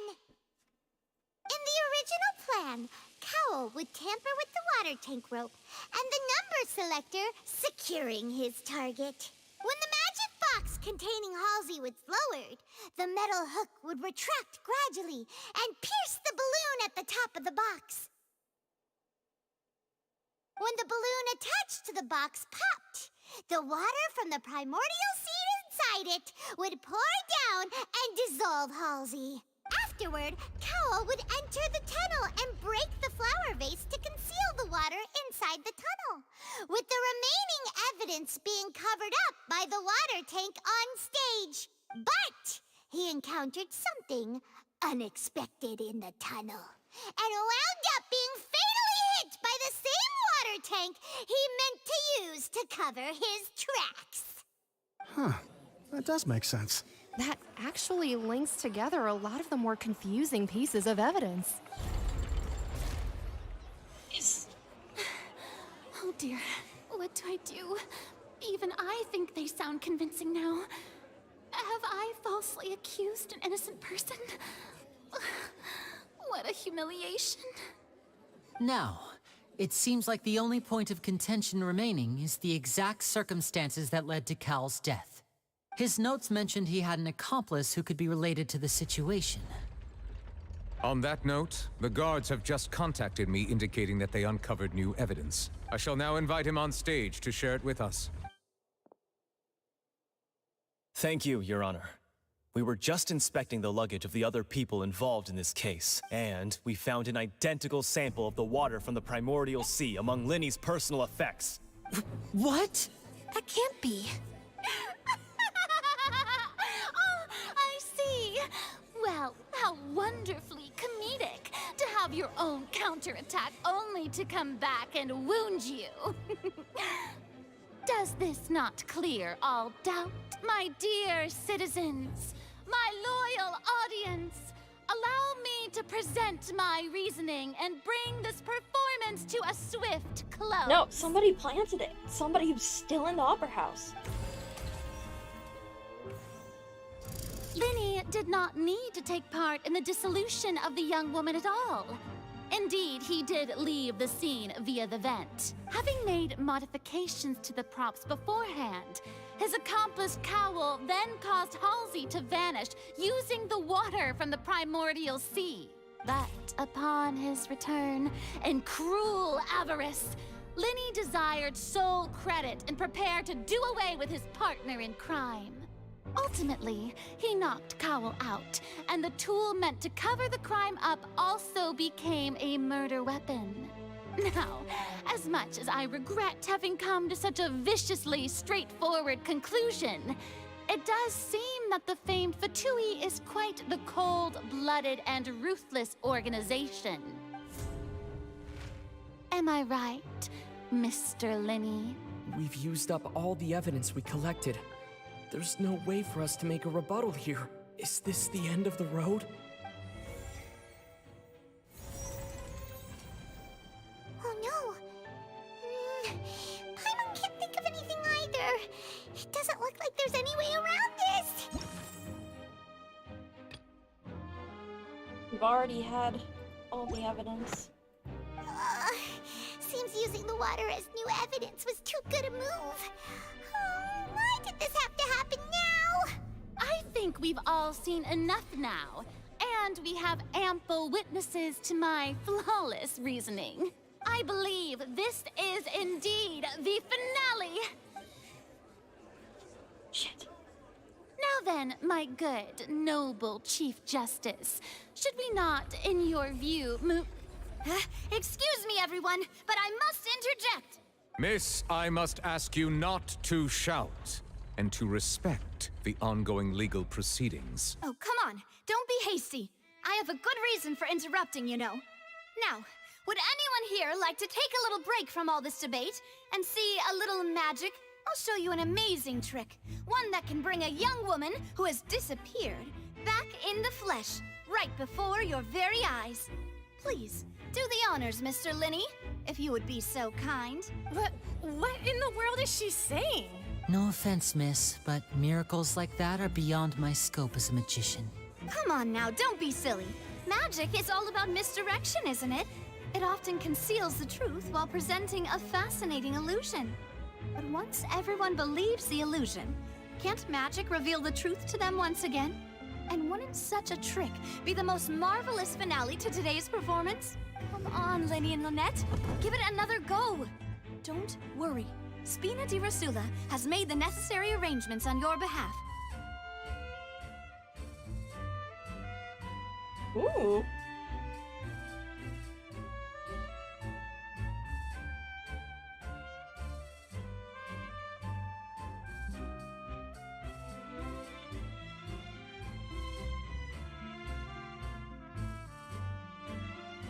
Yep, rose thorns. Thus, as the magic makers and stars of the show, I think I should leave the final performance to you. I understand.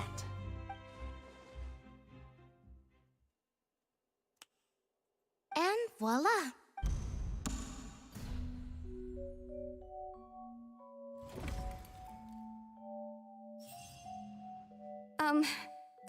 Sorry for the interruption. Wait, isn't that Halsey? So the whole thing about people dissolving wasn't true after all? To be clear, I'm only here because this person told me that if I testified, the merit of doing so would lessen my sentence. I was hiding outside this room listening to the proceedings because I was afraid that I would be the one put on trial. I was just feeling happy that no one had noticed me. And then before I knew it, she caught me. That'll teach you to underestimate us three. Where should I begin? I'm sorry. I'm the one who killed Cowl. I admit it. What? Why? Firstly, my name isn't Halsey. It's Lillian, and I'm originally from Mondstadt. I heard that Linny's show was gonna be a real thriller, but I missed the chance to buy a ticket, so I stole one. That's how I make a living. I steal stuff here and there. And I'd never been caught before. But I was noticed at the harbor a few days ago, and I barely got away. Linny was the one who caught me in the act. Hey, no wonder you look familiar. So you were the thief. I wondered. Liddy even mentioned that you were pretty skilled. Well, and I thought that would have been the end of it, but then the number selector chose me. He even mentioned the Fortress of Meripede. That's a prison, isn't it? So you can imagine how shocked I was. I thought he was on to me for sure. So I played along with the show while looking for an opening to flee. But then I got water poured on me for no reason, and then someone jumped into the tunnel to nab me. I wasn't going to take that lying down, so I knocked him out and stuffed him into the box. There was nowhere to run from there, though, so I had to change my clothes and hide in a box containing performance costumes. I slipped out after the first guard arrived at the scene and continued hiding inside the opera house. Can a person even hide in there? But I swear I didn't know that the water tank would fall down. Really, I swear it. Had I known that, I wouldn't have put him in the magic box. I may be a thief, but I'm no killer. Well, that makes everything pretty clear now, doesn't it? This time, we need to tell the entire story from Lily-Ann's perspective.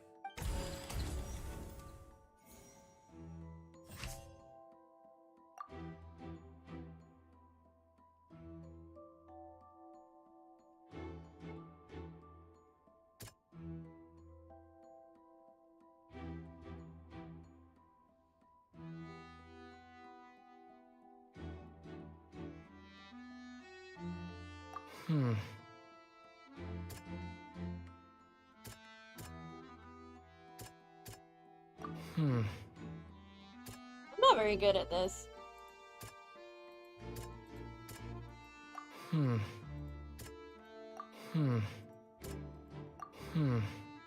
What?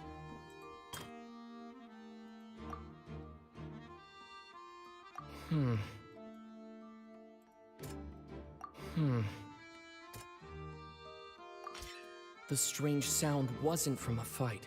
It was Lily-Ann's attempt to break out when she was frightened.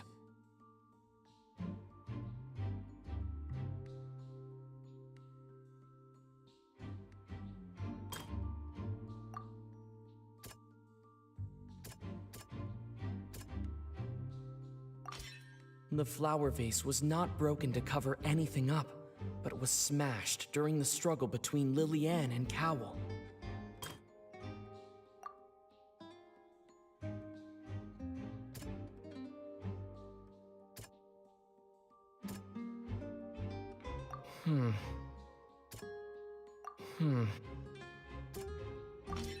Lily-Ann was afraid that she would be recognized if she left, so she changed clothes and hid, biding her time. Just what one might expect of an experienced thief. And it's Ace Detective Paimon time! Having been selected out of the blue, Lily-Ann panicked. Her panic only intensified after she entered the tunnel But and the had number water generator poured had over the her same head. So she speed. kicked the door open, producing the thud we all heard. Hearing the commotion, Cowell leapt into the tunnel, only to discover that Lily-Ann had not dissolved. He did not know that Lily-Ann was not from Fontaine, but was a thief who made her way in by stealing a ticket. Mistakenly believing that the water from the primordial sea needed time to take effect, he tried to force Lily-Ann back into the box. The two broke the flower vase during the struggle, but Lily-Ann came out on top, knocking Cowell out and putting him in the box. With no way of escaping, she changed her clothes and hid in the costume trunk until the performance ended.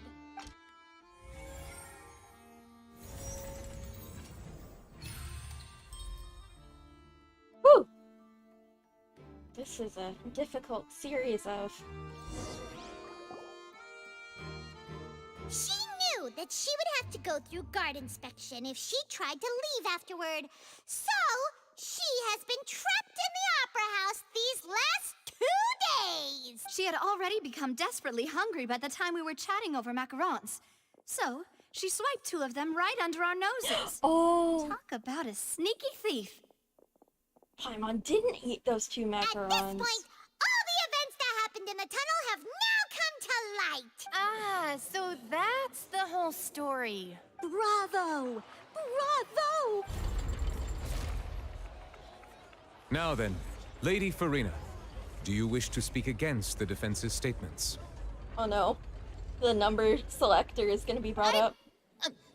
Please answer the question, Lady Farina. Also, if I may add, the trial has not yet ended. As such, I request that the prosecution not leave the room before the proceedings have concluded. What? Are you reading my mind now? No, I have no further arguments. I admit defeat. But really, could you at least have left me with some dignity? Wow, look at that! She's like a deflated balloon now. If there are no objections, then as the Chief Justice of Fontaine, I shall once again repeat the full sequence of events. The actual perpetrator of the serial disappearances, Cowell, selected his next victim from the audience reservation list. With some modifications to the selector, he could ensure that the pre-selected young woman would be chosen. To cover up any evidence while committing the deed, Cowell thought of allowing the water tank to fall, which would conceal the water left behind after the young woman was dissolved. He also tampered with the rope suspending the water tank, using the fireworks at the end of the performance to cause the tank to drop and hide the watermarks. He poured the water from the primordial sea into a balloon during the preparation of the magic box and stuck it to the box's lid. Finally, he passed the prepared hook on a rope through the gap in the magic box's door when bringing the young woman to said box. When the magic trick officially began, The box containing the woman was lowered into the tunnel, tightening the hook rope and bursting the balloon containing the water. If all had gone to plan, the young woman would be dissolved at this time. However, Lillian was not from Fontaine, and thus fled the box with a loud noise. Realizing that there was trouble, Cowell entered the tunnel and met Lillian. Thinking that the waters had not yet taken effect, he decided to proceed. However, his opponent was more capable than he thought, and he was overcome, knocked unconscious, and placed into the magic box, and thus became his own final victim. Lillian, according to her own statements, then changed clothes and hid until the performance ended, before hiding in other parts of the opera house. As for Linny, he was in the underground structures within the opera house, and was thus ignorant of these happenings. From this reconstruction of events, we can conclude that Linny, the accused, is in fact innocent. While there is much in Linny and Lillian's conduct that should still be investigated separately, this case, at least, can be handed over to the Oratrice to make the final decision.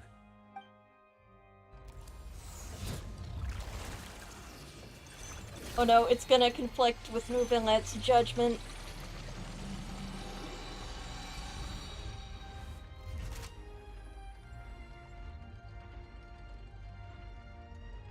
As such, Linny and Lynette are officially declared not guilty.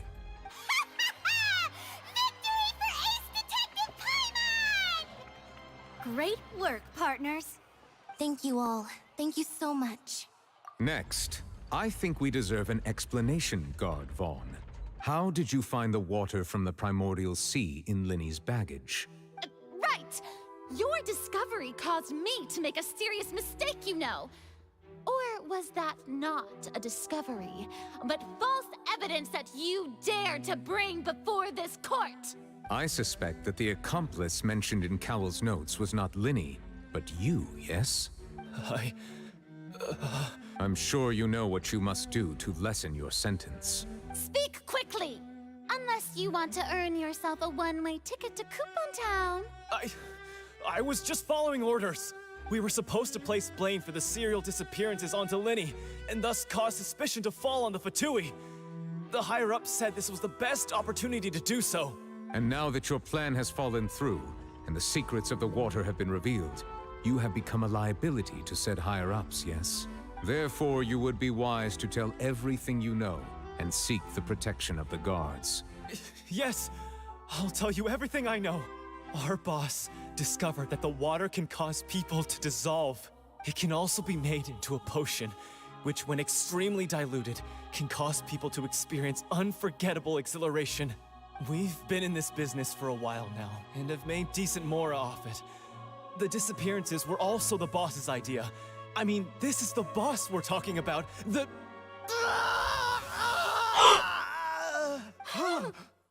Oh my god! And now he can no longer talk. Such ruthlessness. I shouldn't have expected any less of them. An outrageous act. All present, please submit to inspection immediately. Holy shit.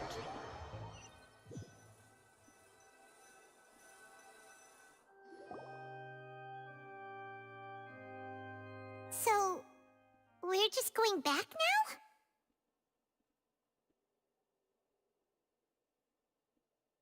That's true, but... Traveler, Paimon! Please wait. Linny... I know you may not want to speak to me right now. Maybe you don't even want to look at me. But still, let me thank you again for defending me to the end. Even after you learned that I'm a member of the Fatui. I guess. But regardless, I'd like the opportunity to set things straight.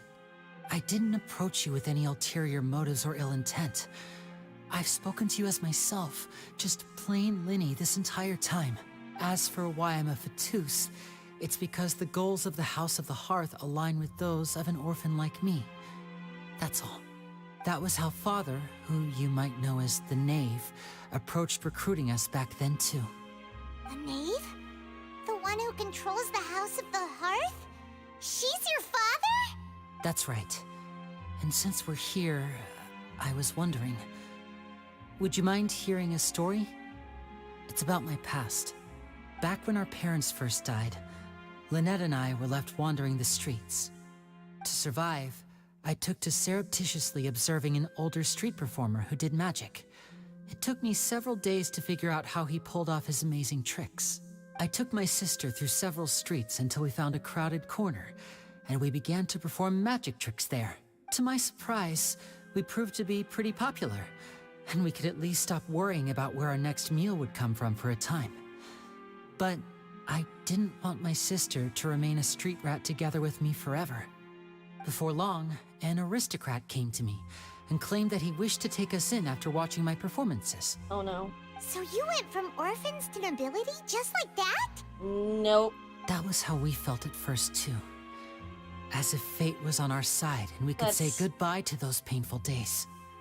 That's prime human trafficking right there. But I gradually discovered that while we were called foster children, he was really after my talent for magic tricks. He would constantly take me to all sorts of banquets to garner attention, which he would then use to expand his social circles. That doesn't seem too bad either. Better than roaming the streets at any rate. It took a while for me to realize just how dark his heart really was. After one particular performance at a banquet, I discovered that Lynette was not on the same return vehicle as me. I waited a long time after we returned home, but she did not come back. I went to that noble's bedroom and asked him about her whereabouts. No! The answer he gave me was, she caught the eye of the most eminent person at the banquet, so I sent her over as a gift. I mean, you'll be able to perform your magic regardless of who your assistant is, yes? Oh no. So he was gonna... But wouldn't Fontaine's laws deal with such people? As far as outsiders are concerned, this is a relationship akin to adoption or foster care, and they have their ways of escaping the eye of the law. I managed to ferret out the location of the mansion of that so-called eminent person and hurried through the night. But by the time I leaped over the walls, avoided the guards, and made my way in, all I saw was the moonlit ground covered in blood, and the knave standing there in the darkness. So, she'd already taken care of that guy. That's right. She had rescued my sister before she could come to any harm, and had even discovered several girls hidden in a basement, all of them orphans. Father, I mean, the knave, might have seen something in me, and so she made me an offer. The House of the Hearth welcomes you, for your interests align with ours. Here, none will ever betray you. Indeed, betrayal shall never be permitted here. I was hesitant to trust her. I mean, I had just been betrayed by nobles. But she was also quick to destroy the noble who had taken us in at first, giving us back our freedom. Oh, so that's how the two of you joined the House of the Hearth. She has her own plans. She has gained permission from the Sarita to first use the Gnosis' power once she obtains it. She plans to use it to find a way to break the prophecy and save Fontaine. So, she believes in that prophecy too? That's right. The whole House of the Hearth is currently working to combat that crisis. Damn. Today's case has also proven that people from Fontaine can indeed dissolve into some sort of water, thus further supporting the prophecy. All of us house members here, Lady Arlecchino herself included, are from Fontaine. We won't give up on defending our homeland. To us orphans, the only connection we have left to this world, apart from our family, is our homeland. So, from small deeds like distributing magic pockets to huge schemes like stealing a Gnosis, everything is aimed at dealing with that prophecy. It's all right. I understand. The only thing I can do is relate all this to you. I just hope you can understand that even as a member of the House, I have never stopped making my own decisions, and that I believe what I'm doing is right. If you should need anything at all in the future, feel free to find me. I will do my best to help you, as plain Linny. Bye, Linny! What a sob story. But who knows how much of that is real? Can't exactly trust a fetus. Damn, though.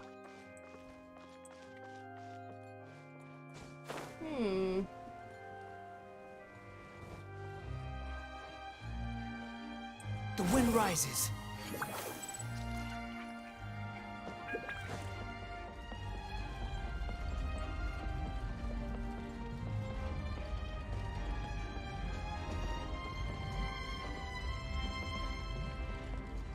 Behold!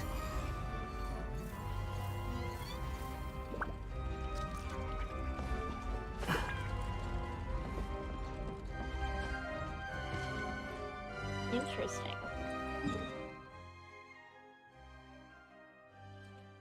Holy shit, man, that was a wild ride. Squall and fury.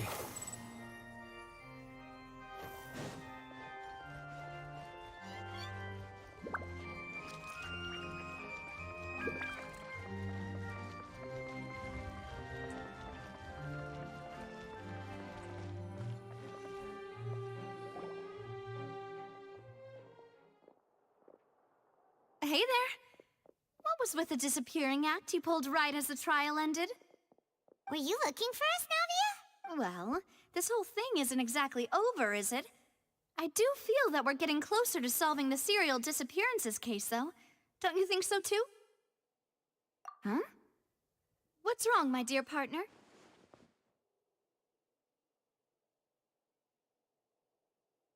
Besides, are you sure we're the ones who can crack a case that's been cold for decades now? And given that there's new evidence from the trial, there should be a trail of breadcrumbs for the Hydro Archon's people to follow now, right? Ah, I see. Well, I won't lie. I'm a little shocked to hear that from you. But I suppose you are just travelers who have only arrived in Fontaine after all. Sorry. I might have been too presumptuous. Don't say that, Navia. Ah, and we were having so much fun investigating with you, too. It was like having new waters flowing into a stagnant mire, causing new hope to spring forth, and the reflection in the murk to become clearer. Sorry about that. I'm a bit prone to nostalgia. Don't mind me. Wait, shall we have a farewell meal? You know, to commemorate our time as partners? Huh? Do we really need to get that formal? Well, guess you really did treat us as partners, huh? Well, I'd just like to have a proper ending to every important memory. That way there are no regrets later. Anyway, it would just be a meal, so it shouldn't take up too much of your time. You don't have to twist Paimon's arm. If Boss Navia's treating, count Paimon in! Oh, wonderful. In that case, why don't we return to the court of Fontaine and head to the Hotel de Boer? I believe we'll make it just in time for dinner. All right then, let's have our farewell meal.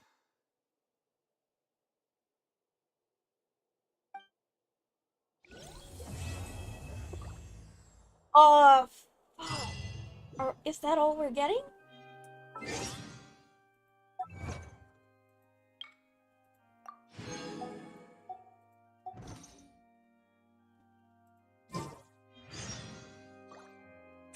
Oh, okay, we're getting a bit more.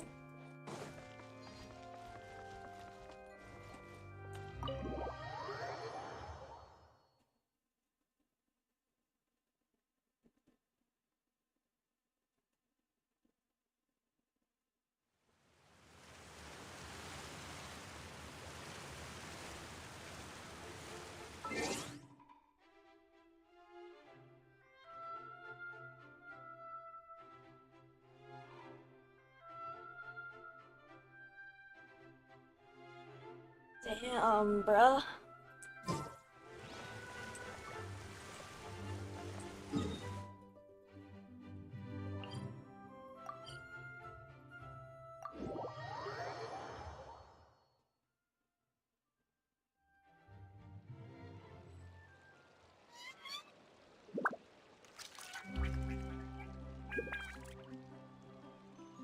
wind rises. Oh. It's literally right there.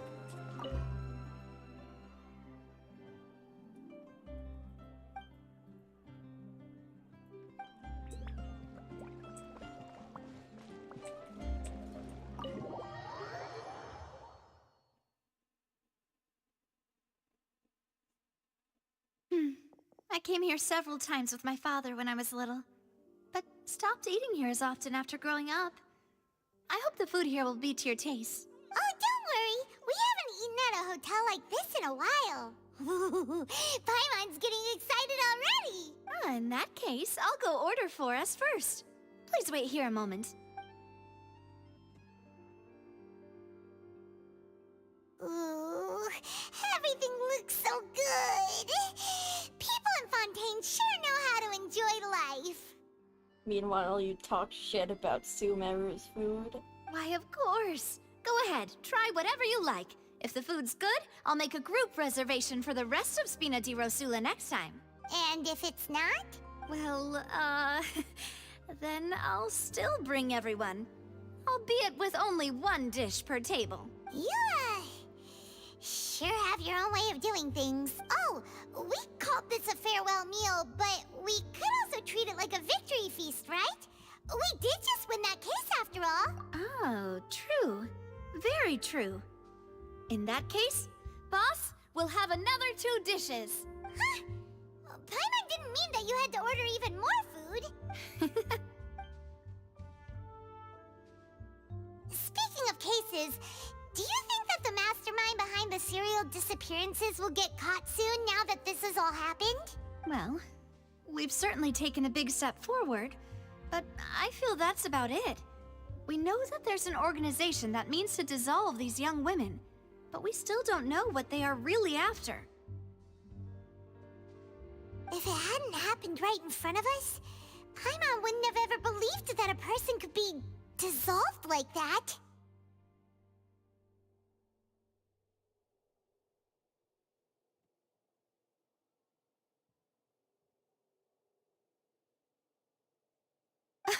Right? Yet it was because this was such a preposterous notion that the investigation could never really move forward before. Ugh. If only that guy could have finished speaking! We were so close to hearing who was behind it. In such investigations, even the smallest step can seem like a yawning chasm if the trail of clues is cut off.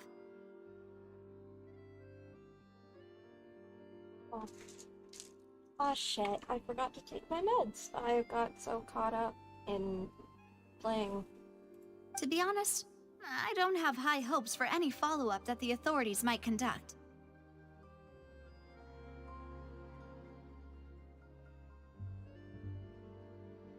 It's not that I don't have faith in their ability, it's just that a different perspective is required in some matters.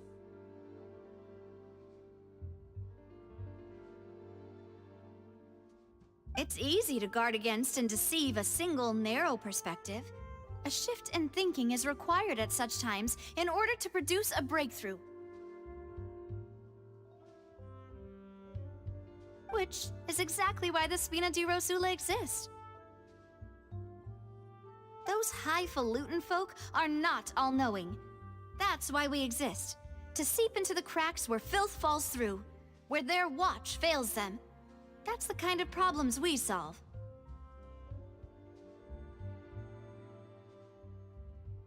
Seems Paimon thought things were simpler than they actually are.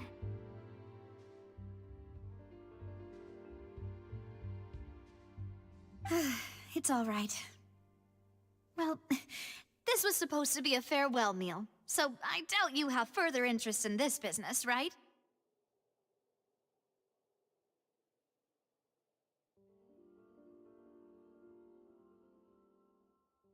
Let's talk about something else. Like, what are your future plans?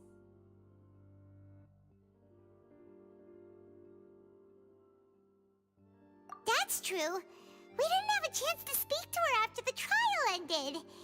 It didn't really seem like the right time or place to do it anyway.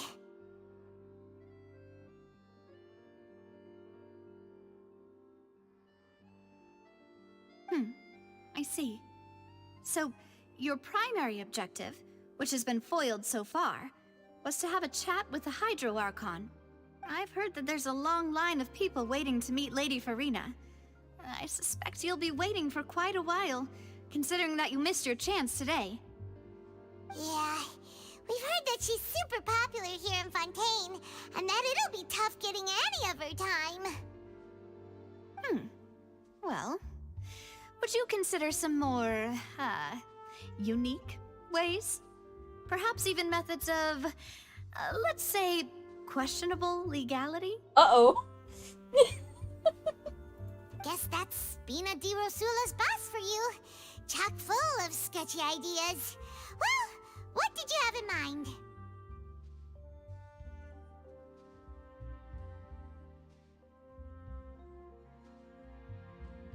Well, one way would be to infiltrate a performance troupe at the Opera House, only to abandon your act at the play's climax and ask to speak to her after the performance.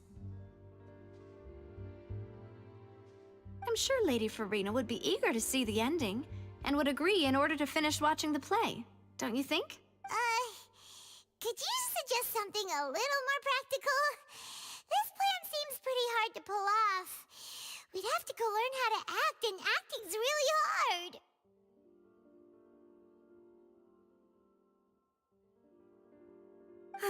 All right, here's another. Find a way to conceal yourselves under her bed. Then wake her up in the dead of night and demand answers. Don't let her go back to sleep until she... I can personally testify that this one works. When I'm sleepy, I'll do anything as long as I can finally get some sleep.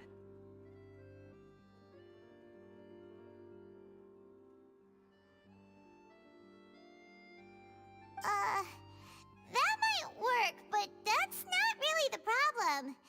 The problem is we don't want to get ourselves arrested. Ah, valid point. I overlooked that part. I was just thinking about leveraging a person's desire for sleep.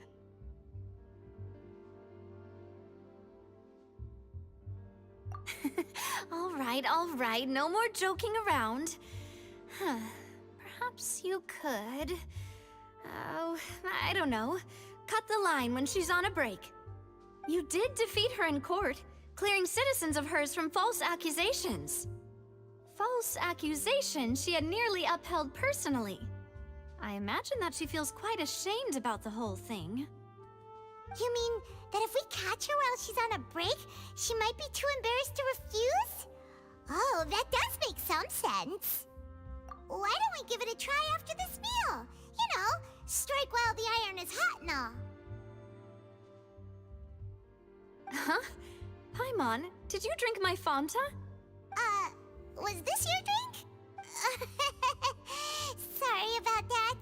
Paimon wasn't really paying attention and the cup was right next to Paimon. Would you like to order another? No, it's fine. We're just about done here. Alright. Honestly, Paimon wouldn't recommend Fanta anyway. It tastes kind of salty and icky.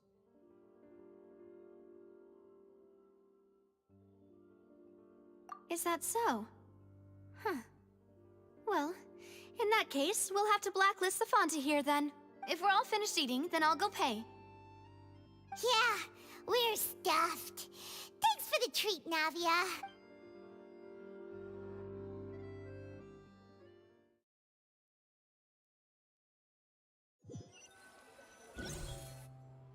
Oh, so full. Paimon can barely float anymore.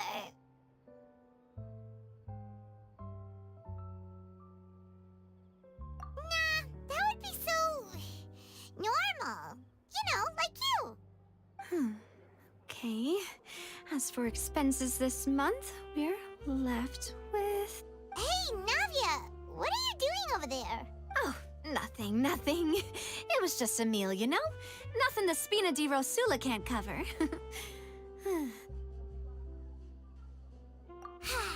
Let's get ready to try to meet the Hydro Archon again. Bye, Navia!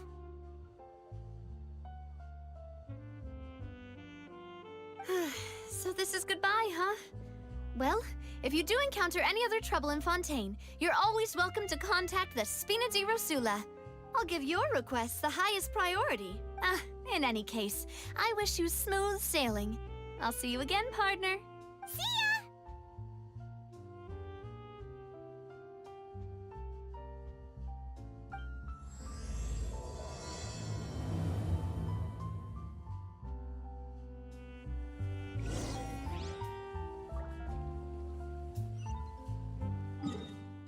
That voice we heard. Hmm.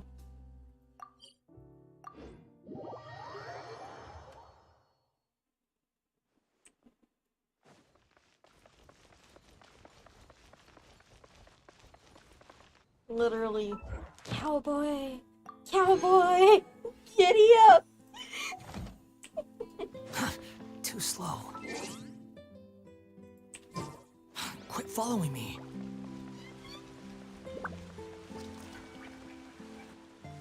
There aren't many people around anymore. Looks like that boat we took to Araneas might have been the last one. Vache. Looks like we're back here again. Huh? Traveler? Are you hearing voices again? Ugh. That's kinda spooky. Are you sure we don't want to come back in the morning? Vache? Vache. Hey, why are you still walking towards it? There might be something nasty in the water. Huh? Hang on. Paimon can kinda hear a voice. It's calling for Vache, right? Hey, Traveler? Stop walking! Come on, wake up! What, am I gonna dunk myself face first in the water?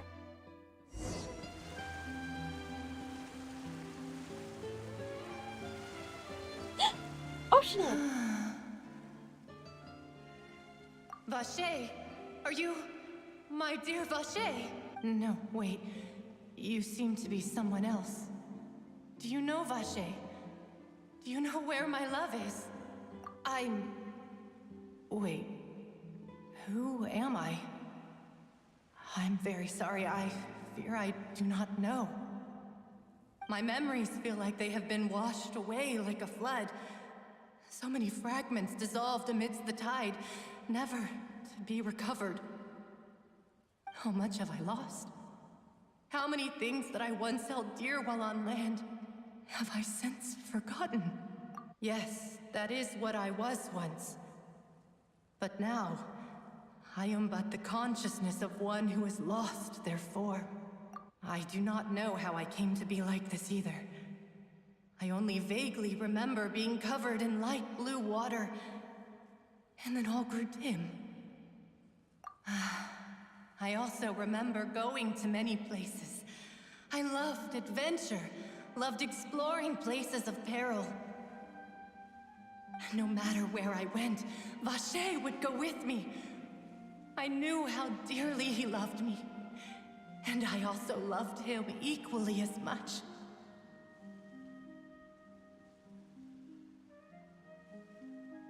But now, we can no longer go back. The pain of such parting. I never knew how heavy it could be.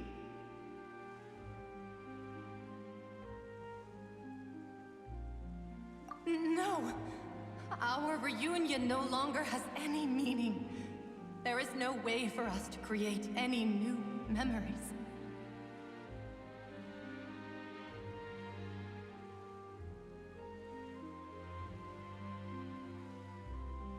The thought of me gives him no succor.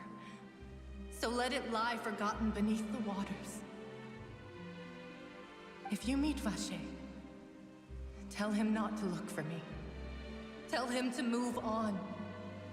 That is the only thing I still remember. Perhaps that is so. As I was submerged in the waters, losing consciousness, I saw Vache above the surface. His eyes were filled with such sorrow, such longing.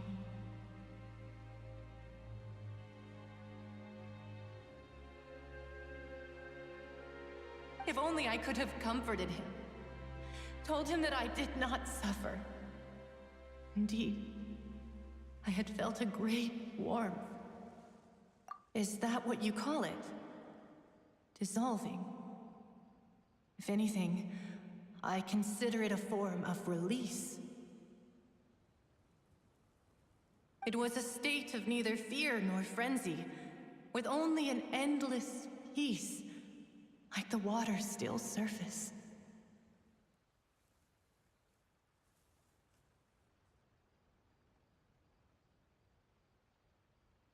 I could also liken it to being a thirsty person who drinks water for the first time, and only then sees how they have lived for so long in a world of endless want and anxiety. I think I hear your companion. It's time for you to go, I think. Farewell, then. I am glad that you were able to sense my presence. Remember, if you see Vacher, tell him not to seek me out any longer.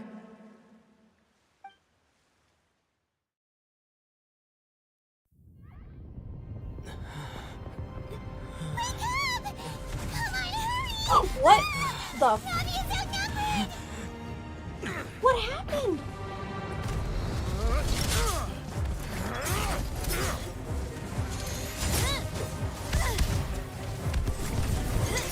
Oh dear God, what happened when you were passed out? Demoiselle, look out!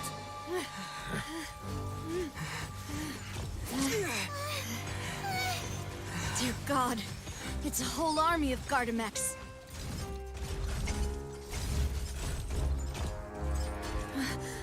Chlorand?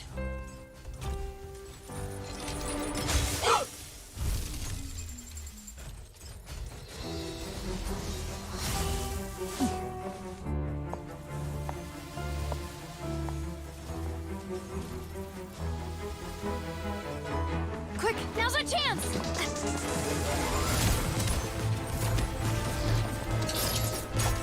Holy crap.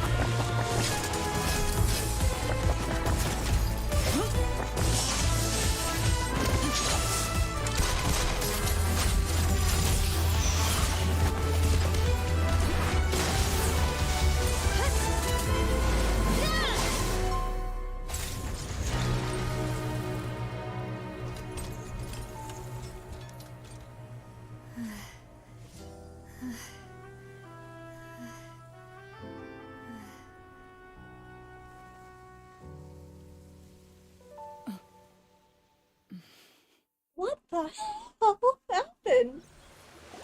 Holy shit. I should thank you for lending us your sword there, Chlorand. But before I do so, could you explain how you managed to show up here? I followed you. It seemed to me that danger has followed you more closely as of late. I believe that following someone without their knowledge is actually called stalking, is it not? Mr. Callus's last wish was for me to ensure your safety, and I will not betray his trust. He would do the same, were he alive today. Do not speak of my father! Ooh. Looks like we're right. Not only do we get bodyguard and noblewoman trope, but like, I'm sensing like electro and geo lesbians. Sorry, demoiselle. I was not strong enough. Thank you for your aid, Miss Chlorand, but do keep an eye out for your manner of speech. I believe we all wish to avoid unnecessary emotional harm. Sorry, I did not consider your feelings. Whatever. What else do you know? How did you come to the conclusion that I'd be in grave danger? I doubt I know much more than you, but I believe that the mastermind behind the serial disappearances is very powerful. Your performance tonight will almost certainly attract their attention. I'm sure they've known about me. To be honest, I'm shocked it's taken them this long to act against me. And what about these Gardamex? I thought only those associated with the Maison Gardiennage could control them. None of these mecha have serial numbers. I was sure to check a moment ago. They are not the ones used by the authorities to enforce the law. Oh? I can only conclude that some powerful or wealthy party must have obtained them via illegal means, deploying them as a private force of sorts. What? Your point being that they're out of Spina di Rosula's league, then? Yes. Be careful, and do not act rashly. I will continue investigating no matter what. We will bring the truth to light. That's my father's true last wish. Regardless, thank you for your help today, Clarand. But if you get any ideas, tell me first. I don't much appreciate being followed. I do not think that they'll strike again anytime soon. So I shall stop following you. Good day, all.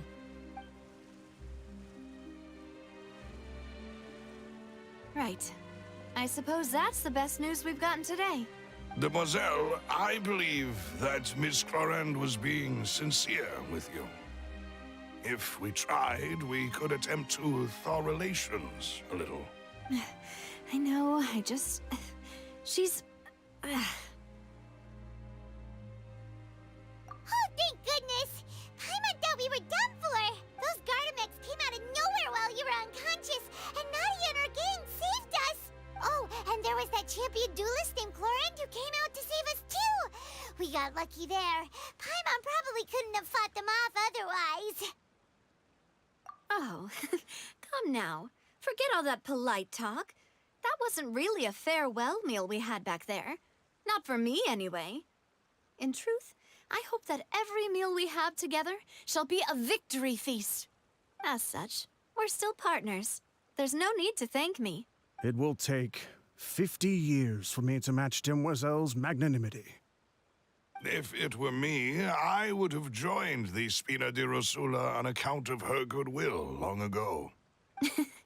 All right, you two. That's enough. Actually, Navia, how did you know that we were in danger? You sure did show up in the nick of time. Well, to be honest, you're the one who tipped us off, Paimon. Oh, really? Huh? Really? Paimon contributed somehow? Ooh, Paimon's even more amazing than she thought! Yes, all thanks to you grabbing my drink by mistake. How did that help? After we parted ways, I was on the way back to one of our bases when I suddenly thought of what you said. That the Fanta tasted kind of salty and icky. Fanta only comes in sweet flavors, so how could it have tasted salty? The color of the drink, if I recall, had also been a bit off. So the Fanta had been spiked with water from the primordial sea? Yes. So, if you hadn't drunk that cup for me... She would have died. Spina di Rosula is preparing the grandest of awards for you as we speak for saving the boss. Huh. Really? I sent people to Hotel de Boer to investigate, but whoever did this left no trace at all. That's when I figured out that you might be in danger, and hurried here as quickly as I could. But why would they go after us too? All we did was defend Linny in court and help clear his name. Ugh, now we're caught up in this mess too, aren't we? Well, you did foil a plan that they were probably pretty proud of, and almost got their name in the process.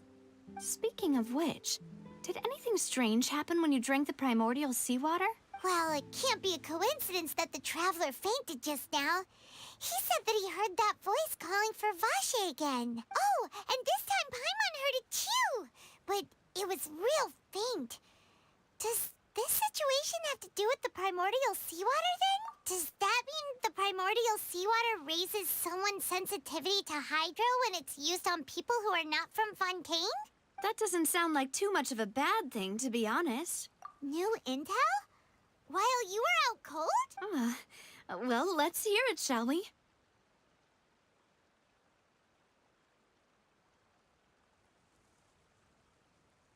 Oh, that is important. Vache. That name doesn't ring a bell. I suppose he hasn't stepped forward as a witness in court lately. Since he saw that young woman dissolve, he was at least at the crime scene. But he never gave testimony or any information regarding people dissolving in the primordial seawater. Could he have been threatened? Yes, thank you. This is very important information indeed. We will continue to investigate. Oh, you mean you'll help us investigate? Well, you did say that our farewell meal didn't really count. That means we're still partners, right? And we're kind of in the thick of it now. And besides, yet we're again. in this now whether we like it or not. You're not gonna let those people who targeted us get off the hook so easily, are you, Traveler? Demoiselle, do try not to look quite so pleased. You are the face of Spina di Rosula, after all. You talk too much. Well, in that case, let's head back to one of our bases, shall we? I'll arrange accommodations for you. We also have some plans to go over, and hopefully we can deepen our bonds as partners. But we'll take that one step at a time, I guess. Don't worry, you two. With us around, our base is definitely secure.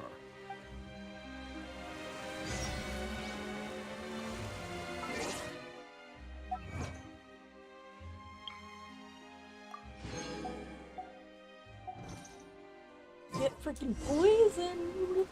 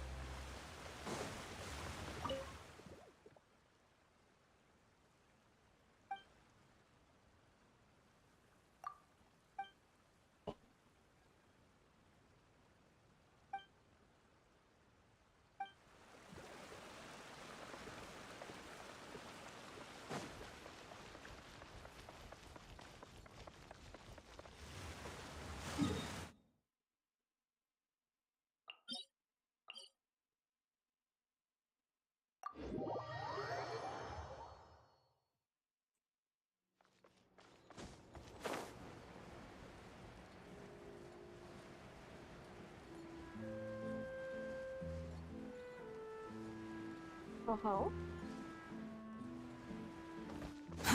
Too slow.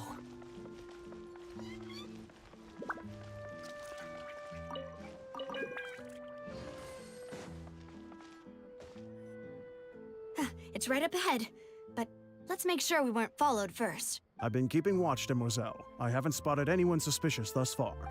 Very good. But let's not let our guard down for now. I shall find rooms for our respected guests. Thank you, Malus. Now, let's continue, Traveler.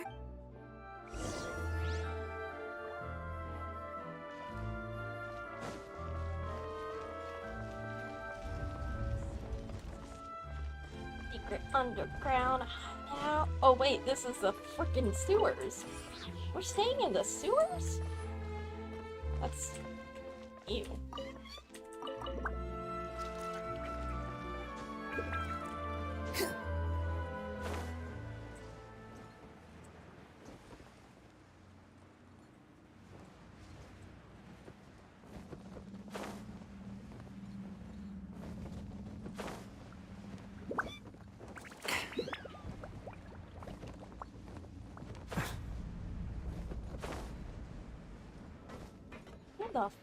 Where the frick snick snack are we staying in the sewers?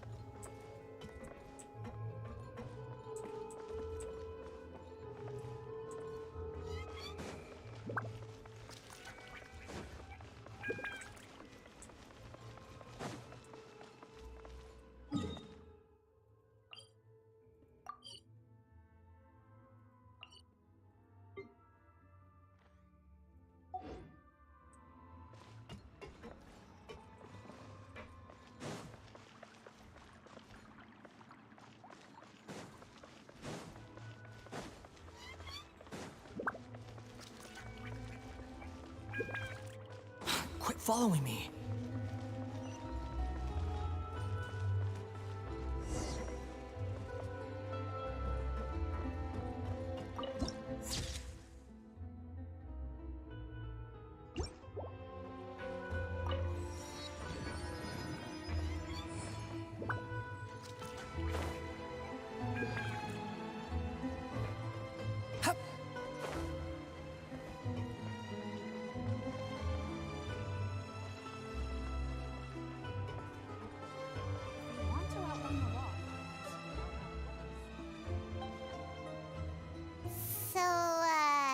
This is your base? It's not quite what Paimon imagined. Your accommodations have been arranged. Under the present circumstances, I can confidently say it's the best we have. Well, our funds have been a little tight lately. After all, we don't allow illegal or unethical profiteering. In fact, our funds often come from citizenry who support us. Seems like it's tough times for everyone. But if you have the support of the people, that does sound like it's worth it. To be honest, our financial situation was a lot better back when my father was in charge a few years ago.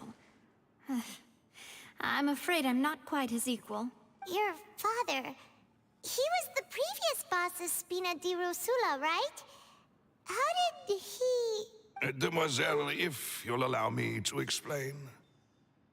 No. I'll explain it myself. I suppose I couldn't run from this topic forever. And as partners, this is something I hope they can understand. My father's name is Callus. Yes, the same one they call Callus the Unfaithful in the streets. 3 years ago, he was accused of murdering his own friend. But he chose a duel to defend his honor instead of standing trial. He died in the duelist's ring. Oh no. But I do not believe my father was a murderer. I'm sure he was set up. At the time, I believed that if he only stood trial and was duly investigated, something amiss would crop up and prove his innocence. But strangely, he not only requested the duel himself, but rumor has it that even after being seriously injured, to the point where he could be deemed as having lost the duel, he refused to surrender, determined to die in the arena. 3 years later, I still don't understand why he did that. How could he protect his honor if he's dead? If anything, he gave up his chance to defend himself. The closest piece of info I have is that my father had been investigating the serial disappearances case at the time of his death. Ah, so that's why you're so determined to get to the bottom of that case. That's right. I've also tried to investigate the murder my father was implicated in, but I haven't found a single new clue in my countless reviews of the investigation records. However, I believe that if the murder case is related to those behind the disappearances, they must know something. I must know what really happened. Was my father coerced? Framed? Even if he really did kill his friend, I must get to the truth. If only he'd been more open with me when he was still alive. He even hid the fact that my mother died due to complications when giving birth to me. And now, here I am investigating his death. You really are a handful, aren't you, Papa? Demoiselle, please, if there is anything I can do, anything at all. I also will never believe that Master Callus murdered anyone. There are none whom I respect more than the two of you, Demoiselle.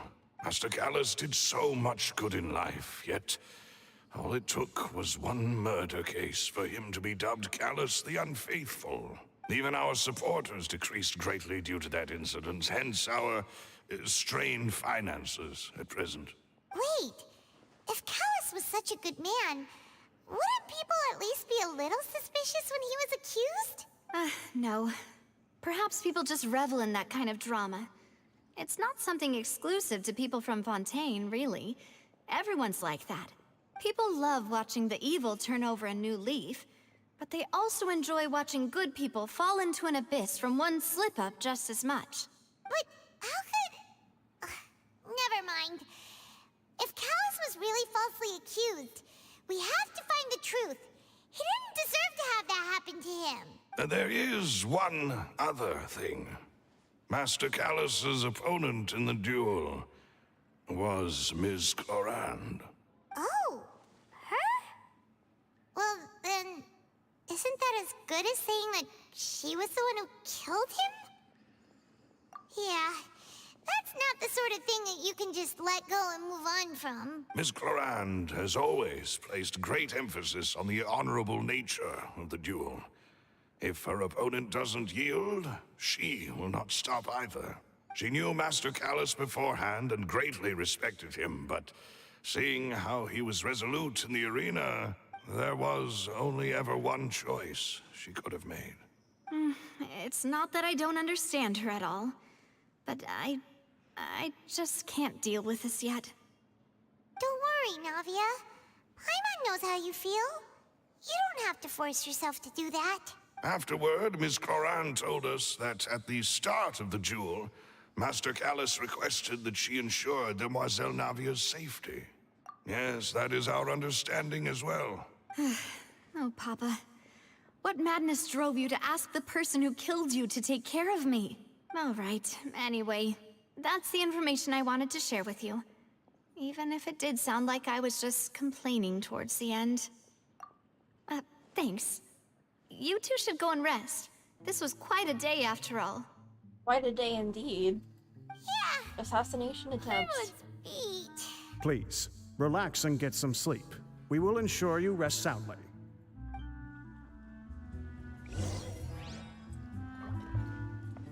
Whether it be responsibility for Spina di Rosula or Master Callus's death, it all landed on Demoiselle's shoulders so suddenly.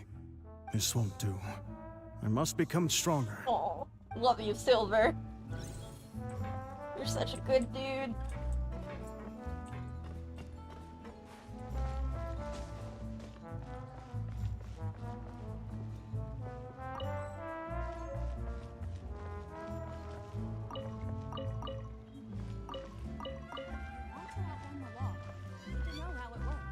Her bodyguards are interesting characters.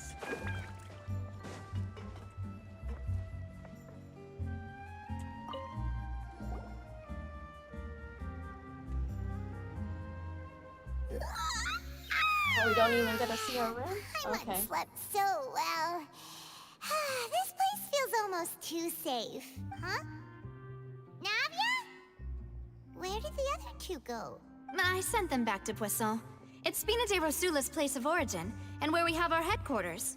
There's not much for them to do here at the moment. Paimon gets the feeling that you're just trying to get them off your back. But never mind that. When did you get back? Were you waiting here the whole time? No, I just returned after going out for a while. I did some investigating yesterday regarding the name Vacher. Wait, so you didn't sleep at all?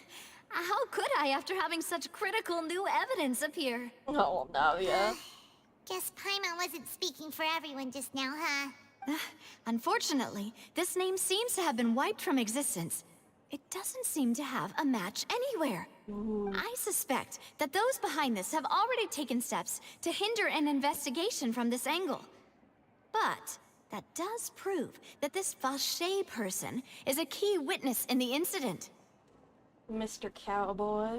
Does that mean we're too late, though? No. There is one ray of hope. One place in Fontaine that they would find almost impossible to threaten, no matter how much they wanted to.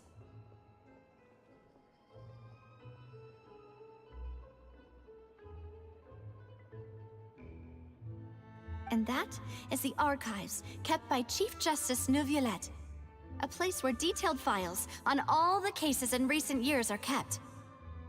If the Oceanette you met is one of the young women who went missing recently, we should be able to find some related information there. So Neuvillette maintains an archive of case files? Whew, guess that's the hard-working Chief Justice for you.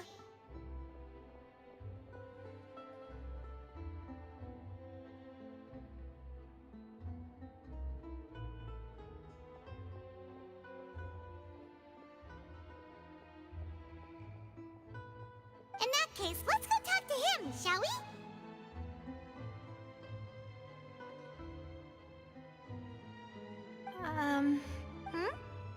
Aren't you coming along, Navia? Did you get tired?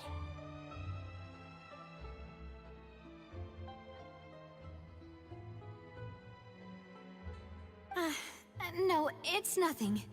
Let's go see the Honorable Chief Justice.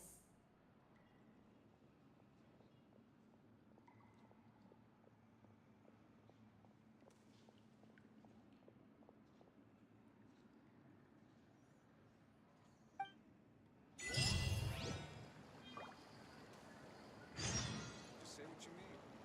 No problem's too big to solve.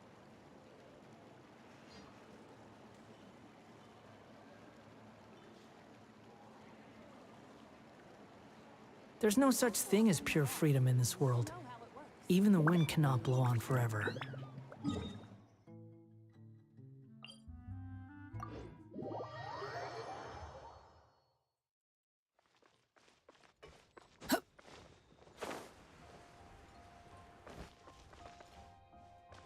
Something really weird is that I have seen 0 treasure chests.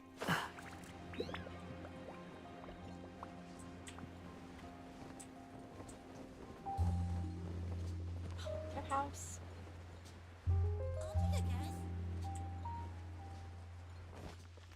Gotta find that balance between flavor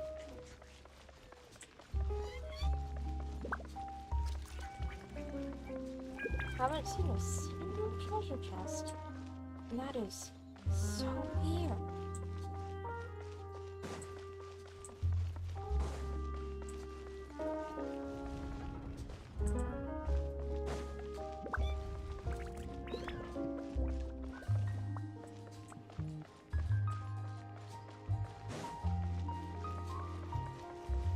The place we're going is called the Palais Marmonia. The office of the Chief Justice is on the 4th floor.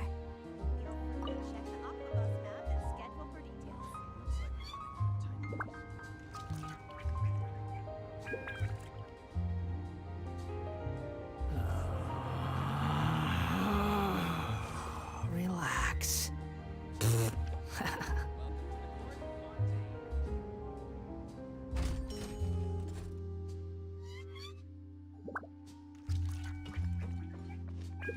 The Palais is right up ahead. Come on. Unlimited Mora or unlimited time?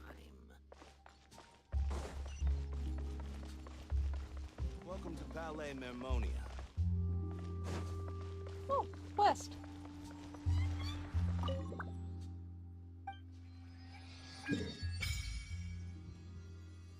Nice.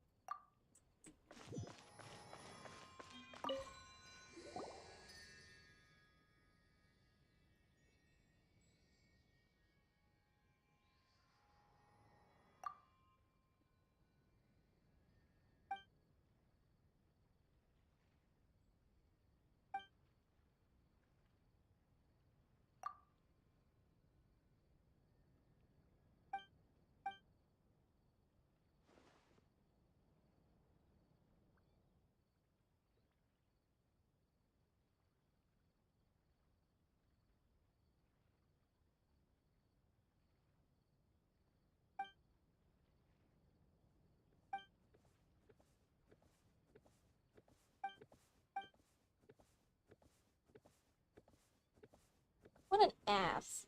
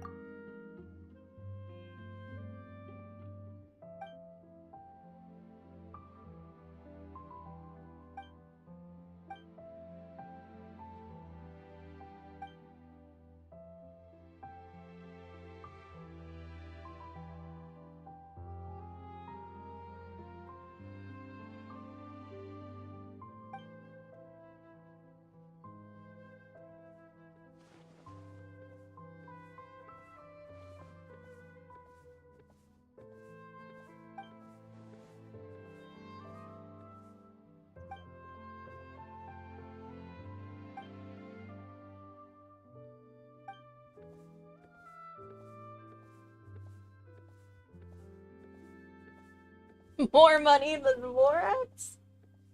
I'm not sure that's possible.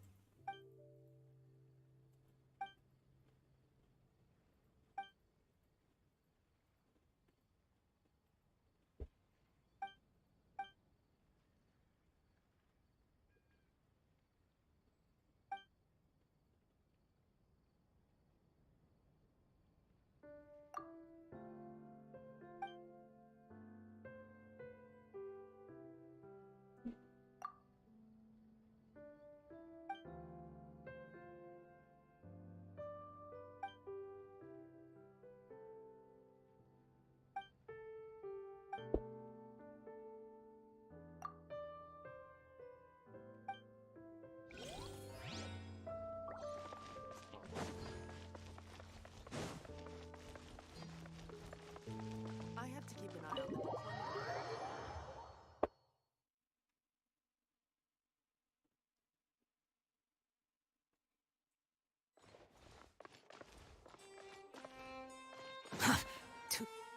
Oh.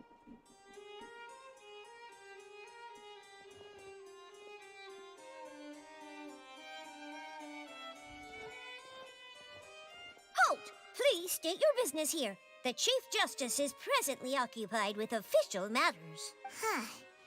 This place does look pretty heavily guarded. Guess that proves that Nervalet's files are really secure.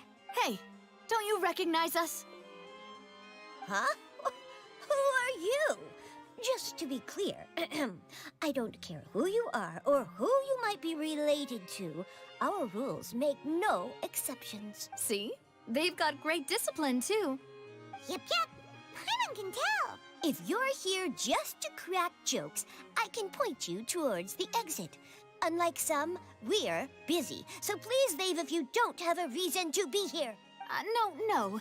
What I meant to say is, shouldn't you remember us from a few days ago? We were at the trial of the great magician Linny. Oh, yes, I remember. I read about it in the Steambird. You must be Linny's attorneys. It's all coming back to me now. We're here today to report and archive some information on a follow-up case. Is that even a thing? Of course. Don't worry. We're here on official business. You can trust us. All right then, I'll let you through. The Chief Justice is just inside. Thanks so much. Did she lie, or are we like... Please come in.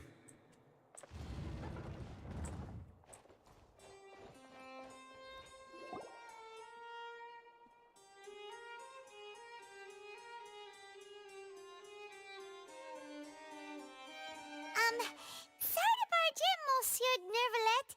We only lied to get in because we didn't know any other way. It's all right. Please let me know how I may be of assistance to you. So you're not mad at us? We're looking for a man called Vacher. He may have been an eyewitness in the serial disappearances case. If we can find him, we may be able to unearth some key information on the case. Ah, I see. In that case, please wait here a moment while I browse through the files.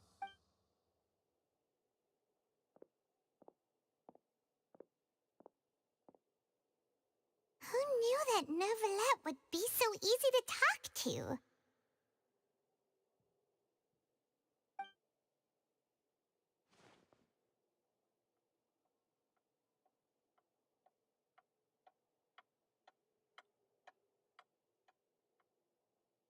Unfortunately, Oh, nothing? I'm quite certain that no one by the name of Vacher has been involved in any case, criminal or civil, in the past several years.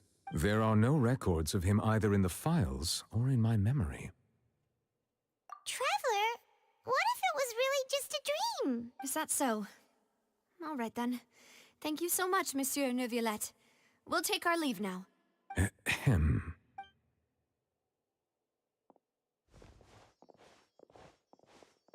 Miss Navia, I can understand how you feel.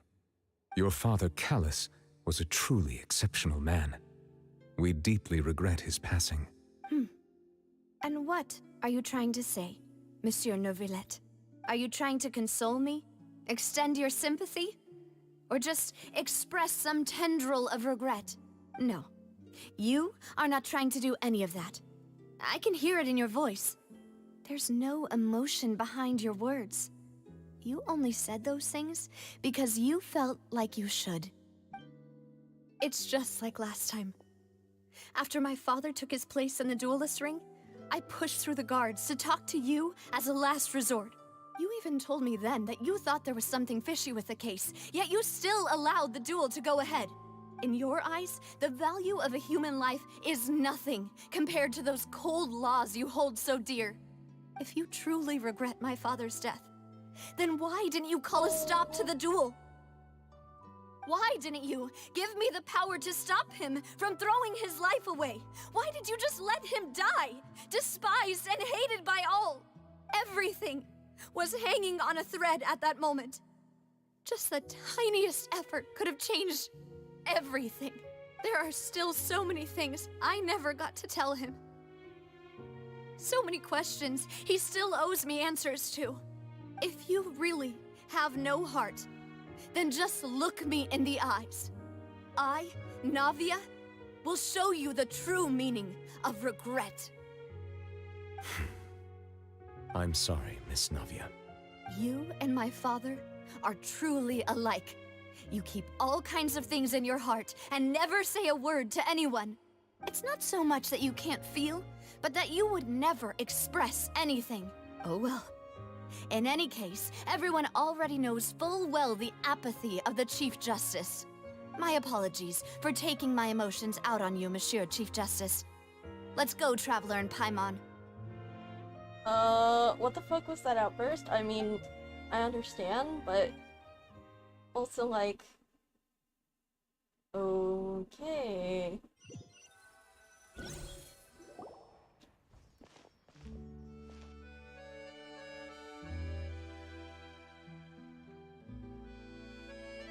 Navia, are you okay?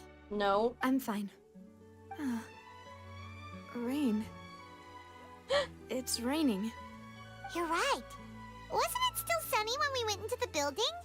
And there shouldn't be any active trials today. How strange. I knew it! He's the Now Hydro that I think of Dragon. it, on the day my father was convicted of murder, it was also raining. What is it? Did you think of something? Yeah, he was outside. It was uncovered and the rain could fall there. Why? Do you think the rain could have affected the crime scene? That thought has occurred to us before. We've even expanded the search area to try to account for that, but didn't find anything of value. Oh? Wait. You don't mean... So you're saying that the true murderer could have been turned into water? And then got washed away with the rain? Yeah. And if that's what had happened, then no one would have believed your dad, even if he explained what he saw to the authorities. I really think I found a true genius for a partner. You're completely right. How did I not connect the dots earlier? All right, let's go to Poisson. With this new lead in mind, we'll get to the bottom of my father's case for sure. Yeah, we're gonna make progress for sure this time. Do you want to go with me now? Or do you want to head over by yourself later? Great. Let's go then. Woohoo!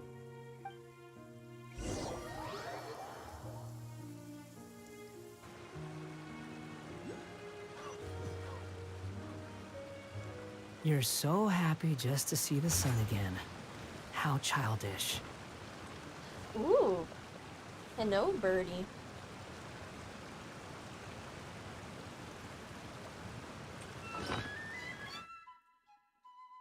Poisson. Poisson.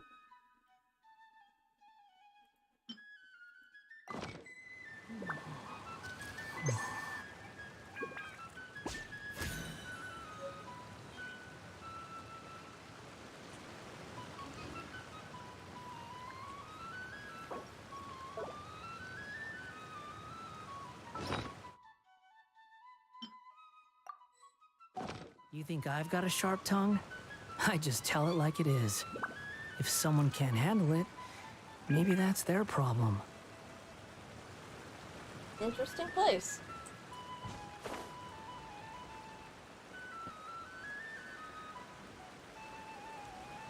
Oh.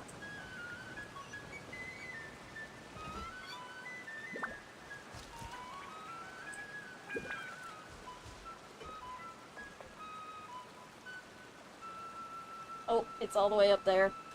Okay, yeah, maybe another time.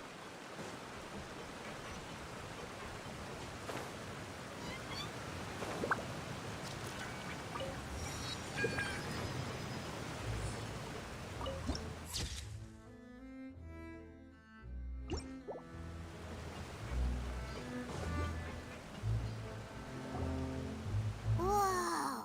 What a huge ship! Why would a ship be anchored at a place like this? There's no need to be so surprised. While it may look like a ship, it's actually Spina di Rosula's headquarters.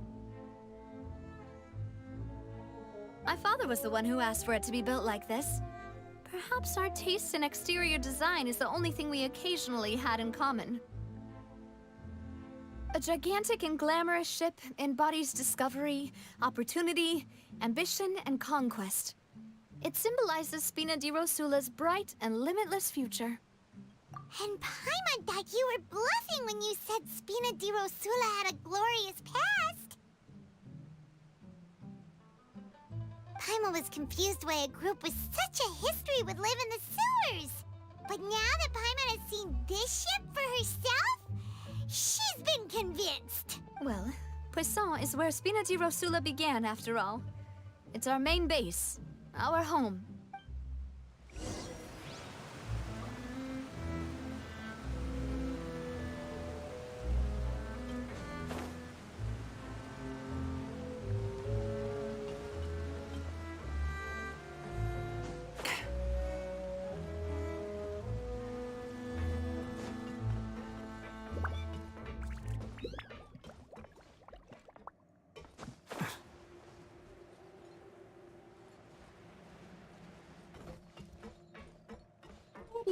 Hello, kitties, multiple, and of course an old lady.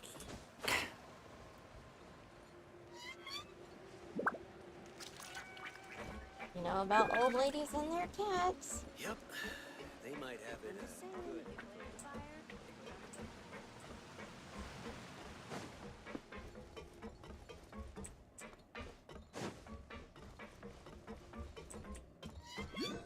Quit following me. Oh. Cutscene. Melus, we're back! Apologies for the wait, demoiselle, and our most important partners. You said before that you still had some business at the court. What brings you back to Poisson so quickly? About that. It's because my partner here reminded me of something really important. You see, what if my father's case had something to do with water from the primordial sea? You still remember, right, Melus? On that night, it was raining? Yes, the case was quite similar to that of Mr. Linney's. Both were what you'd call impossible murders. Could you tell us a bit more about what happened before? Yeah, of course. Many years ago, something called synth began to gain popularity in Poisson. At a glance, it was a kind of drink that could excite your mood and produce many pleasant hallucinations. Wait! Didn't that guard guy who turned into water also mention that the primordial water could be used to produce some kind of potion? Yes, he did. Considering what we know now, it's almost certain that synth is created using water from the primordial sea. If you drink synth for an extended amount of time, you'll suffer many side effects, such as losing the ability to focus or control your emotions. Child? And if you were to stop drinking it completely, you'll experience flashes of paranoia and anxiety while lacking energy to do anything. It's an extremely dangerous substance.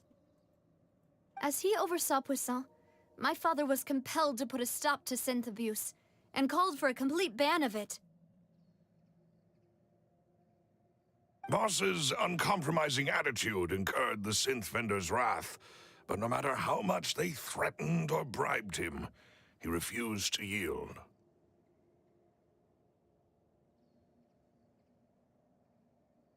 Not only that, Boss became determined to find the mastermind behind the synth operation and put an end to the problem once and for all. Yes, but the enemy was very cunning. So he could never get anything out of the dealers, all of whom only sold the stuff and weren't privy to the rest of the operation.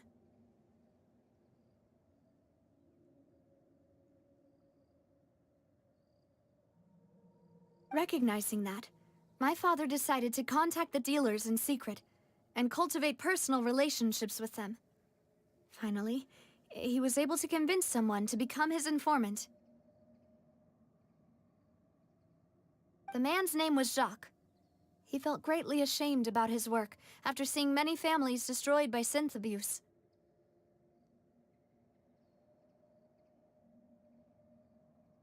That night, my father hosted a banquet at his countryside estate.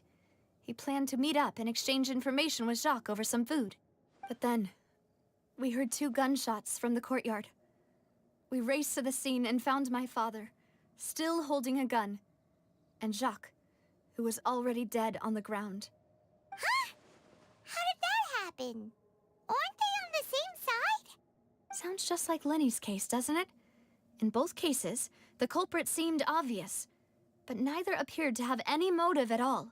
Looking back on it, though, I now believe the most important clue was something we all overlooked at the time. There were pieces of clothing left at the scene. Precisely. It's all thanks to you that I made the connection now. Back then, we all just thought they were some costumes that Jacques used to disguise himself at the banquet. But, considering it now, it's almost certain that they belong to a third person at the scene. With one extra person, we'll also need to reconsider why the 2 shots were fired. You're right. We still don't know what happened. But my intuition tells me that we're on the right track to figuring it all out. I'm finally headed towards the truth.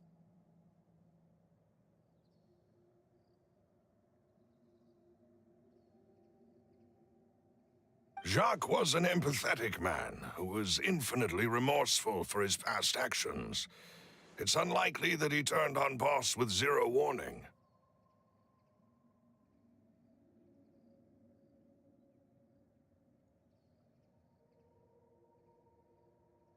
I think this third person is probably the key to the full truth. On that note, however, even though this will not please you, demoiselle, as your and your father's butler, I must still offer a word of warning.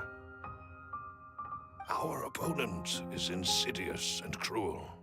They are extremely difficult to deal with, and Boss has already lost his life trying to bring them to justice.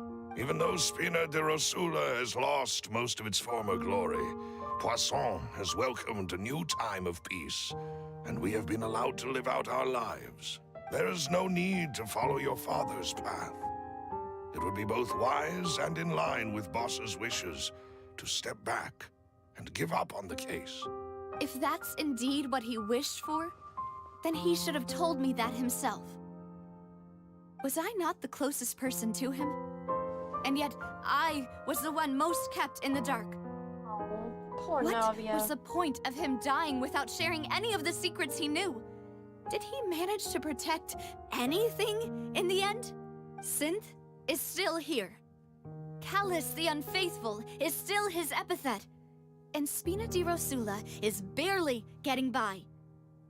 Nothing has changed. Did he think I'd just accept his meaningless death and live out my life just as meaninglessly?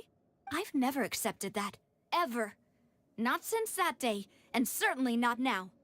I want to find out the real answer for everyone's sake. For the missing girls, for the victims, and for myself. Navia. This is indeed the best moment to act. Your partner appears to be quite reliable, and more importantly, demoiselle, I think you're also ready to take this on. So you do know something else, Malus. Yes, I do.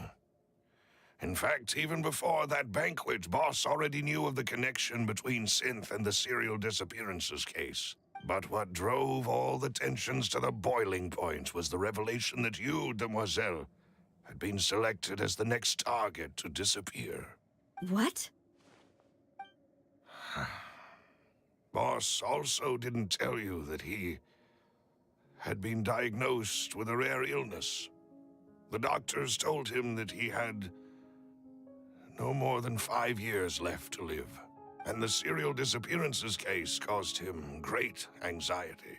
5 years was nowhere near enough time to resolve this long-standing conflict, but once he passed away, all the danger would pass on to you.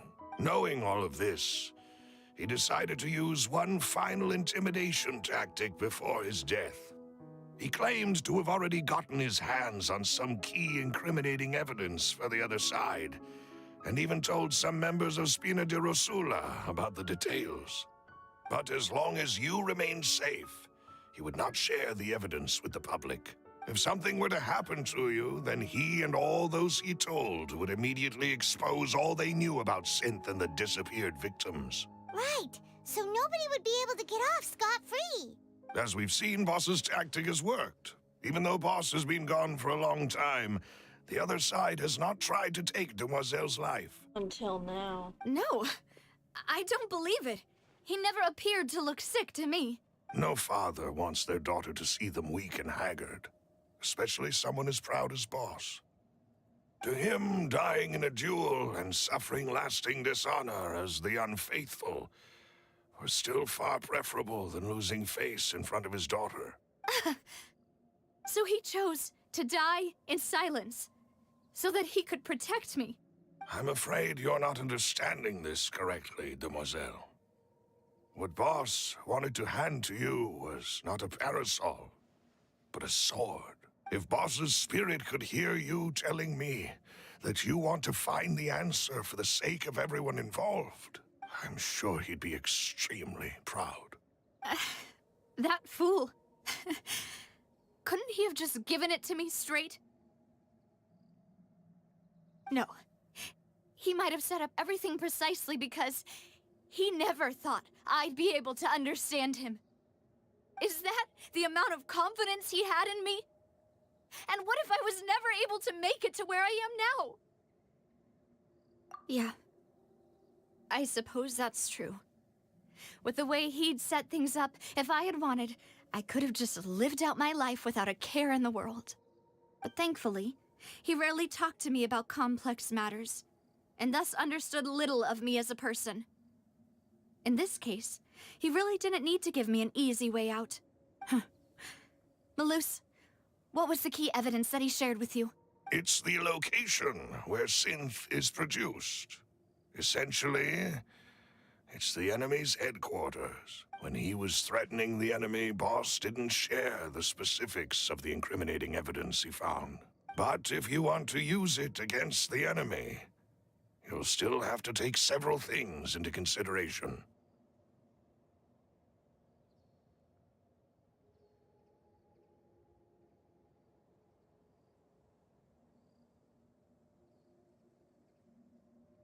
Why?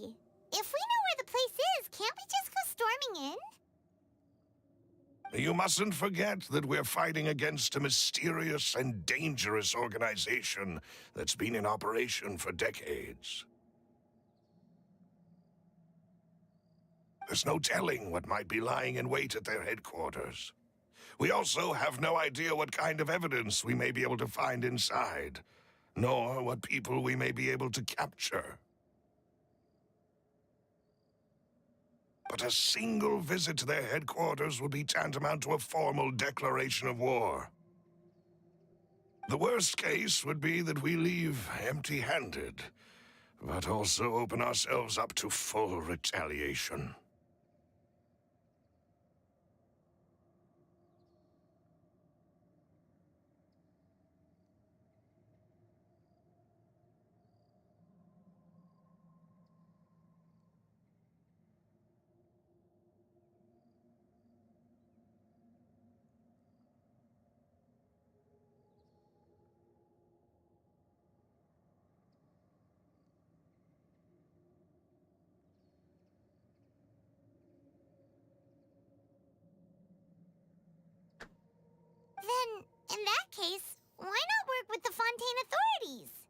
you saw one of them dissolve during Mr. Linney's case. We have no idea just how thoroughly they may have been infiltrated. Huh. That's true. Seems my father really had no choice. But things are different now. It should be a lot easier to prove the other side's guilt, now that we've connected Synth with the disappearances case. You sound like you've put a lot of thought into this, Maloose. I am the butler, after all. I live but to serve the boss and Demoiselle's will. I've always been willing to take on any kind of risk for your sake. But considering my relative lack of ability, I've spent my time keeping secrets, performing basic investigations, and waiting for the right time to come.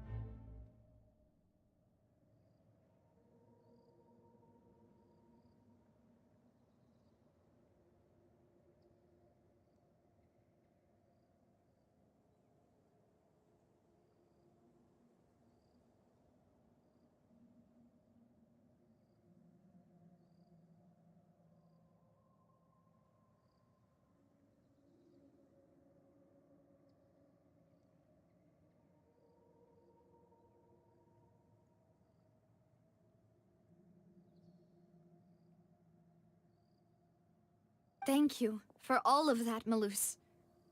Have you discovered anything new in the past few years?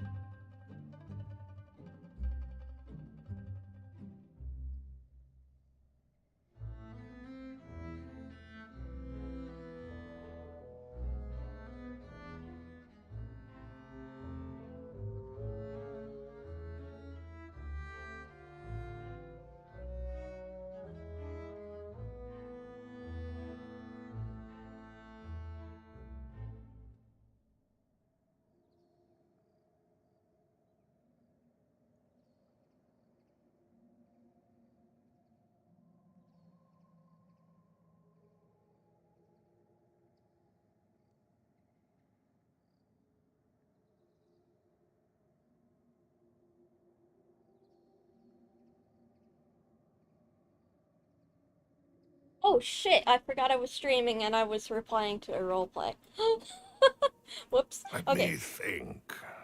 One conclusion I came to is that the enemy must be quite familiar with Spina di Rosula, or at least have an informant planted here. When I announced orders to the organization's members on Demoiselle's behalf, I used to deliberately keep a few people in the dark and observe the reactions of the synth vendors. If the vendors didn't change their plans, then the individuals informed of our orders must be innocent. If the vendors packed up and fled, however, then someone must have given them the news. After several rounds of testing and investigative tracing, I've narrowed the suspect list down to 3 people.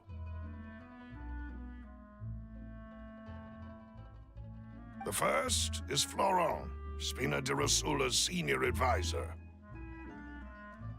Huh? Florent? Yes, surprising, isn't it? He was one of the people Boss trusted the most, which also means that he was someone who understood Boss really well.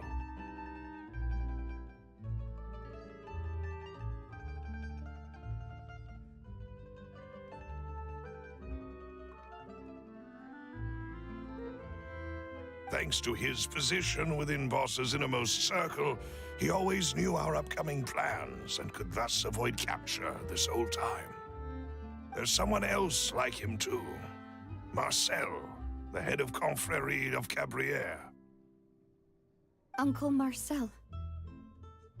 It's a guild in Poisson. Boss helped it to grow to its current size and prominence. In the beginning, they were only reselling some daily goods, but now they're one of the richest guilds around with a lot of business connections in the city.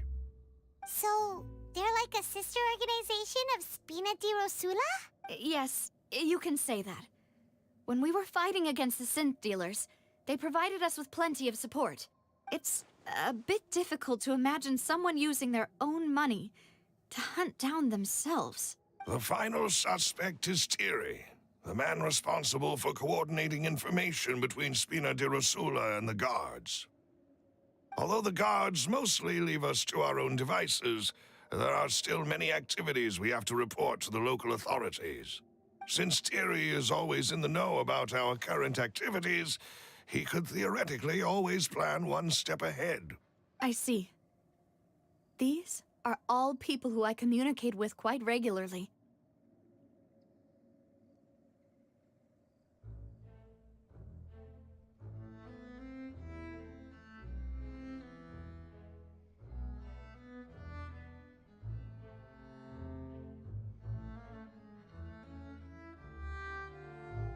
To think that the enemy we've been fighting against has been right next to me all along, among those I trust the most. It's almost too hard to believe.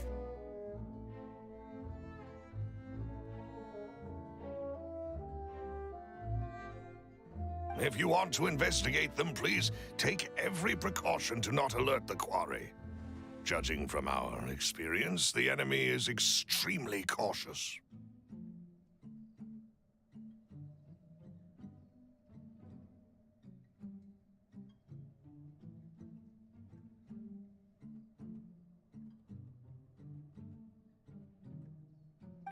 Of course. And thank you, Malus. You've provided us with a lot of great information. You're too kind, my lady. I'm just doing my duty.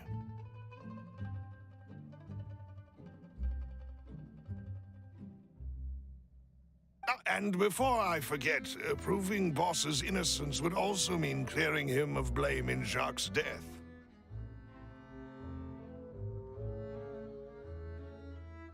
After that incident, Jacques' wife and daughter were taken into the Spina's care. They still live in Poisson today. If it might help, you could also pay them a visit. I can make the necessary arrangements.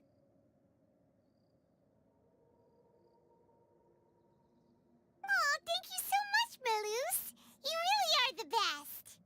A new case awaits, my dear partner.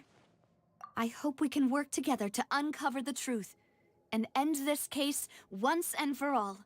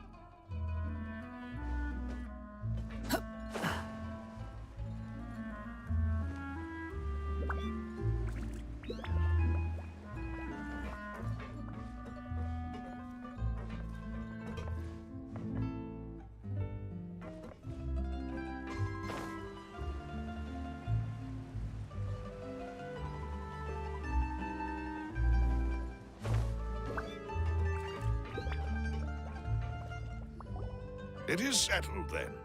Please excuse me, and enjoy your conversation at your leisure. Thank you for arranging everything for us, Malus. Excuse me, miss.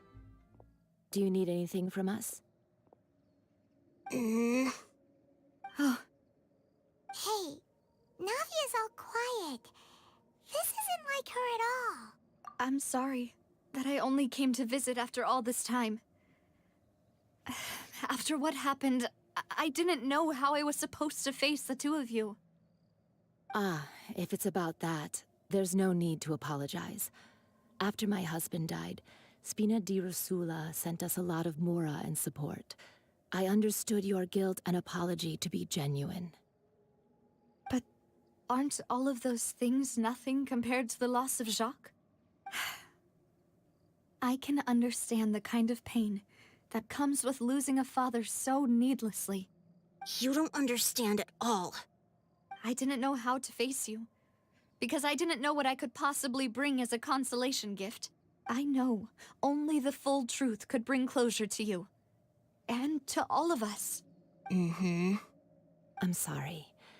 I appreciate the sentiment, but you don't have to carry all that guilt.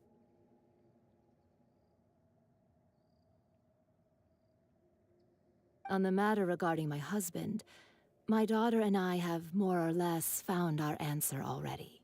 Would you mind sharing it with me? I really can't believe that my father could ever bring himself to shoot Jacques. I always knew that my husband's money was earned through others' suffering. He told me countless times that if he could turn back the clock, he would never go into the synth business again. He had many regrets, and felt that he took the idea of providing for his family too literally. For the longest time, he thought Mora was everything.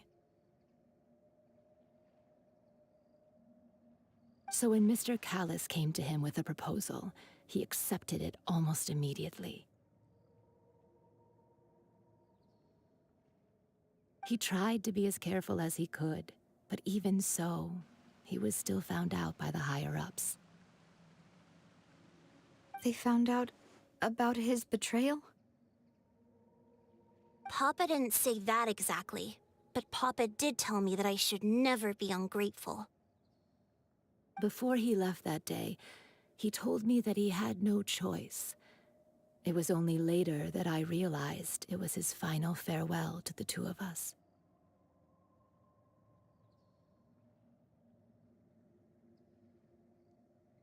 I don't know that for sure, but you could say that's the conclusion I eventually came to.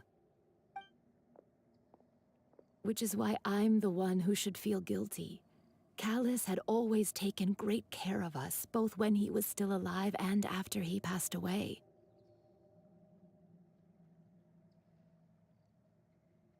Even if he fired the shot that killed my husband, it was likely in self-defense.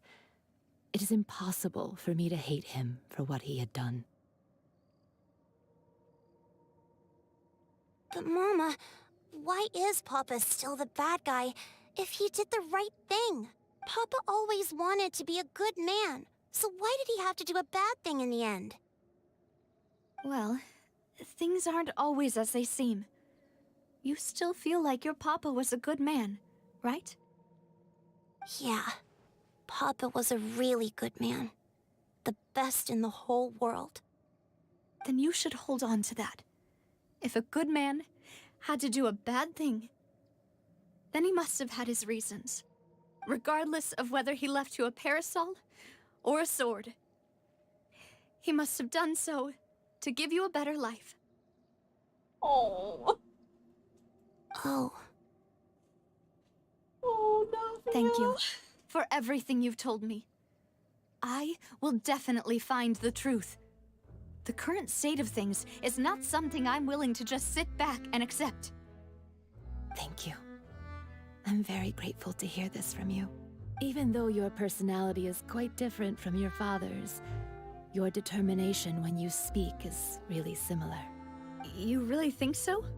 That's the first time anyone said that to me.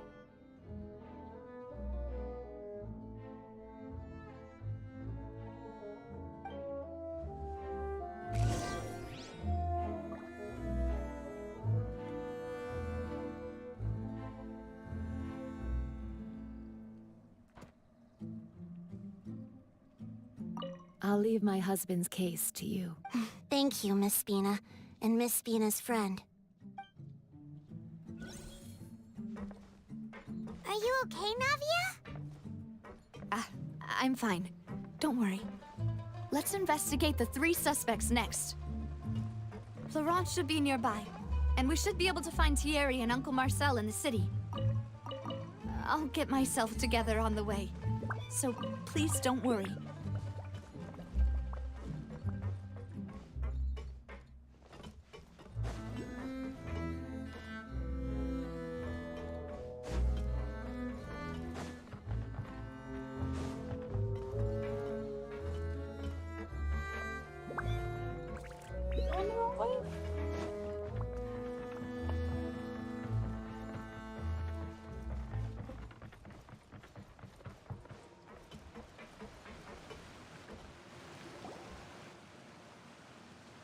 Greetings, boss. How may I be of assistance today? I'm sure you've heard about what happened at the Opera House. Someone got turned into water right in front of us. Yeah, I've heard. With something that dramatic, I'm sure journalists will milk it for all it's worth. And it'll be all the talk for the next several weeks. It also reminded me, on the day that the incident happened with my father, it was raining outside, and we found some clothes left at the scene. After my partner here put the dots together for me, I feel like we should try to reopen his case. Can you do me a favor and try to recall what happened that night? Let me think. Mr. Callis was feeling pretty upbeat that day. So he was drinking and bantering away with us at the table. After that, he told us that he wanted to go get some fresh air. So we let him go without thinking much of it. Who knew that we would hear 2 gunshots ring out right after? My first reaction was that Mr. Callis's life was in danger. So I grabbed my holster and made a mad dash toward the scene. But when I got there, it was already too late. Mr. Callis was standing over a dead body with a gun in his hands. All we could do was look back and forth at each other, not knowing what to say. So you also remember 2 gunshots then? Indeed. The guard said that the first shot didn't hit anyone, while the second killed Jacques. But I've never really bought that explanation. Reason being, Mr. Callis had left his gun on the table. I even made sure to confirm that before running to the scene. But according to the guards, that doesn't mean he couldn't have had other guns on his person. About the clothes left at the scene that you mentioned. Do you think there was a third person there who was turned into water? At least from our perspective, my father had no reason to kill. So he would also have no reason to bring an extra gun with him. The gun he was holding probably belonged to Jacques, or a third person on the scene. Yeah, that makes a lot of sense. So you're saying Mr. Callis ended up with the gun because he seized it from one of the other guys? But hold on. If that's what had happened, then why didn't he share the truth with any of us? He didn't even want to face the Oratrice machine, and chose instead to prove his honor in a duel. Did he lose all faith in the courts after seeing someone dissolve right in front of his eyes? About that, Malouse told me a thing or two. So, I think I can understand why he committed to the duel. I'll tell you everything once the whole truth has been revealed. I understand. Then I'll leave Mr. Callus's honor in your hands, boss. And if I may just say one more thing. The whole Callus the Unfaithful epithet has been a thorn in my side since the day it was invented. Many people have laughed at me for still calling him Mr. Callus, even after so many years have passed. But it was Mr. Callus's trust that allowed me to rise through the ranks of Spina di Rosula and live the life I lead today. No matter what others might say, he'll always be the man I respect the most. And he'll always be my boss. Don't worry. I will definitely find the truth. You and all our other comrades at the Spina deserve to know the truth as well.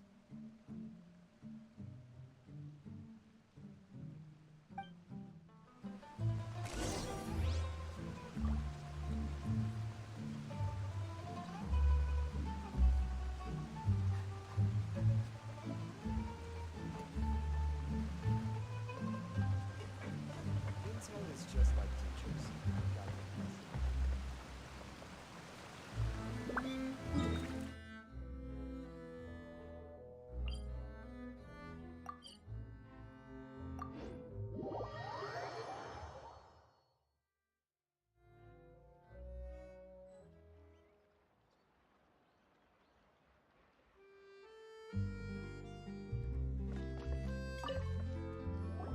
Hey, Thierry! It's me! Oh, now, what brings you here, Miss Navia? I've heard that you made quite the name for yourself at the Opera House.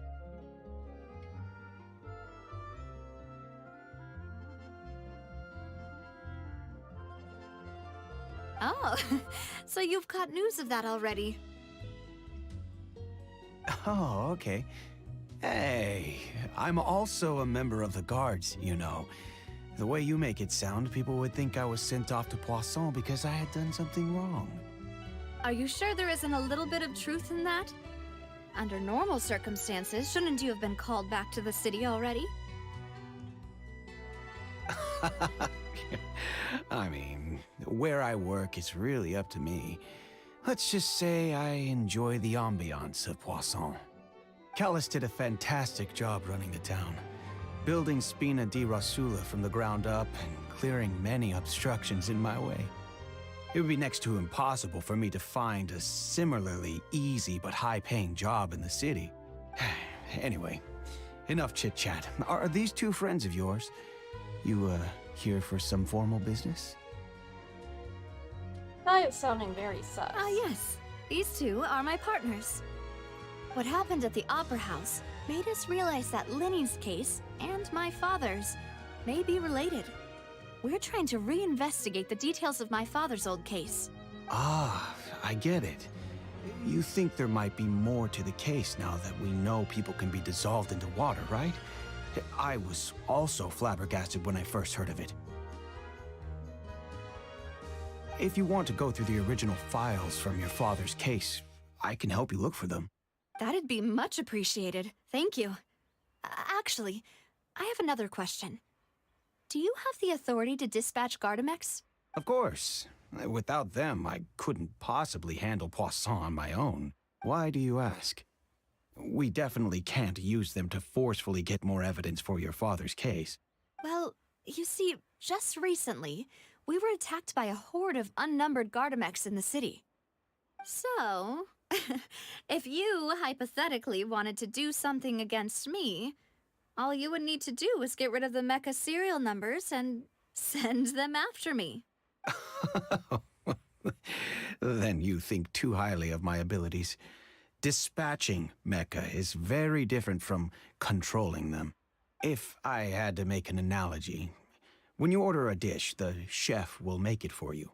You can ask the chef to cook, but not to massage your shoulders or carry your baggage. If you try to make unreasonable demands, the chef would just think you're out of your mind and ignore you completely. The same goes for me and my Gardamex. Removing a serial number is also not as easy as you might think. There are a lot of complex steps to it, and it's almost impossible to keep it a secret. So I can promise you, those mecha were definitely private units. They're certainly not cheap. So, whoever their owner is must be super rich, powerful, or both. Now that you mention it, though, being in the synth business would definitely be profitable enough to afford this. Oh, then you're officially in the clear, Thierry. Oh, well, thank you for the vote of confidence, Navia. Jokes aside, I'd like to wish you all the best with your investigation. I'll be staying in the city for a little while, so just come find me if you need any support from the guards.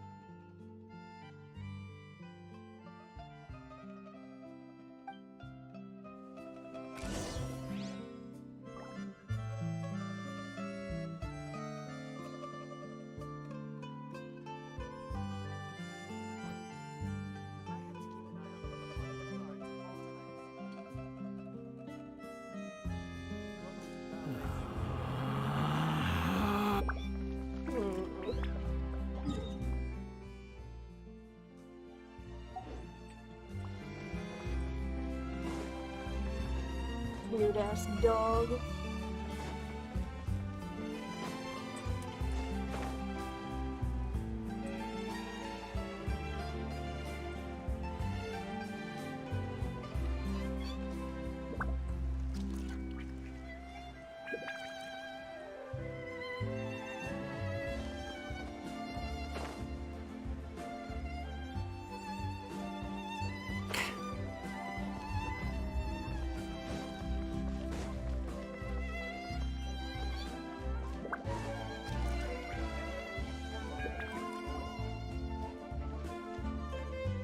Hello. How may I help you? I'm here to see Marcel. Could you please let him know? You can just say Navia's looking for him. Sure. I will let him know right away.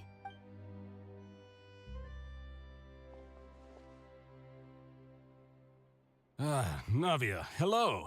Sorry to keep you waiting.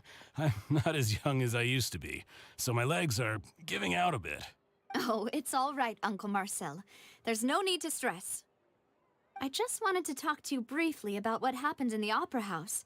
I'm sure you saw everything too, right? Yes, I've never seen anything so strange. Oh, you were at the Opera House too? That's right. I went there with Navia to see the magic show. Who knew it would turn into a whole murder mystery? I also witnessed your marvelous sleuthing work. Quite impressive. To beat the Hydro Archon at her own game on her own turf, I can already imagine everyone in Fontaine discussing your exploits over a few glasses of wine. Oh, Paimon doesn't want to become the talk of drunkards. Apologies. It's just how Fontaine is as a nation. Everyone loves drama and theatrics. Uncle Marcel, you've also noticed that other thing, right? The fact that humans can dissolve in water?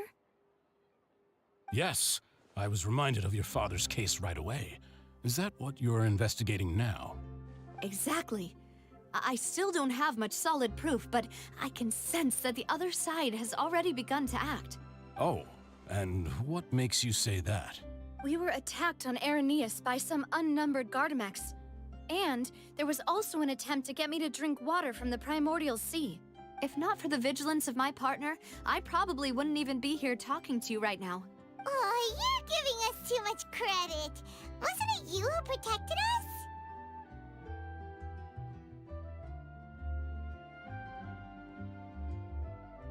Alas, it seems things are heating up again. The peace that Callus sought so dearly will soon become a thing of the past. But rest assured, Navia, Poisson will always remain a safe haven for you. If you're scared, you can always return there. Oh, baby. If anyone dares to lay their hands on you there, the Confrérie of Cabrières will use its funds to the last Mora to bring them to justice.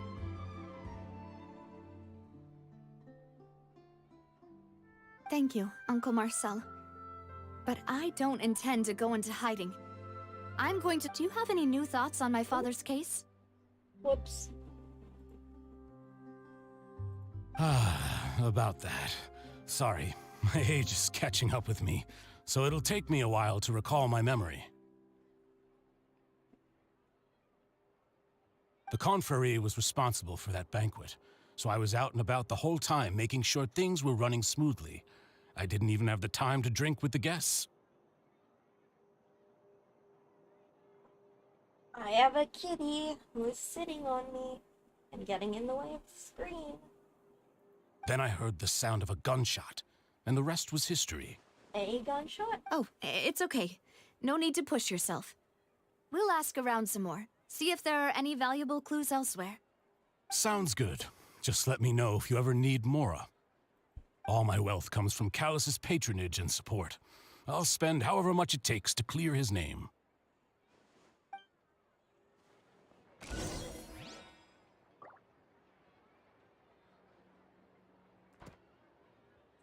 This can work. I'll just treat them as new samples.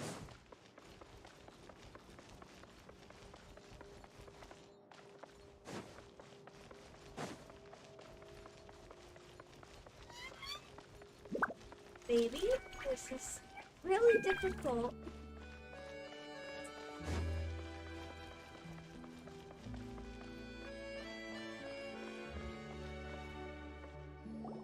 We've talked to all three suspects, purely based on their conversations with me. None of them sounded particularly suspicious.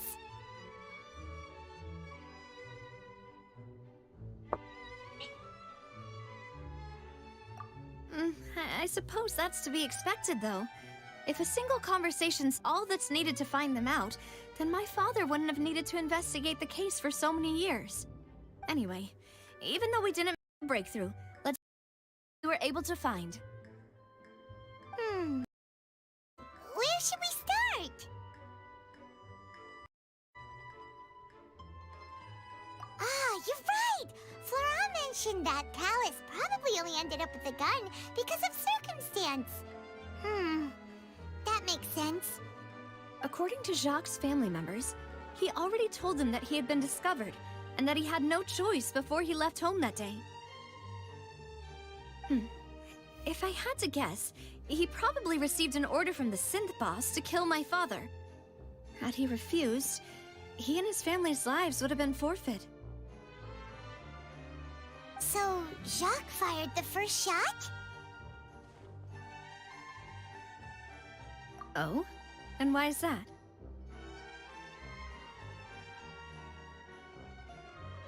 Ooh, that's a good point. Jacques probably already knew that he was just being used as a tool for murder. And once he had completed his mission, he'd be of no more use to his boss.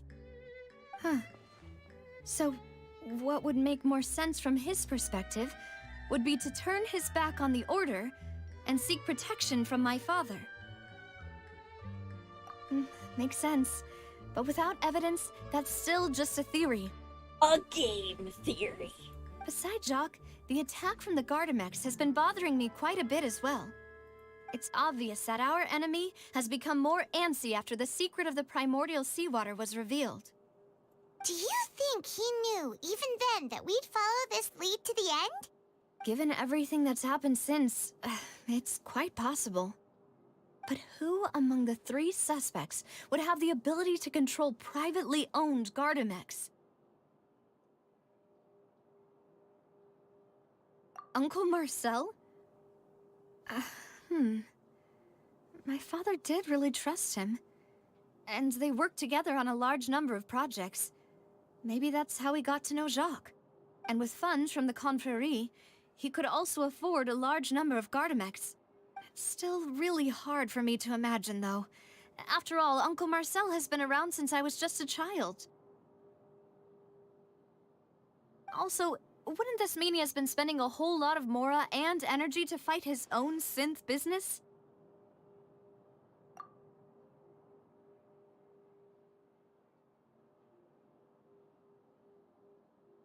Thierry, you say? It is possible that he's figured out a way to convert the Gardamex for personal use, but I didn't feel like he was lying when he was talking to us about the mecha. I also don't think he'd be able to keep that kind of tampering under wraps. Yeah, had he actually tampered with the mecha, we'd be able to prove it with a simple check of the guard's inventory. If the mecha were taken from the guards, it should be pretty easy to find out when and how that happened. Florent? It is true that he was closest to my father, and thus had the best chance of learning about his dealings with Jacques. But as Spina di Rosula's advisor, his work mostly deals with personnel and security, so he shouldn't have much means when it comes to finances. So you're saying he's too broke to afford a mecha army? Exactly. He can't. And even if he could, I don't think he would be able to dispatch a whole group so quickly. Who could it be?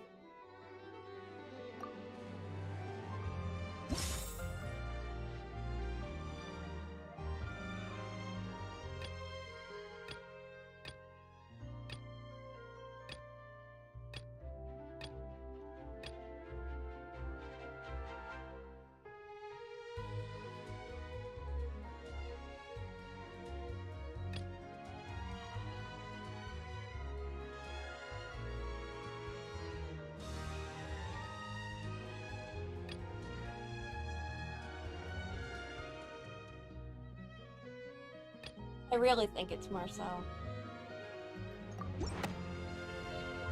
You know, if you think everything through, Uncle Marcel is indeed the most suspicious of them all. Could we be missing other suspects? Malus didn't know about the people turning into water thing when he narrowed it down to these three, did he? Malus has always been very reliable, and his judgment of others' trustworthiness has been fair and well considered. When he laid out his case for the three, the rationale he gave me made a lot of sense as well. The suspect is knowledgeable about the Spina's internal affairs, has the means to dispatch Mecha to assassinate us, and possesses significant intellect and foresight. Even if I don't want to believe it, I'm starting to see how things could all tie back to Uncle Marcel. Well, we still have another trump card on top of all the theorizing and speculating. Yes, Malus did say that charging straight in there would be extremely risky. But we don't have any other options right now. We need far more solid proof before we can hope to go charging in on our enemy. Navia, here you are. Oh, I've been looking for you. Huh? Aren't you the guy from the guards? Did something happen? Yeah. News came from Irenaeus just after you left. We've got another trial on our hands. Wasn't that place built specifically for holding trials? What's so newsworthy about this one? I know. But they said the person they're putting on trial is a Fatui harbinger called Tartaglia. What? Is that someone you know? Yeah, we know him. Maybe even a little too well. Well, he's been accused of being the true culprit behind the serial disappearances case. It's absurd, don't you think?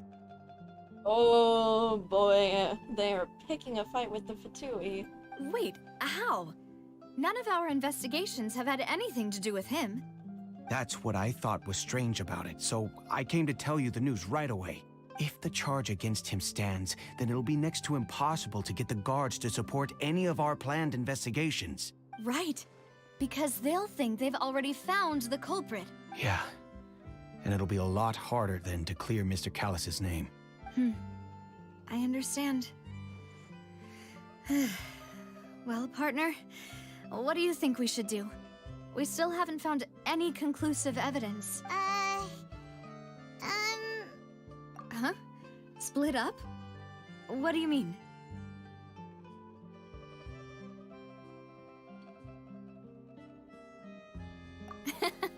Just as expected of my partner.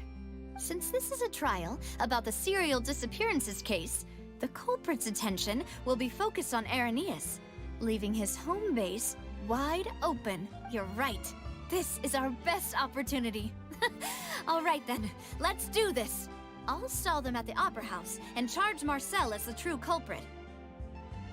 I won't have any chance of making that charge stick, though, unless we find more evidence.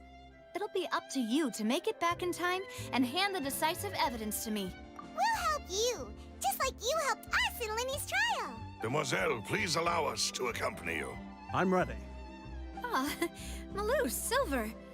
When did you two get here? We heard that you'll be leaving Poisson and figured that you might require our assistance. It's our hope that your confidence will be bolstered with the two of us by your side. Thank you so much. Then, let's make haste for Araneus. Paimon, Traveler, I'll see you at the Opera House. See you then! Jesus Christ. And they're really trying to pin it on the Patui, which is funny. Now that Navia has set out for Araneus, we should also get going. The location has already been marked on the map, so let's head over.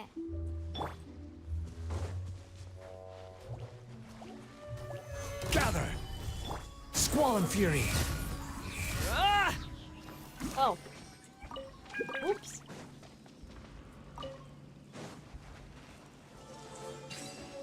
Ooh.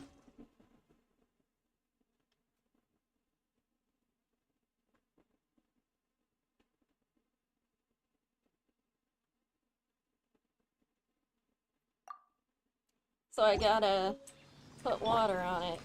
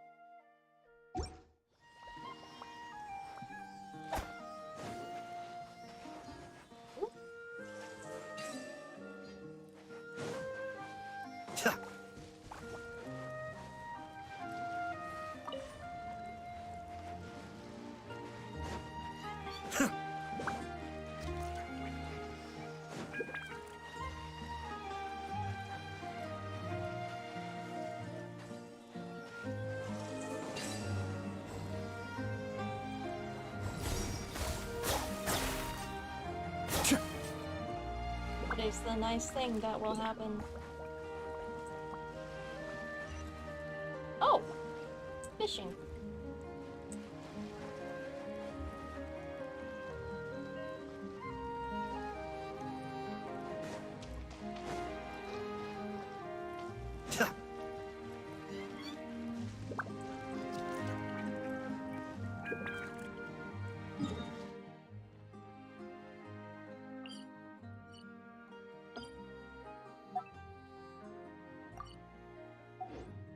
Okay.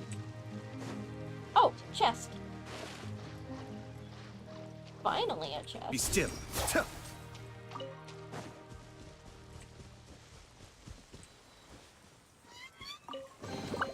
Oh, so Wait, you collect these? Hydrocrystalify.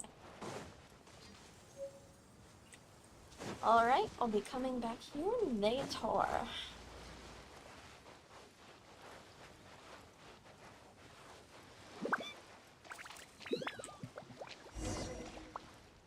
Huh. According to Malus's info, the synth production base is underwater. Let's go and try to find the entrance. How do I go underwater? Oh, there we go.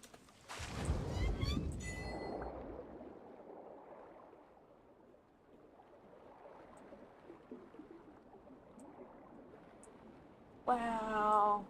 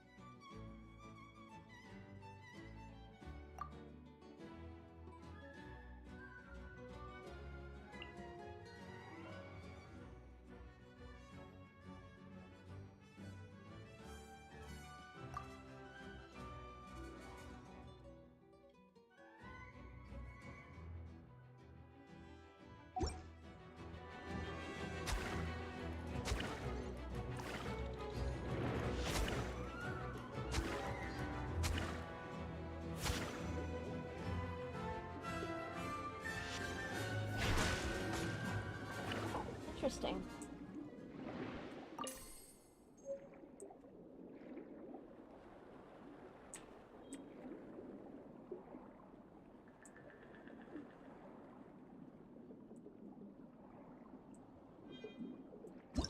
More?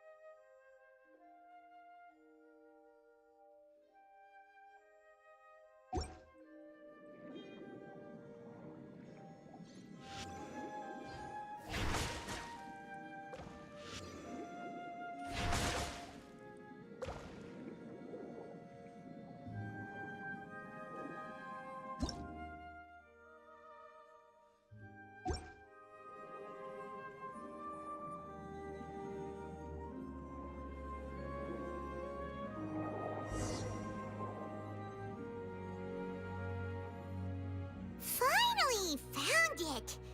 Huh. So this is the entrance that You can leads talk to the Synth underwater? production base.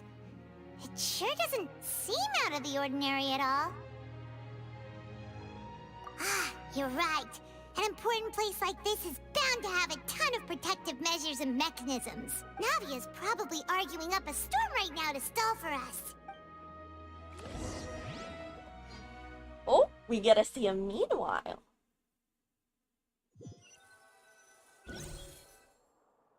Who is levying the charges, I wonder? It would appear that I must repeat my question again, Mr. Tartaglia. Do you accept the charge that you are the true culprit behind the serial disappearances case? To be perfectly honest, I don't understand your country's complicated court system, or the reason why I'm being charged with something I've never even heard of. However, I did hear that people who have been charged can choose to participate in a duel to clear their name. Is that right? In which case, as long as I accept the charge, I can have an all-out fight with that champion duelist Clorend, right? I've got to admit, that's one of the most enticing offers I've ever received. When I privately sparred with her last time, she was obviously holding back. Real disappointing.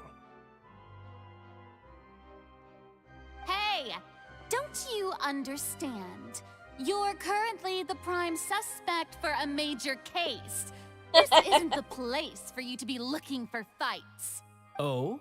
Sounds like the Hydro Archon wants to lecture me on the ways of the Opera House. Then why don't you duel me too? I'm the kind of student that learns best in the heat of battle. No. That's not what I meant. Alas, it would appear that communication with the defendant is going poorly. We have made very little progress. In that case, let me explain everything from the very beginning again. The goal of this trial is to determine the culprit behind the serial disappearances case. That case had nothing to do with him. You've got the wrong man. Huh? What's going on? Why is she interjecting again? I told you it couldn't be one of the Fatui Harbingers. Miss Navia, this is the second time you've interrupted the court proceedings. I only tolerated your behavior last time because you were able to provide the court with a key eyewitness. But that was an exception rather than standard court protocol. I can very well charge you with contempt of court for your interjections. Oh, please. Did you ever think I had any respect for this place's pointless theatrics? We can put that discussion aside for now. I'm not here to argue with you. I'm here to charge the true culprit behind the serial disappearances case. And if my charges prove true, then Tartaglia here will be proven innocent by default, correct? Oh, a young lady has charged in and offered to clear my name. How fascinating. Well, I'd gotten half bored to death by all these rules and procedures anyway. So I'll take you up on that offer. So, Your Honor, is there nothing else for me to do now? You may take a seat for now in the audience, but that doesn't mean the suspicions against you have been lifted. Now then, Miss Navia, who is the person you would like to charge instead? person is...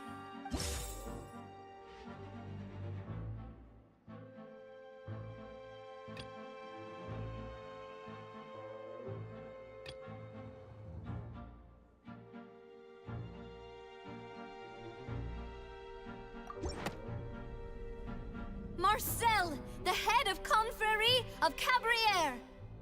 Huh? What confrérie? Never heard of them in my life. I've heard of them, but weren't they Spina di Rosula's sister organization? Oh, is this going to be a friends to enemies type situation? Please let me remind you, Miss Navia, that charging someone is an incredibly serious matter. Committing to the charge also means taking on the legal responsibilities associated with it. And if the charge fails, depending on the circumstances, you may also be charged with the crime of making a false accusation. Knowing this, do you still wish to charge this man?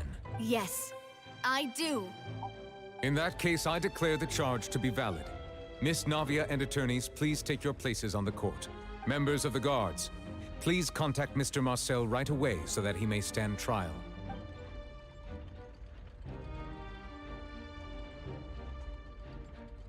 Mr. Marcel, you will not require an attorney. Is that correct? Apologies. It all just happened so quickly. I still haven't figured out what's going on. I think an attorney won't be necessary. This is probably just a misunderstanding between me and Navia. Very well. In that case, since both sides have now arrived, Miss Navia, please present your charges. I would like to take everyone back to 3 years ago, to the case of Callus the Unfaithful. Only through elucidating what really happened in that case can we connect all the dots for the serial disappearances case. Navia, do you really think that I was the one who killed your father? Come on, why would I do that? Callus was my benefactor, and remember both you and I only ran to the scene when we heard the sound of a gun. If that's enough to make me a suspect, wouldn't that make everyone at that banquet a suspect as well? I think there's no point in getting into the specifics right now. The audience doesn't even have the big picture yet. Even I'm struggling to remember some details of that case. Exactly correct, Your Honor. I must refresh everyone's memory about that case before I can explain my charge and reasoning. I see. In which case, I will recount the findings about that case as originally recorded by Maison Gardiennage. On the day of the murder, Spina di Rosula hosted a large banquet in a countryside estate owned by the Confrérie of Cabrières. During the banquet, all attending guests heard 2 gunshots from the courtyard. When the guests arrived at the scene, they found the primary suspect, Callus, holding a gun, while his acquaintance, Jacques, lay dead from a gunshot wound. The guards' investigation did not recover any other firearms from the scene.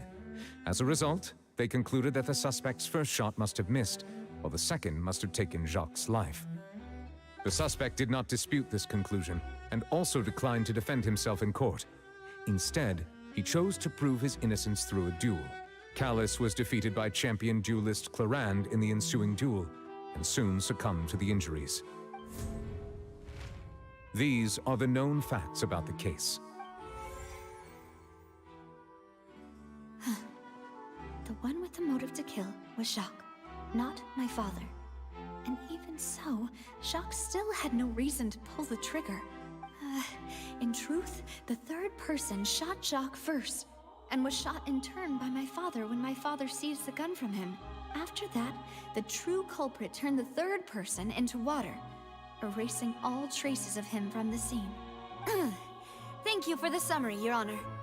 Of course, the guard's conclusion appeared quite sensible to us at the time. However, we should revisit the case now that we've gained new information about the abilities of water from the primordial sea.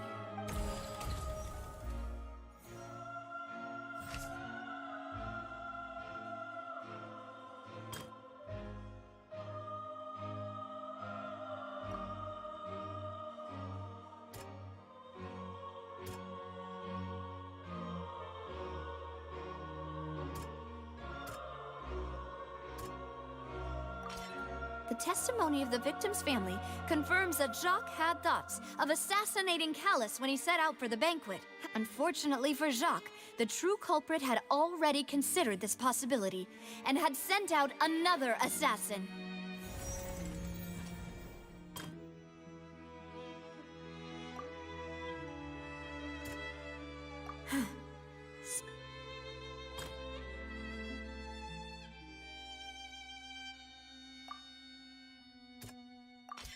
A pile of clothing was found at the scene. The guards once believed they were used by Jacques as a costume to disguise himself. But now, it is clear that the clothes were proof that there was a third person at the scene, and that they were turned into water after committing the murder. Since it was raining that day, the culprit was confident that they could use the rain to wash away all traces of their dissolved accomplice.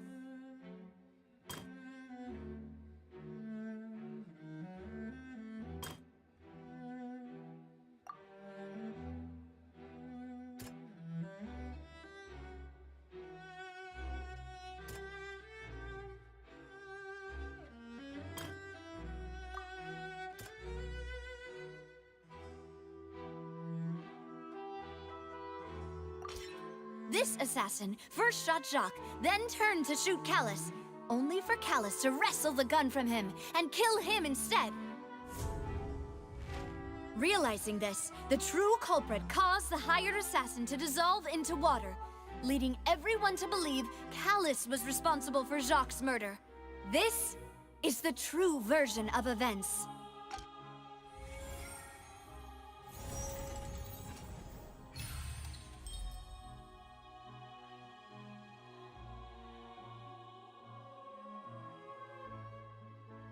Nice. I'm getting better at So these. that's what happened. Wait, you're telling me something as dangerous as water from the primordial sea has been used for all these years? What a great theory. It also explains Callus's and Jacques' respective motives. I guess they didn't shoot each other after all.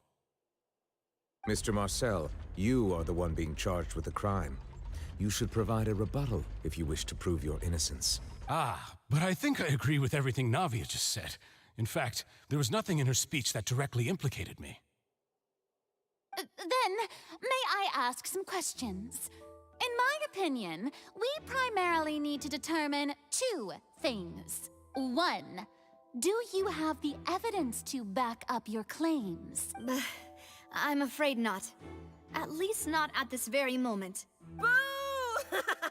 If you don't have any evidence, you should just go home! I may not have the evidence with me, but I know where I could go to collect it.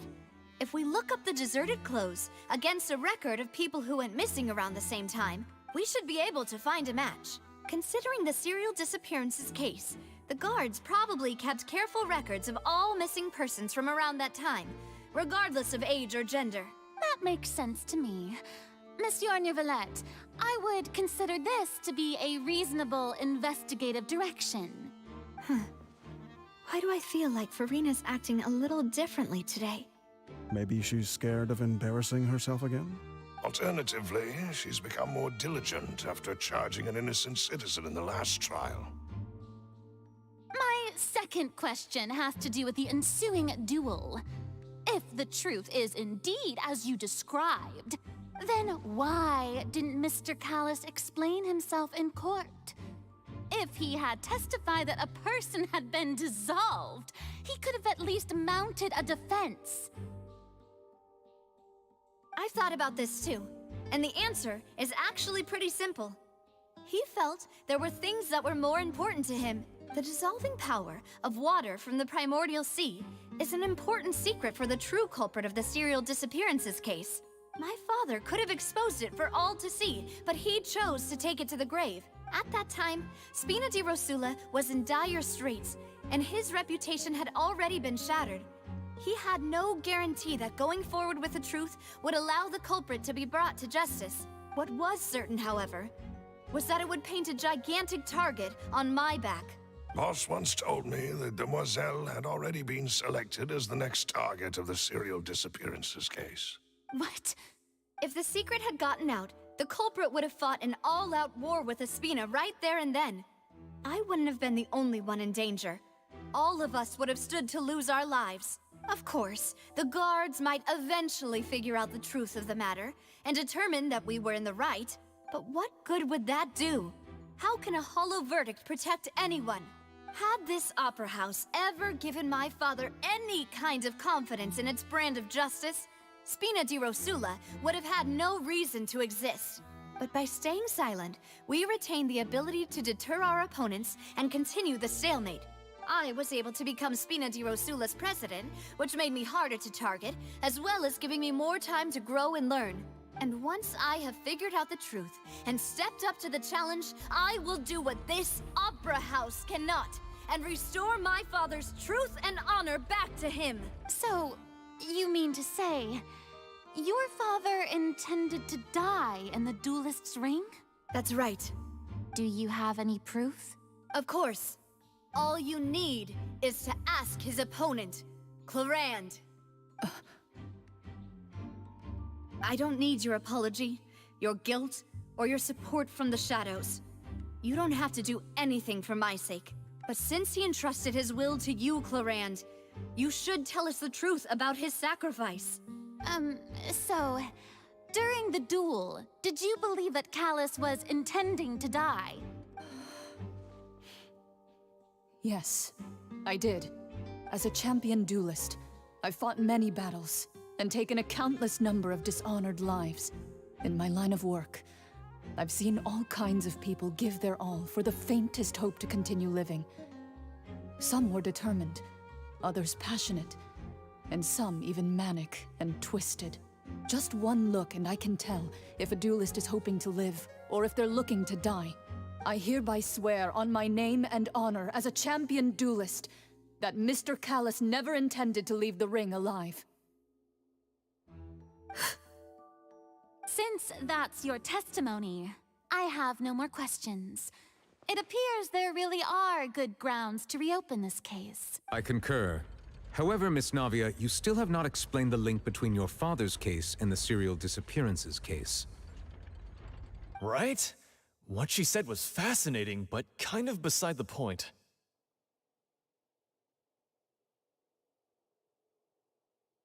Wait, weren't they just talking about the serial disappearances case? Of course, Your Honor. The two cases are connected via a matter of timing. In my father's case, the culprit intended to kill both Jacques and Callus. As a result, they planned to act after hearing 2 gunshots. And at the end of Linny's trial, the culprit also only dissolved the victim in front of everyone because they realized they were at risk of being identified. The culprit could only time their actions so precisely if they were already at the scene. Coincidentally, Marcel attended both the banquet and the trial. So that's why you suspected me.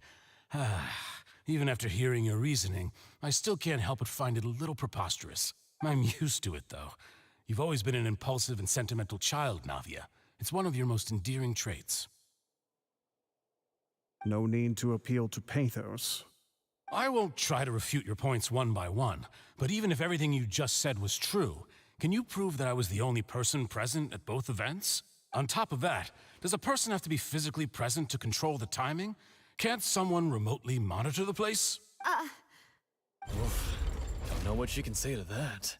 I know that even with that, you might still think you can reduce the list of suspects with some further investigations, until I'm the only one left on the list. Alas, who won't feel at least a little hurt by an accusation of murder from a girl you see as your own daughter? But if I were to dismiss this completely, you'd also think I'm not being considerate of your feelings. Ah well, let Uncle Marcel teach you another lesson. Do you know what the biggest flaw in your reasoning is? I suppose you're gonna tell me anyways. It's timing again. I'm a businessman by trade. From that standpoint, there's no reason for me to kidnap young women.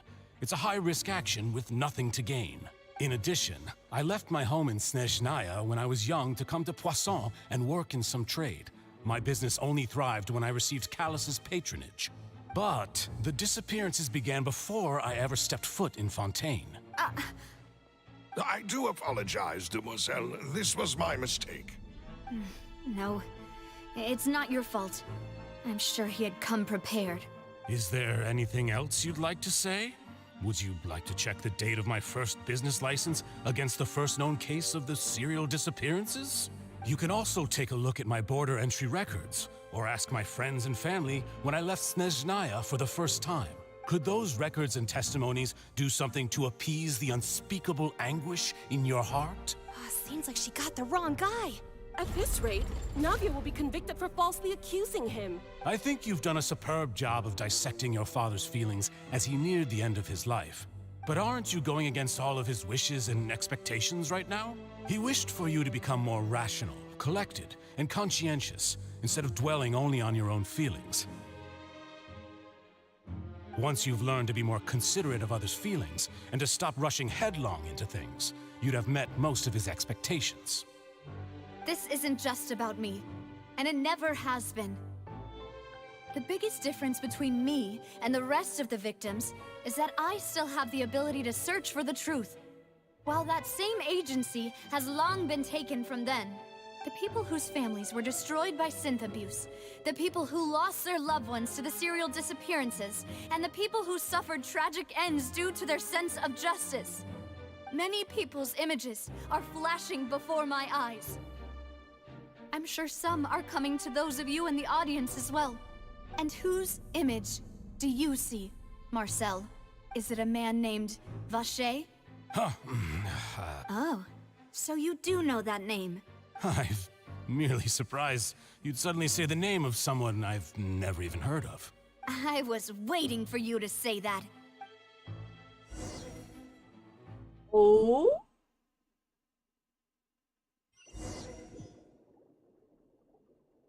Holy shit, Navia, you're incredible.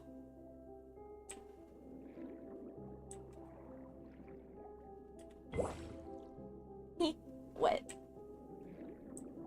No shit, you're wet.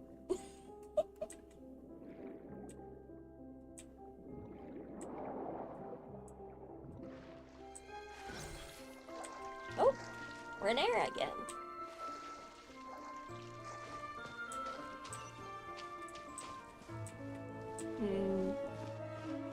What is that? Oh, it's a door of resurrection. A turret setup? Ooh, interesting.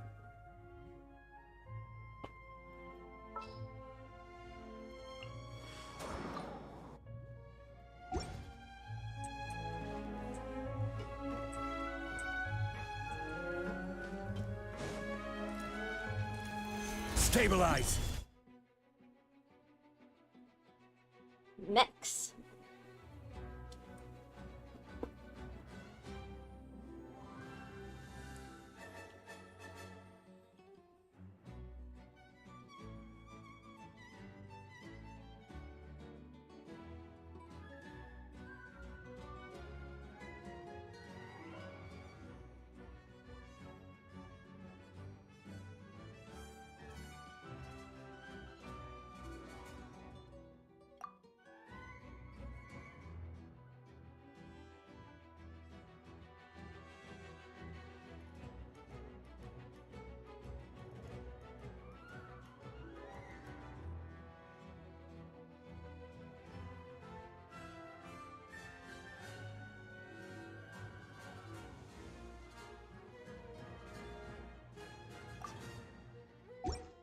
I don't know how to. Cascade!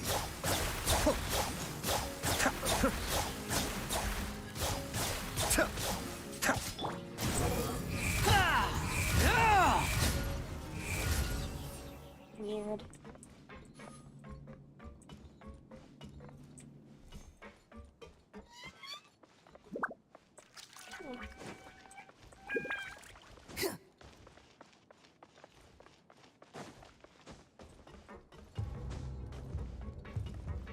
Oh, can't go back there. Interesting place.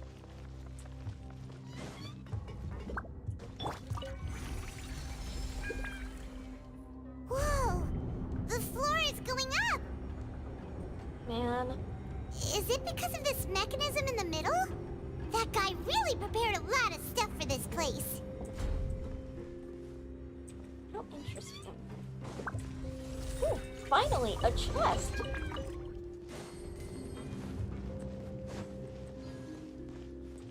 That is the first chest I've ever come across in Fontaine. That is really weird, actually.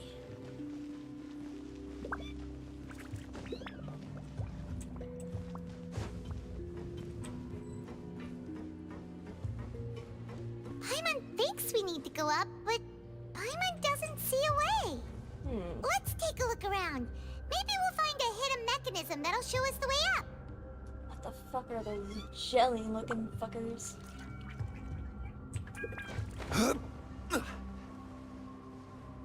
Down we go.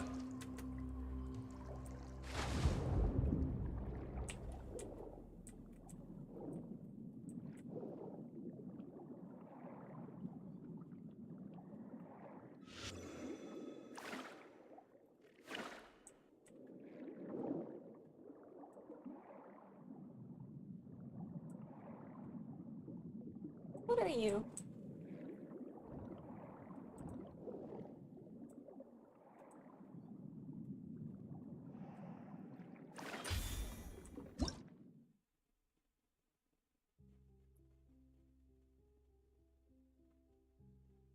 Ooh.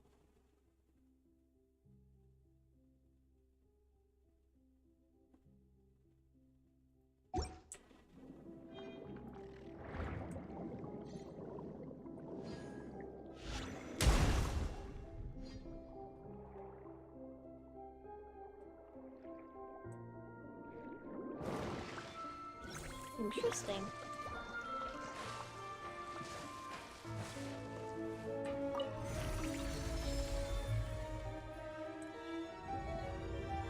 Ooh.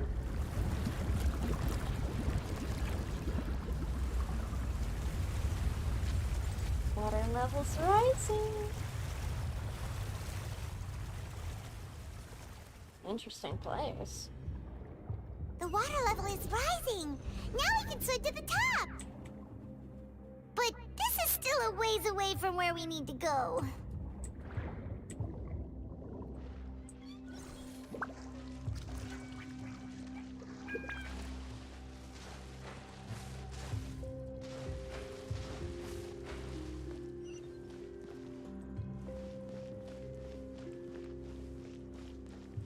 This is so interesting. Okay. Solidify!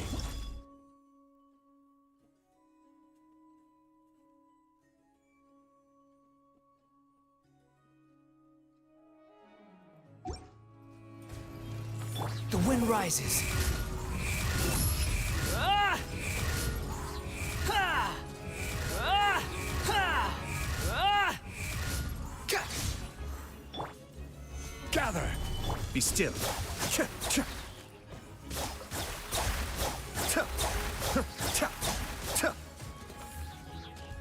Mind the deluge. Wretched vermin!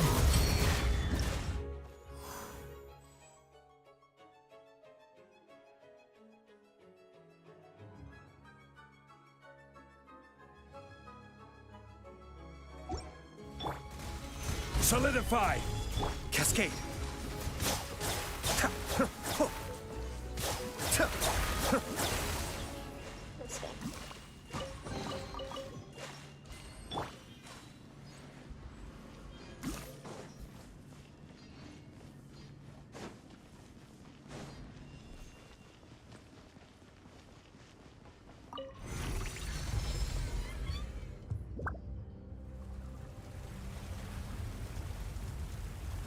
You know, someone could very easily drown in here.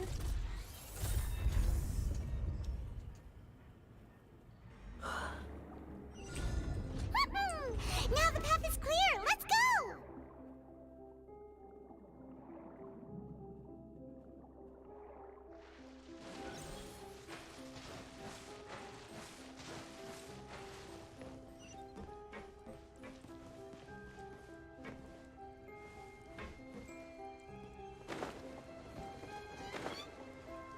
Very elaborate secret base. Ooh. Pretty.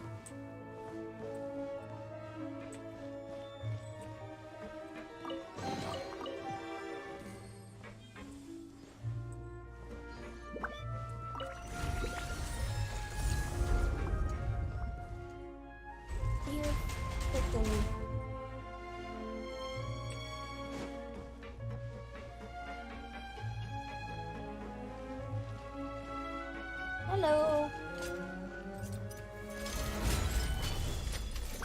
This is order. Be still.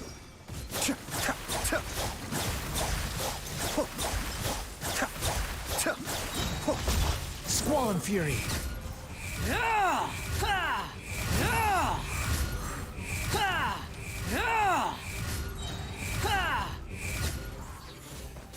Upon the gale.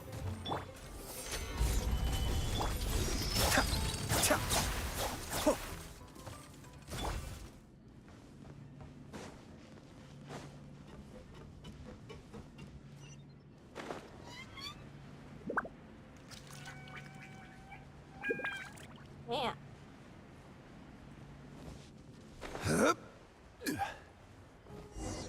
Whoops. After all that, we finally made it to the innermost sanctum. Though, as expected, the mastermind isn't here. That's right. Then let's hurry up and find some evidence so we can get back to the Opera House and help Navia. Hopefully we chose the right person.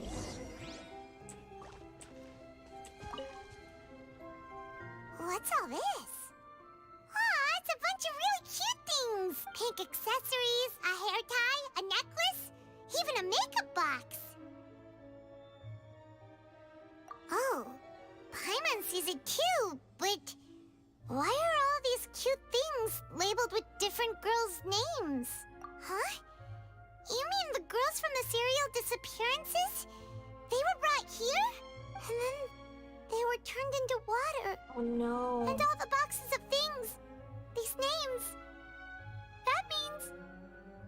Oh, this is terrible.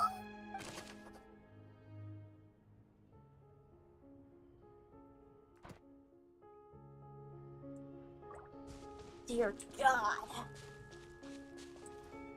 Is this...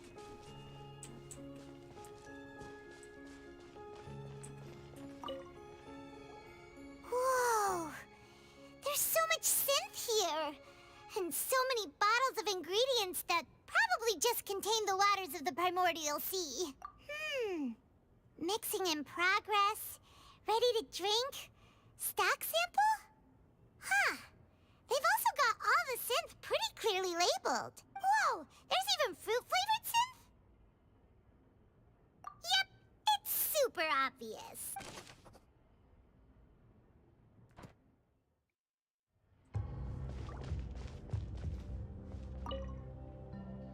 What's this over here? Looks like some kind of place for research. Experiment number 16 aims to verify Jacob Ingold's research conclusions on the primordial sea and use his theory as a foundation to achieve a breakthrough. The experiment was a failure. No individual managed to resurface from the water from the primordial sea. Female specimens 22, 23, and 24 were dissolved. Sorry, Traveler. Paimon will try her best. It's just that Paimon's never read something so scary before. How can someone write something that terrible in such a matter-of-fact tone? You read the rest. Paimon's too scared to keep going. So that's why he did all of these experiments. But did he really think he'd be able to find a way just by dissolving people over and over? That's just insane! Huh? Isn't that the name you heard by the fountain? Paimon thought he was an eyewitness in the serial disappearances case. Ah, you mean Vache is the one who did all of these... experiments? So that's it! Vache was no victim, but personally took his lover and... No, that's not it either! If that's the case, why would he want people to resurface from the water? In any case, Paimon will write it all down.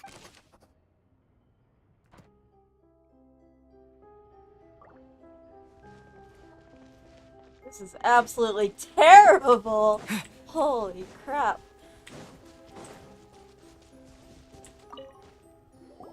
Let's see what's written here. Nothing has escapes Detective Paimon's eyes. Callus. Navia's father. Oh, this seems to be an investigation report on him. Yep, it's about finding someone to assassinate Jacques and Callus because of a lack of confidence that Jacques himself would go through with it. This should prove the existence of the third person, right? We still have not determined the exact content of the key information Callus has passed on to certain members of his organization. The old dog's a real menace to deal with. Even if he abides by the promise he's made to us, he will still have the upper hand. He can act whenever he wants to make our lives miserable. The only option left is to remove him from the picture entirely. I concur. Let's send someone to kill him. He won't declare war as long as we don't touch Navia. Oh, seems like we've got a bunch of correspondence between the higher-ups. They're all just so evil.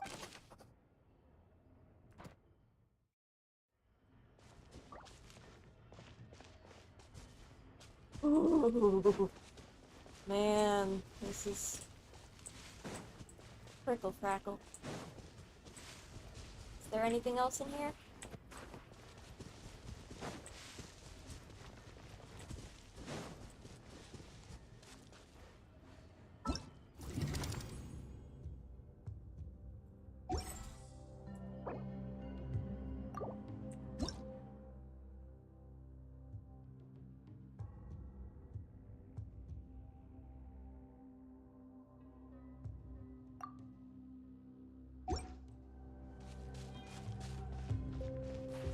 Ooh.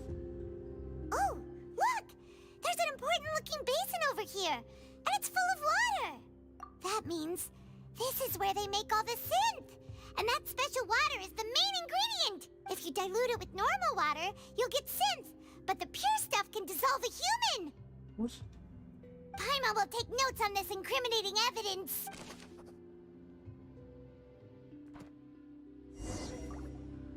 We've looked at almost everything here, and it seems like our theories were spot on. But, yeah, we haven't found anything that reveals his true identity. No wonder even Neuvillette wasn't able to find anything. Whoever it is probably destroyed everything to do with that name a long time ago. That way, even if we bring all this back to the opera, we won't be able to identify the true culprit. Sure thing. Paimon won't admit defeat to this guy either.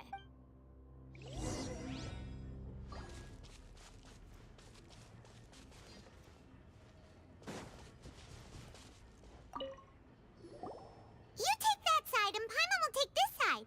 Check everything carefully. We'll find something for sure.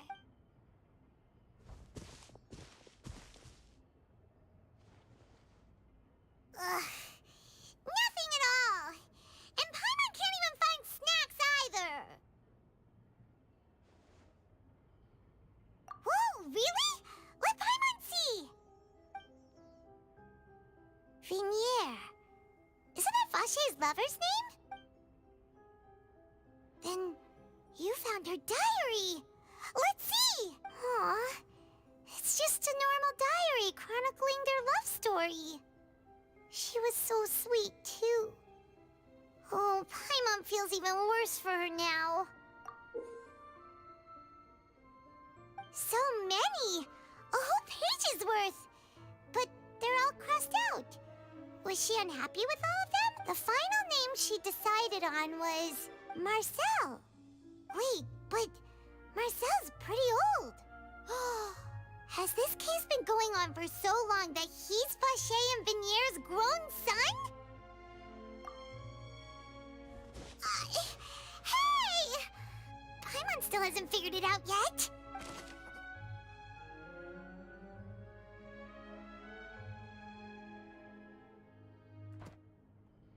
Knew it! I knew it was Marcel.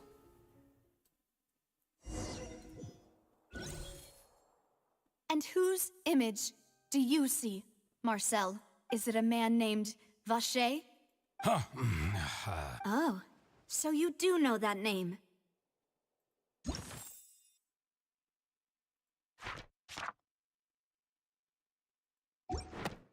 I'm merely surprised you'd suddenly say the name of someone I've never even heard of. I was waiting for you to say that. Navia! We're back! As expected of my partner.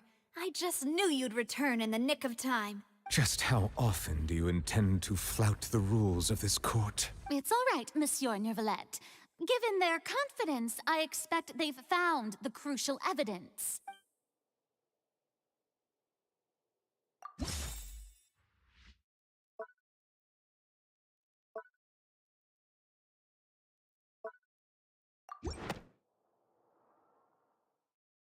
But the truth of it, Marcel, is that you've always been Vacher. Huh? We've investigated your lair and we already know everything! After your lover, Venier, was dissolved, you kept abducting young women to experiment on the hopes of bringing her back to you! You even created Marcel as a new identity and destroyed all records of your past as Vacher! So that's it. Even the villains in opera performances rarely go that far. And with that, Marcel's motive has now been established. This information regarding your past also dismantles your prior timing defense. Well, Marcel, do you know where you went wrong? You fixated your gaze on the lover that passed away, instead of paying attention to the living people around you. So, you never noticed how we changed, or how we grew as individuals. You also never understood Boss's real expectations for his daughter. Or our determination to see things through. Your determination. Mr. Marcel, please speak up now if you would like to defend yourself. Otherwise, the trial will move on to the next stage. Do you really think I wanted to do any of this? Pay attention to you? What for? Have you ever paid attention to me? Ever empathized with my pain? Ever known how it feels to watch the love of your life dissolve right in front of your eyes? No one helped me. No one even believed me. All those decades ago, even the officers from the Maison Gardiennage were laughing at me. They said there's no way a human being can turn into water. So I must have gone mad from grief. Vignere's death was brushed away by all of you as if it didn't matter at all. Well, now you know, don't you? Ha! Well, it's too late now. All those who were dissolved are gone forever. You only have yourselves to blame. You set up this ornate opera house in pursuit of your so-called justice, your beloved drama, while turning a blind eye to the suffering of the people. Vignere is dead. We promised each other that we would always be together. Wherever she goes, I will follow. But I'm not from this blasted place. So I can't be dissolved. No matter what I do. Hey, is that water from the primordial sea that he's drinking? I can't dissolve! Can't dissolve! Can't dissolve! Do you all see? I can't go, I can't follow. So if I can't go where she is, what choice do I have but to try to bring her back? I did all of that, and in the end, that accursed Callus still got the better of me. I spent my entire life living on pins and needles, only to get stabbed by his idiot daughter at the very end. The suspect is exhibiting signs of mental distress. Guards, please restrain him. Don't touch me! Don't anybody come near me! I still need to save Vignere. A promise. We made a promise. Vignere. Vignere. Please, Vignere. Don't think badly of me. All I want to do is fulfill our promise. At this point, the verdict of this trial is clear. With Mr. Marcel's conviction, the charges against Mr. Tartaglia no longer have any basis. Fine by me. I was in a bad mood, but after a show like that, I'm actually feeling pretty good. Traveler, please submit all the evidence you have collected to the guards, so that I might review and summarize the truth behind the serial disappearances case. The man now known as Marcel was originally named Vacher and worked as an adventurer with his partner and lover Vignere. During an underwater expedition, Vignier accidentally came into contact with water from the primordial sea and was dissolved in front of Vacher as a result. Vacher learned of the primordial water's existence through the work of others and began to kidnap young women for research, with the goal of discovering a method to restore Vignier back to life. To cover his tracks, he invented the new alias of Marcel and began to operate a business in Poisson. During the course of his research, Vacher discovered that a diluted concoction of water from the primordial sea can induce feelings of euphoria, and began to manufacture and market synth. However, as he accumulated wealth to fund his continued research and expanded the scope, he came into conflict with Spina di Rosula. After exchanging blows with Spina di Rosula for many years, Vacher decided to assassinate their president Callus at a banquet. Although the assassination did not go as Vacher expected, he was able to turn Callus into the murder suspect by dissolving the assassin he sent to the scene. And just recently, Vacher attempted to frame Linny as the culprit of the serial disappearances case, using a similar method. However, his attempt to frame Linny failed, and the power of water from the primordial sea became public knowledge. This case also exposed enough of Vacher's machinations that he was eventually successfully charged in court. Thus concludes the enigmatic history of the serial disappearances case, with the truth revealed to all. The Oratrice will now deliver the final verdict regarding the charges against Mr. Vacher.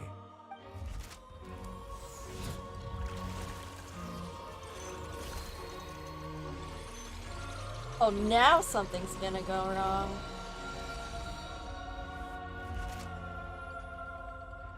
According to the judgment of the Oratrice Mécanique d'Analyse Cardinal, Mr. Vacher is guilty. Oh, okay. Guards! Take Vacher away. Good. It's what he deserves. With that, the serial disappearances case is over now. We really just witnessed history. Who would have thought the true culprit would be such a polite and well-spoken guy? Yippee! We helped Navia bring the bad guy to justice! He's hurt so many innocent people and now he's finally getting what he deserves. Huh? Are you okay? Demoiselle, you were absolutely brilliant. The day our late boss had always hoped for has finally come. You can rest easy now, knowing justice has been served. Yeah. Yeah. It's finally over.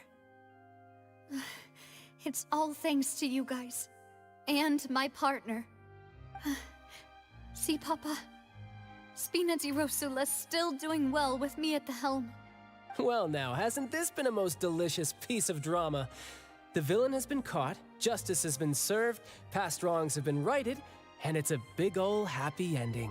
Since it's been such a great show, I'll just let the false accusations against me slide.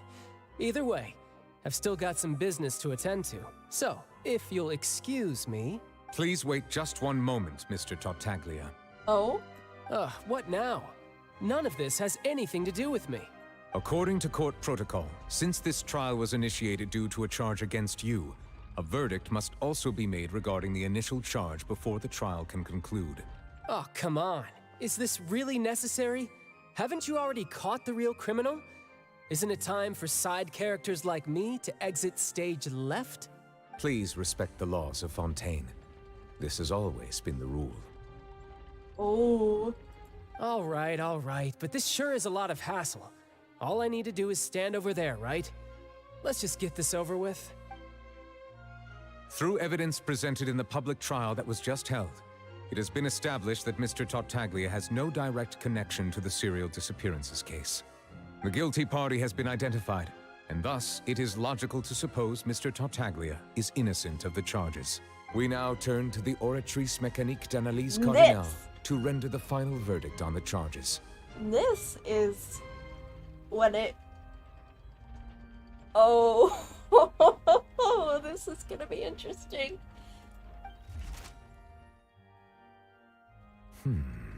According to the judgment of the Oratrice Mécanique d'Analyse Cardinal, Mr. Tartaglia is guilty. What? What? Hey, hey! That's not funny! Didn't you just say I'm supposed to be innocent? What's with this verdict? Is your justice machine malfunctioning? Huh? This has never happened before. The Oratrice actually returned a different verdict from the Chief Justice. I mean, have you ever heard of an innocent Fatui Harbinger? Do you think the Oratrice might have just convicted him on general principle?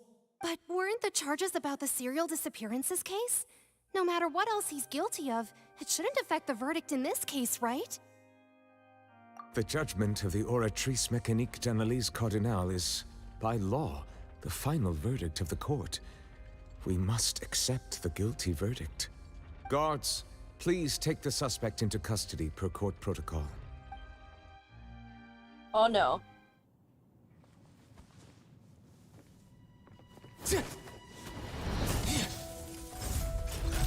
So this is how justice is done in Fontaine.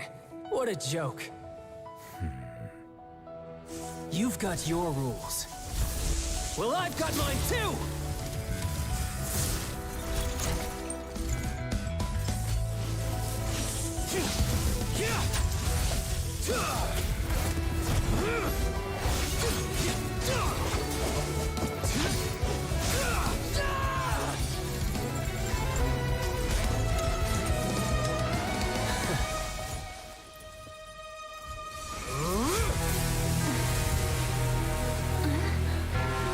Oh, damn. He's activating his spell legacy!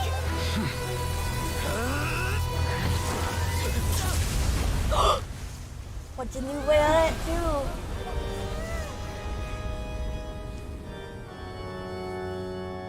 I am sorry. If you have been wronged, we will find the truth. But the rules of the court must be upheld.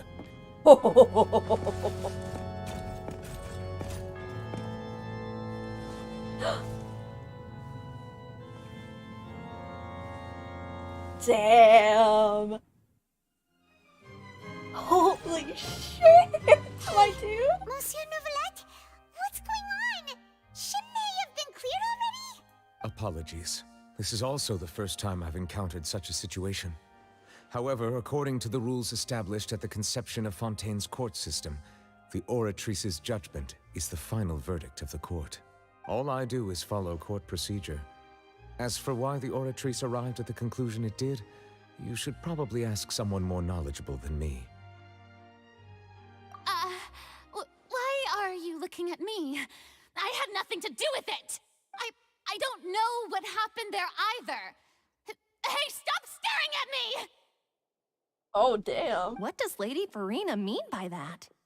She says she has no idea either, but that's impossible. Didn't she create the Oratrice herself?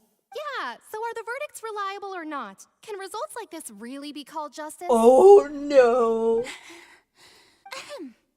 My dearest citizens, did you really think we'd allow an incorrect verdict to be handed out in this court? Did you really believe that the judgment could be mistaken or be the result of some sort of random mishap? Don't tell me. You thought even I had been blindsided by the Oratrice's result. But the way she looked just now, it was pretty obvious she had no idea what was going on. However, given the state of things, I shall give you an explanation. Everything that just took place, including my supposed shock and bafflement, was a part of an elaborate performance, with every action meant to stir up drama and excitement. And, of course, for every performance, there is a script. Everything has unfolded exactly as I expected from the very beginning. As the embodiment of the very concept of justice, the Oratrice shall never render an arbitrary judgment! If you thought Child had nothing to do with the serial disappearances case, it is only because you've been blinded by the superficial appearance of innocence. Everything he's done, not to mention the danger he poses, are beyond ordinary comprehension and completely unforgivable! All shall be revealed in time. You will come to understand my noble intentions, as well as the absolute correctness of the Oratrice's verdict. Bitch. Now, having said that, although I hate to leave things hanging in suspense, it is now time for this performance to end. As the lead actress, I shall be the first to take my leave. Toodaloo! So she chose to make her escape after all, did she? So you're saying we shouldn't put much stock into what she just said? She probably just put on that performance to save face. As for the truth, it's unlikely that she actually has any idea. However, please be assured that I will continue to investigate this case in a personal capacity. Just as I promised, if the judgment has been incorrect, we will do our utmost to clear his name. All right. Even though we feel pretty badly for him, we'll take your word for it for now. After all, he's done plenty of bad stuff. So he should have known he'd go to prison someday, right? Damn, bruh. That was crazy. I was wondering when the Oratrice was gonna conflict. But that was perfect. That was beautiful. Gorgeous.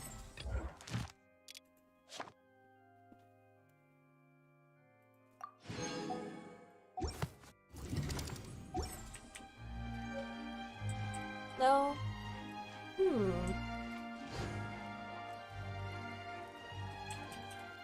Isn't it here?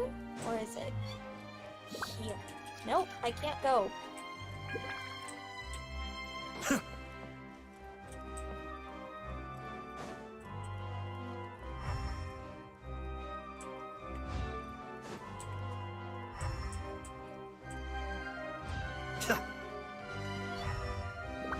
Nope.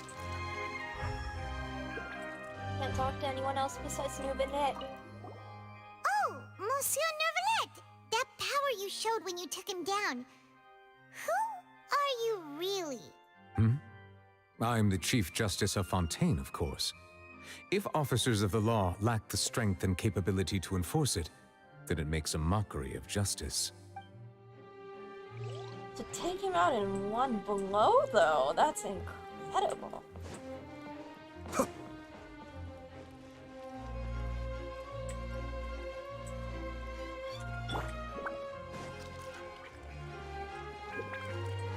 Like, we had to fight a whole damn boss battle with the guy.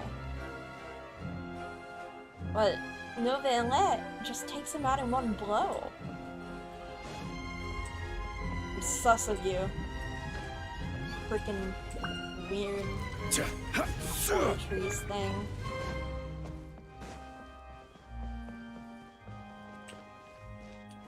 Behold!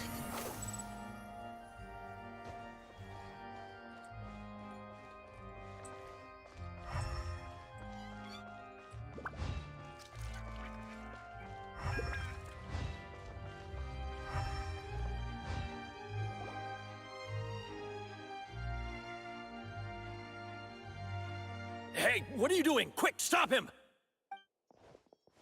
Traveler! Hey! Traveler! Marcel! What are you doing over here? Stop resisting arrest! Cease, or we'll add another charge to the list. No, wait! I just want to ask the Traveler something. I'm not looking to run away. Please, please, just let me ask this one small thing. Go on. Thank you. Thank you. I was being led away when I finally realized something. Where did you first hear the name Vacher? I erased all records of that name. So, unless... Are you still trying to prove your innocence? Give it up. You've already been convicted. Really? You did? You're sure? You met her? But how could that be? How did you manage to do it? The Fountain of Lucine? Then she's been so close to me all along. And I just never... Please, please give me a chance to talk to her again.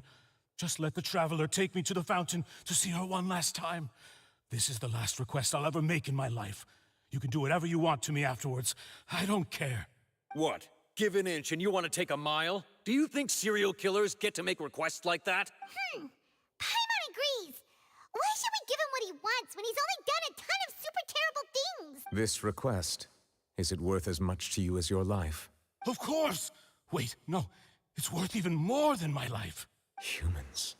Will they betray the instinct to live just to satisfy spiritual needs? Very well. I will grant your request. Your Honor, I fear that... I will go with him. You do not need to worry about any escape. In that case, I shall leave him in your most capable hands, Chief Justice. Thank you, Your Honor.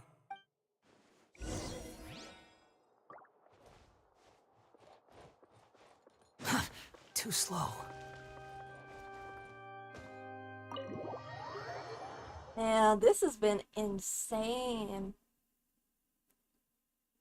Though you think part of it was caused by him drinking so much of the synth, or whatever it's called?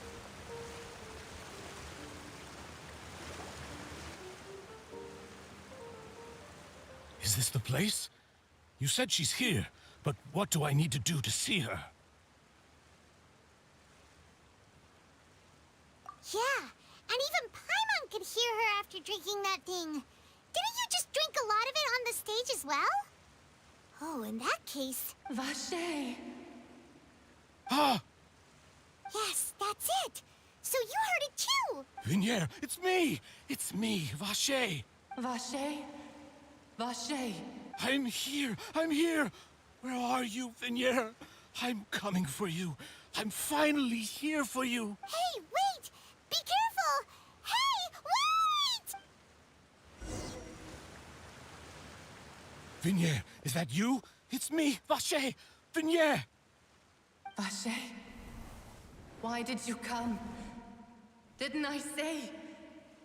You don't need to look for me. You look a lot older than I remember. How long has it been? It's been more than 20 years. I've suffered for over 20 years since the day you left. All this time, only the thought of bringing you back has kept me alive. Nothing else mattered to me. I must be dreaming. Who would have thought I'd get the chance to tell you all of my feelings like this? Vinier, you are my everything. I really don't know how I could live without you.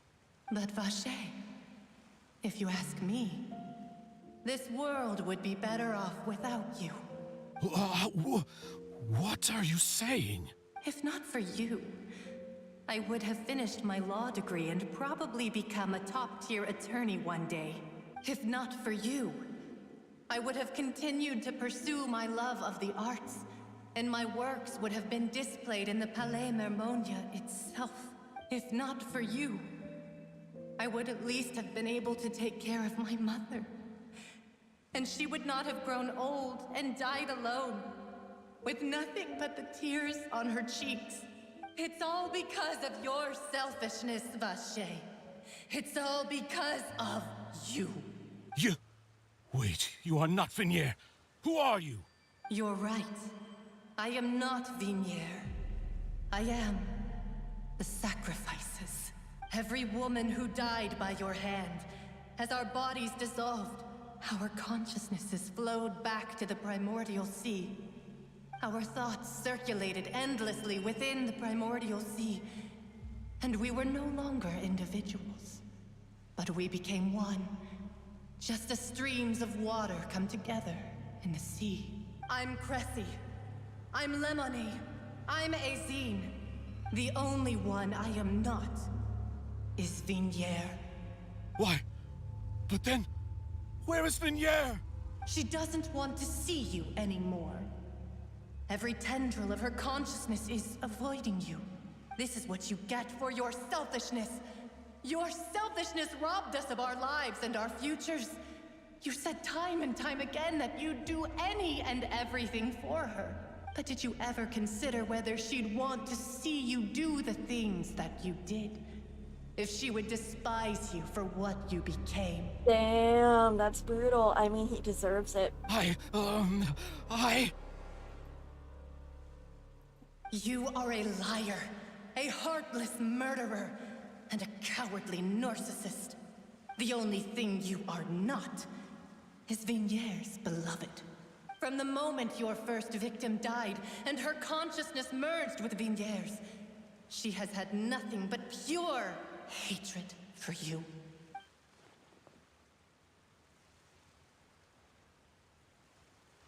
No! Yeah! She can't hate me. Let me see her, please. Have mercy. You still don't understand. When I said don't look for me, that came from the real Vigniere. She really doesn't want to see you anymore. But on top of that, she also said that because it's her final drop of pity for you. She said that because she knew that if you did come here, we will show no mercy to you. Oh, holy Vache. Vache? Vache. Vache. Vache. Vache. Drown.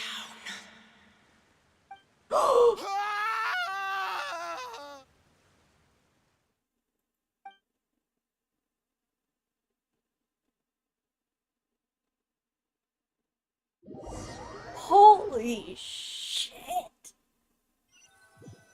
I did not see that coming.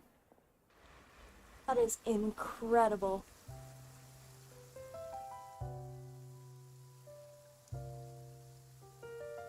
Finally, we have some time to do shopping.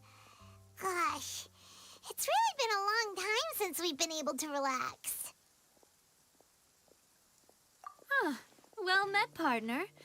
I knew something great was going to happen when I woke up in such a good mood today. Even this weather can't put a damper on the demoiselle's mood. It's a pleasure to see you both again. Oh, hey, Navia! It's been a few days. Paimon's already started to miss you. Oh, now that I believe. I'm easy to work with and always bring home the bacon. Who wouldn't treasure having a partner like me? I kind of want bacon now. Sounds like you're really enjoying life these days, Navia. What have you been busy with since the trial? It's just been one thing after the other. I've been making non-stop trips between Poisson and the courts in Sen. Everyone from Spina di Rosula organized a memorial for my father. We never held a memorial when he first died, since everyone knew that even if we held one back then, no one was going to come. This time, though, everyone in Poisson, and even many people from the court, all attended. Aww. So his name's definitely been cleared now. That's what we like to hear. It's been the dearest wish of Demoiselle all along. That blasted stubborn fool. I was right to put my faith in him. I'm so glad I didn't give up on the case all those years ago. Oh, by the way, I ran into Charlotte just after I left the memorial service. Well, maybe it'd be more accurate to say I knew she would be there, and there was no way she'd just let me go. Huh? So you know Charlotte too? The Charlotte? Journalist from the Steambird? Yeah, way back when I first became the president of the Spina di Rosula, she was all over me. Wouldn't take no for an answer. I believe the story was called The True Heart of Darkness, Secret Tales of the Yellow Rose. To be fair, though, it was a really flattering feature. So, we've been on pretty good terms ever since. She was trying to lean on our friendship to get me to do an exclusive piece on the serial disappearances case. Oh yeah, she told us about that.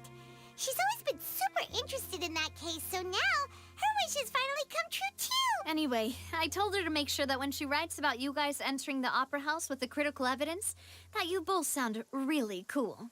Now that's another thing to look forward to. We trust Charlotte's skills with a pen for sure. Oh, and in other news, I also took Clarand out for a meal.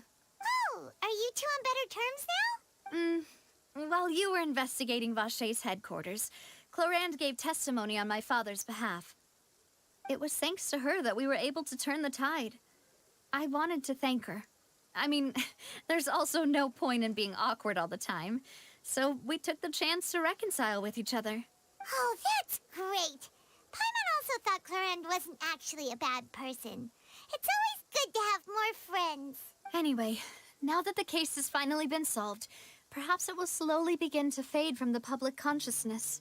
Oh, actually, there's still one last thing I need to do. Oh? What is it? I should pay a visit to my father's grave and tell him the truth of what happened, as well as how it all ended. And on top of that, just how much people still look up to him to this day. That includes me, too. Miss Navia. Indeed. We want to go too! We also think Callus is a really admirable person. Sure thing. I'd like you two to share the moment with me. After all, without you, there might not have been such a positive ending. We're the heroes! Yay! And in that case, everyone, let's be off. Considering the recent weather, we'll be lucky if we can reach Poisson before dark. Yeah, you're right. It's been raining non-stop for a few days now. Oh? Novelette is even more upset than we thought. Huh. This is where my father's grave is. To be perfectly honest, even I haven't been back here for a long time. Huh? There's someone there already. Wait. That figure. Oh, what's that? Isn't that Neuvillette? Why would the Chief Justice be here? Huh? Navia? My apologies. I should have asked before coming to pay my respects. Don't say that. Sorry about that. Oh, I was trying to say there's no need for you to apologize. I wanted to show my father how much I've grown. But still, I doubt I've grown to the point that even the Chief Justice would feel compelled to apologize to me over and over. In that case, I will stop apologizing for now. You really could use some pointers on understanding human emotions, Monsieur Neuvillette. In any case, why did you come to Poisson? Well, ever since that day, I've been turning a question over and over in my head. Just what is justice anyway? There was once a time when I didn't want to believe that there could be anything more important to humans than life itself. Oh, rather than that, it's probably more truthful to say I didn't believe humans were capable of resisting the most basic instinct of living things. That they could rebel against their own nature, or consider certain things to be more important than their own lives. Which is also why I didn't stop your father from beginning that fateful duel. I believed that a truly innocent man would never throw away his life like that. That there was nothing, should have been nothing more important than one's own continued survival. But Mr. Callus proved me utterly and decisively wrong. If not for his sacrifice, the serial disappearances case would have remained unsolved to this day. Mr. Callus made the choice he did for his daughter, for his associates, and for many people completely unrelated to him. And in the end, from a certain perspective, one could say that he did it all for the sake of justice.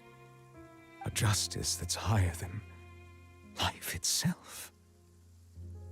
So, you asked me why I came here. I just wanted to say my apologies to Mr. Callus in person. I should have noticed all of this much sooner.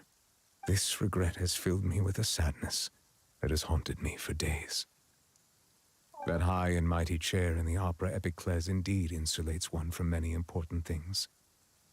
Spina di Rosula, thank you so much for your hard work and perseverance. I'm sorry for being mad at you before. So, you're actually one of those types that's cold on the outside, but pretty thoughtful on the inside, huh? That reminds me of Silver, one of my guys. Oh! Sorry about that. Self-expression is not one of my strong suits. Didn't I just say you don't need to apologize? Oh god, I love Nouvellette.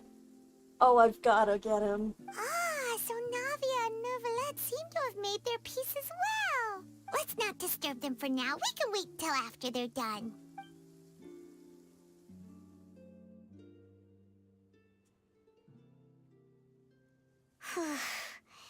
Paimon's never paid respects at someone's grave before. Did Paimon do anything rude there? Huh? Oh, Paimon didn't know that was a thing. But Paimon doesn't know what she would do if she can't fly. Oh no.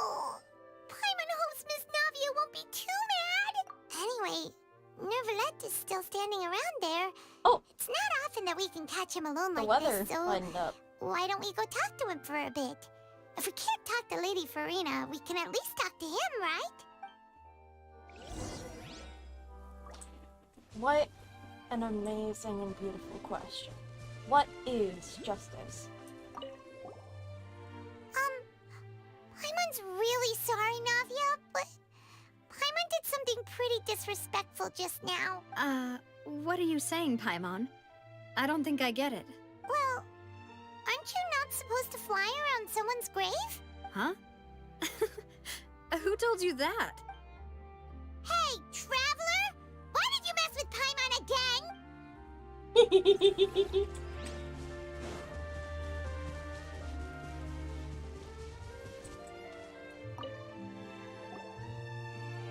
Oh, it's you two. Did Miss Navia invite you to come pay your respects to her father? Mm-hmm. We ran into Navia on the streets today, so we just followed her here. I see, I see. Then is there something that I can help you with? Well, it's pretty hard to run into you like this, since you're usually super busy. So we figured we could try to ask you a few questions, if that's okay. Please feel free. Though outsiders, you helped us solve one of the greatest mysteries in Fontaine, and it would be my pleasure to return the favor.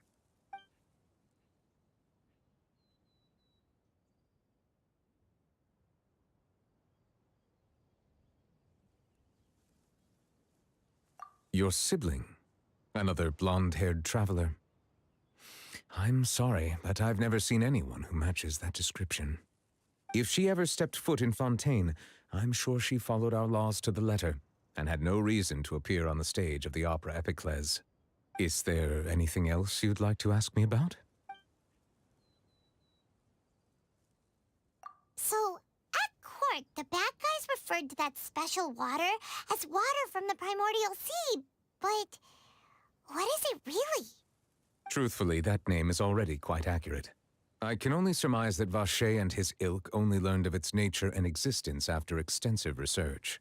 There used to be a special sea on the surface of this planet. The nature of its seawater was rather different from that of the sea we know today. Most of Tevat's life forms were first born in that special sea. You could say it nurtured much of the life on this planet. Huh. So it really was where everything began. It makes sense to call it primordial then. Huh. And Aldedo is supposed to be a recreation of a primordial life form. I think? Oh, interesting. But today, the primordial sea no longer exists on the planet's surface. What Vacher discovered must have been some kind of special case, or a remnant from a truly ancient age. Huh. So that's how it is. Oh, you really know everything, Monsieur Nervalette. But if that's the case, then why would people, at least people from Fontaine, dissolve in that kind of water? Indeed. Why would the primordial sea, which was known to engender and nurture life, suddenly reverse itself and devour life instead? To be frank, that also doesn't match my understanding of this world and its laws. There must still be some unknown secrets around the people of this land. Is there anything else you'd like to ask me about? That the sea levels will rise and everyone will be dissolved in water, leaving Farina crying alone on her throne, but the sins of the people will be finally washed away for good. Does that appropriately summarize the version you've heard? That's right! It was Linny that told us back then. And that about covers all the main points. Yes, up to the present, I think we reached a point where we have no choice but to confront this prophecy directly. Rumors have it that this prophecy is rooted in the last words the former Hydro Archon left to the world before she passed away. A prophecy? Of the former Hydro Archon? Wow. This is the first time that we've ever heard of it. 2 parts of the prophecy have already proven correct. The rising sea levels and the ability of the people of Fontaine to be dissolved. We should be more vigilant and stay on the watch for further signs. Speaking of the prophecy, Farina has also always taken it quite seriously. Indeed, she has been collecting information and intelligence from across Tevat for this purpose. If the rumors were true, then perhaps this prophecy is the conundrum left to Farina by her predecessor. But with Farina being the way she is, can we really trust her to solve it? Is there anything else you'd like to ask me about? My apologies. My investigation has still not reached its conclusion.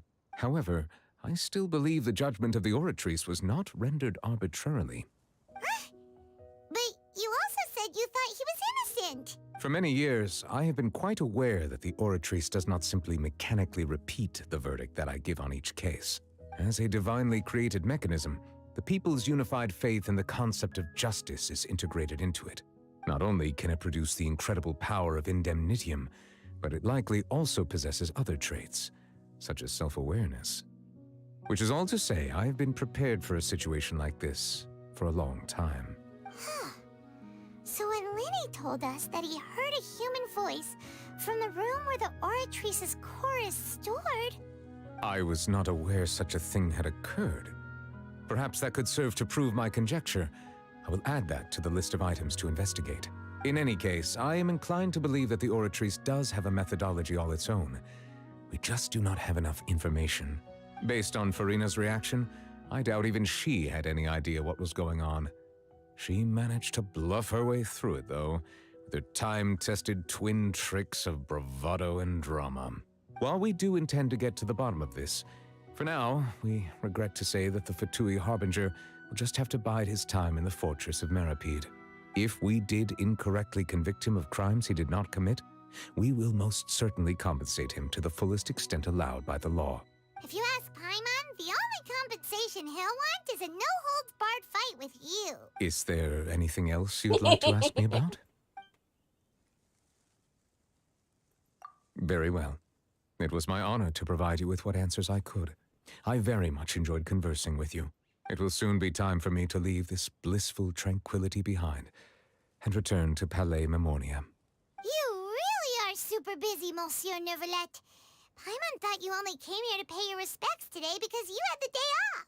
Crime and villainy do not have the day off, and so justice must work around the clock as well. This is merely the nature of a justice's work.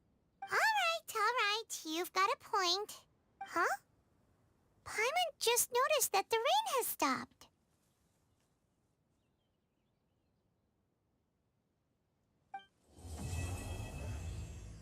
Woo! We did it!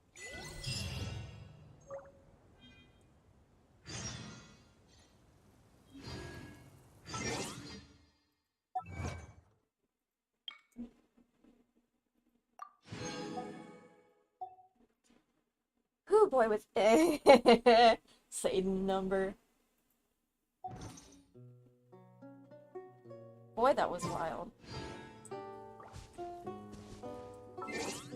Okay.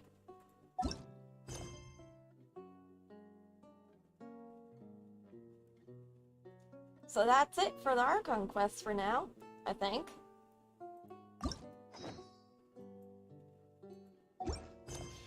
Ooh, boy, was that a wild ride. Damn. Oh, rip.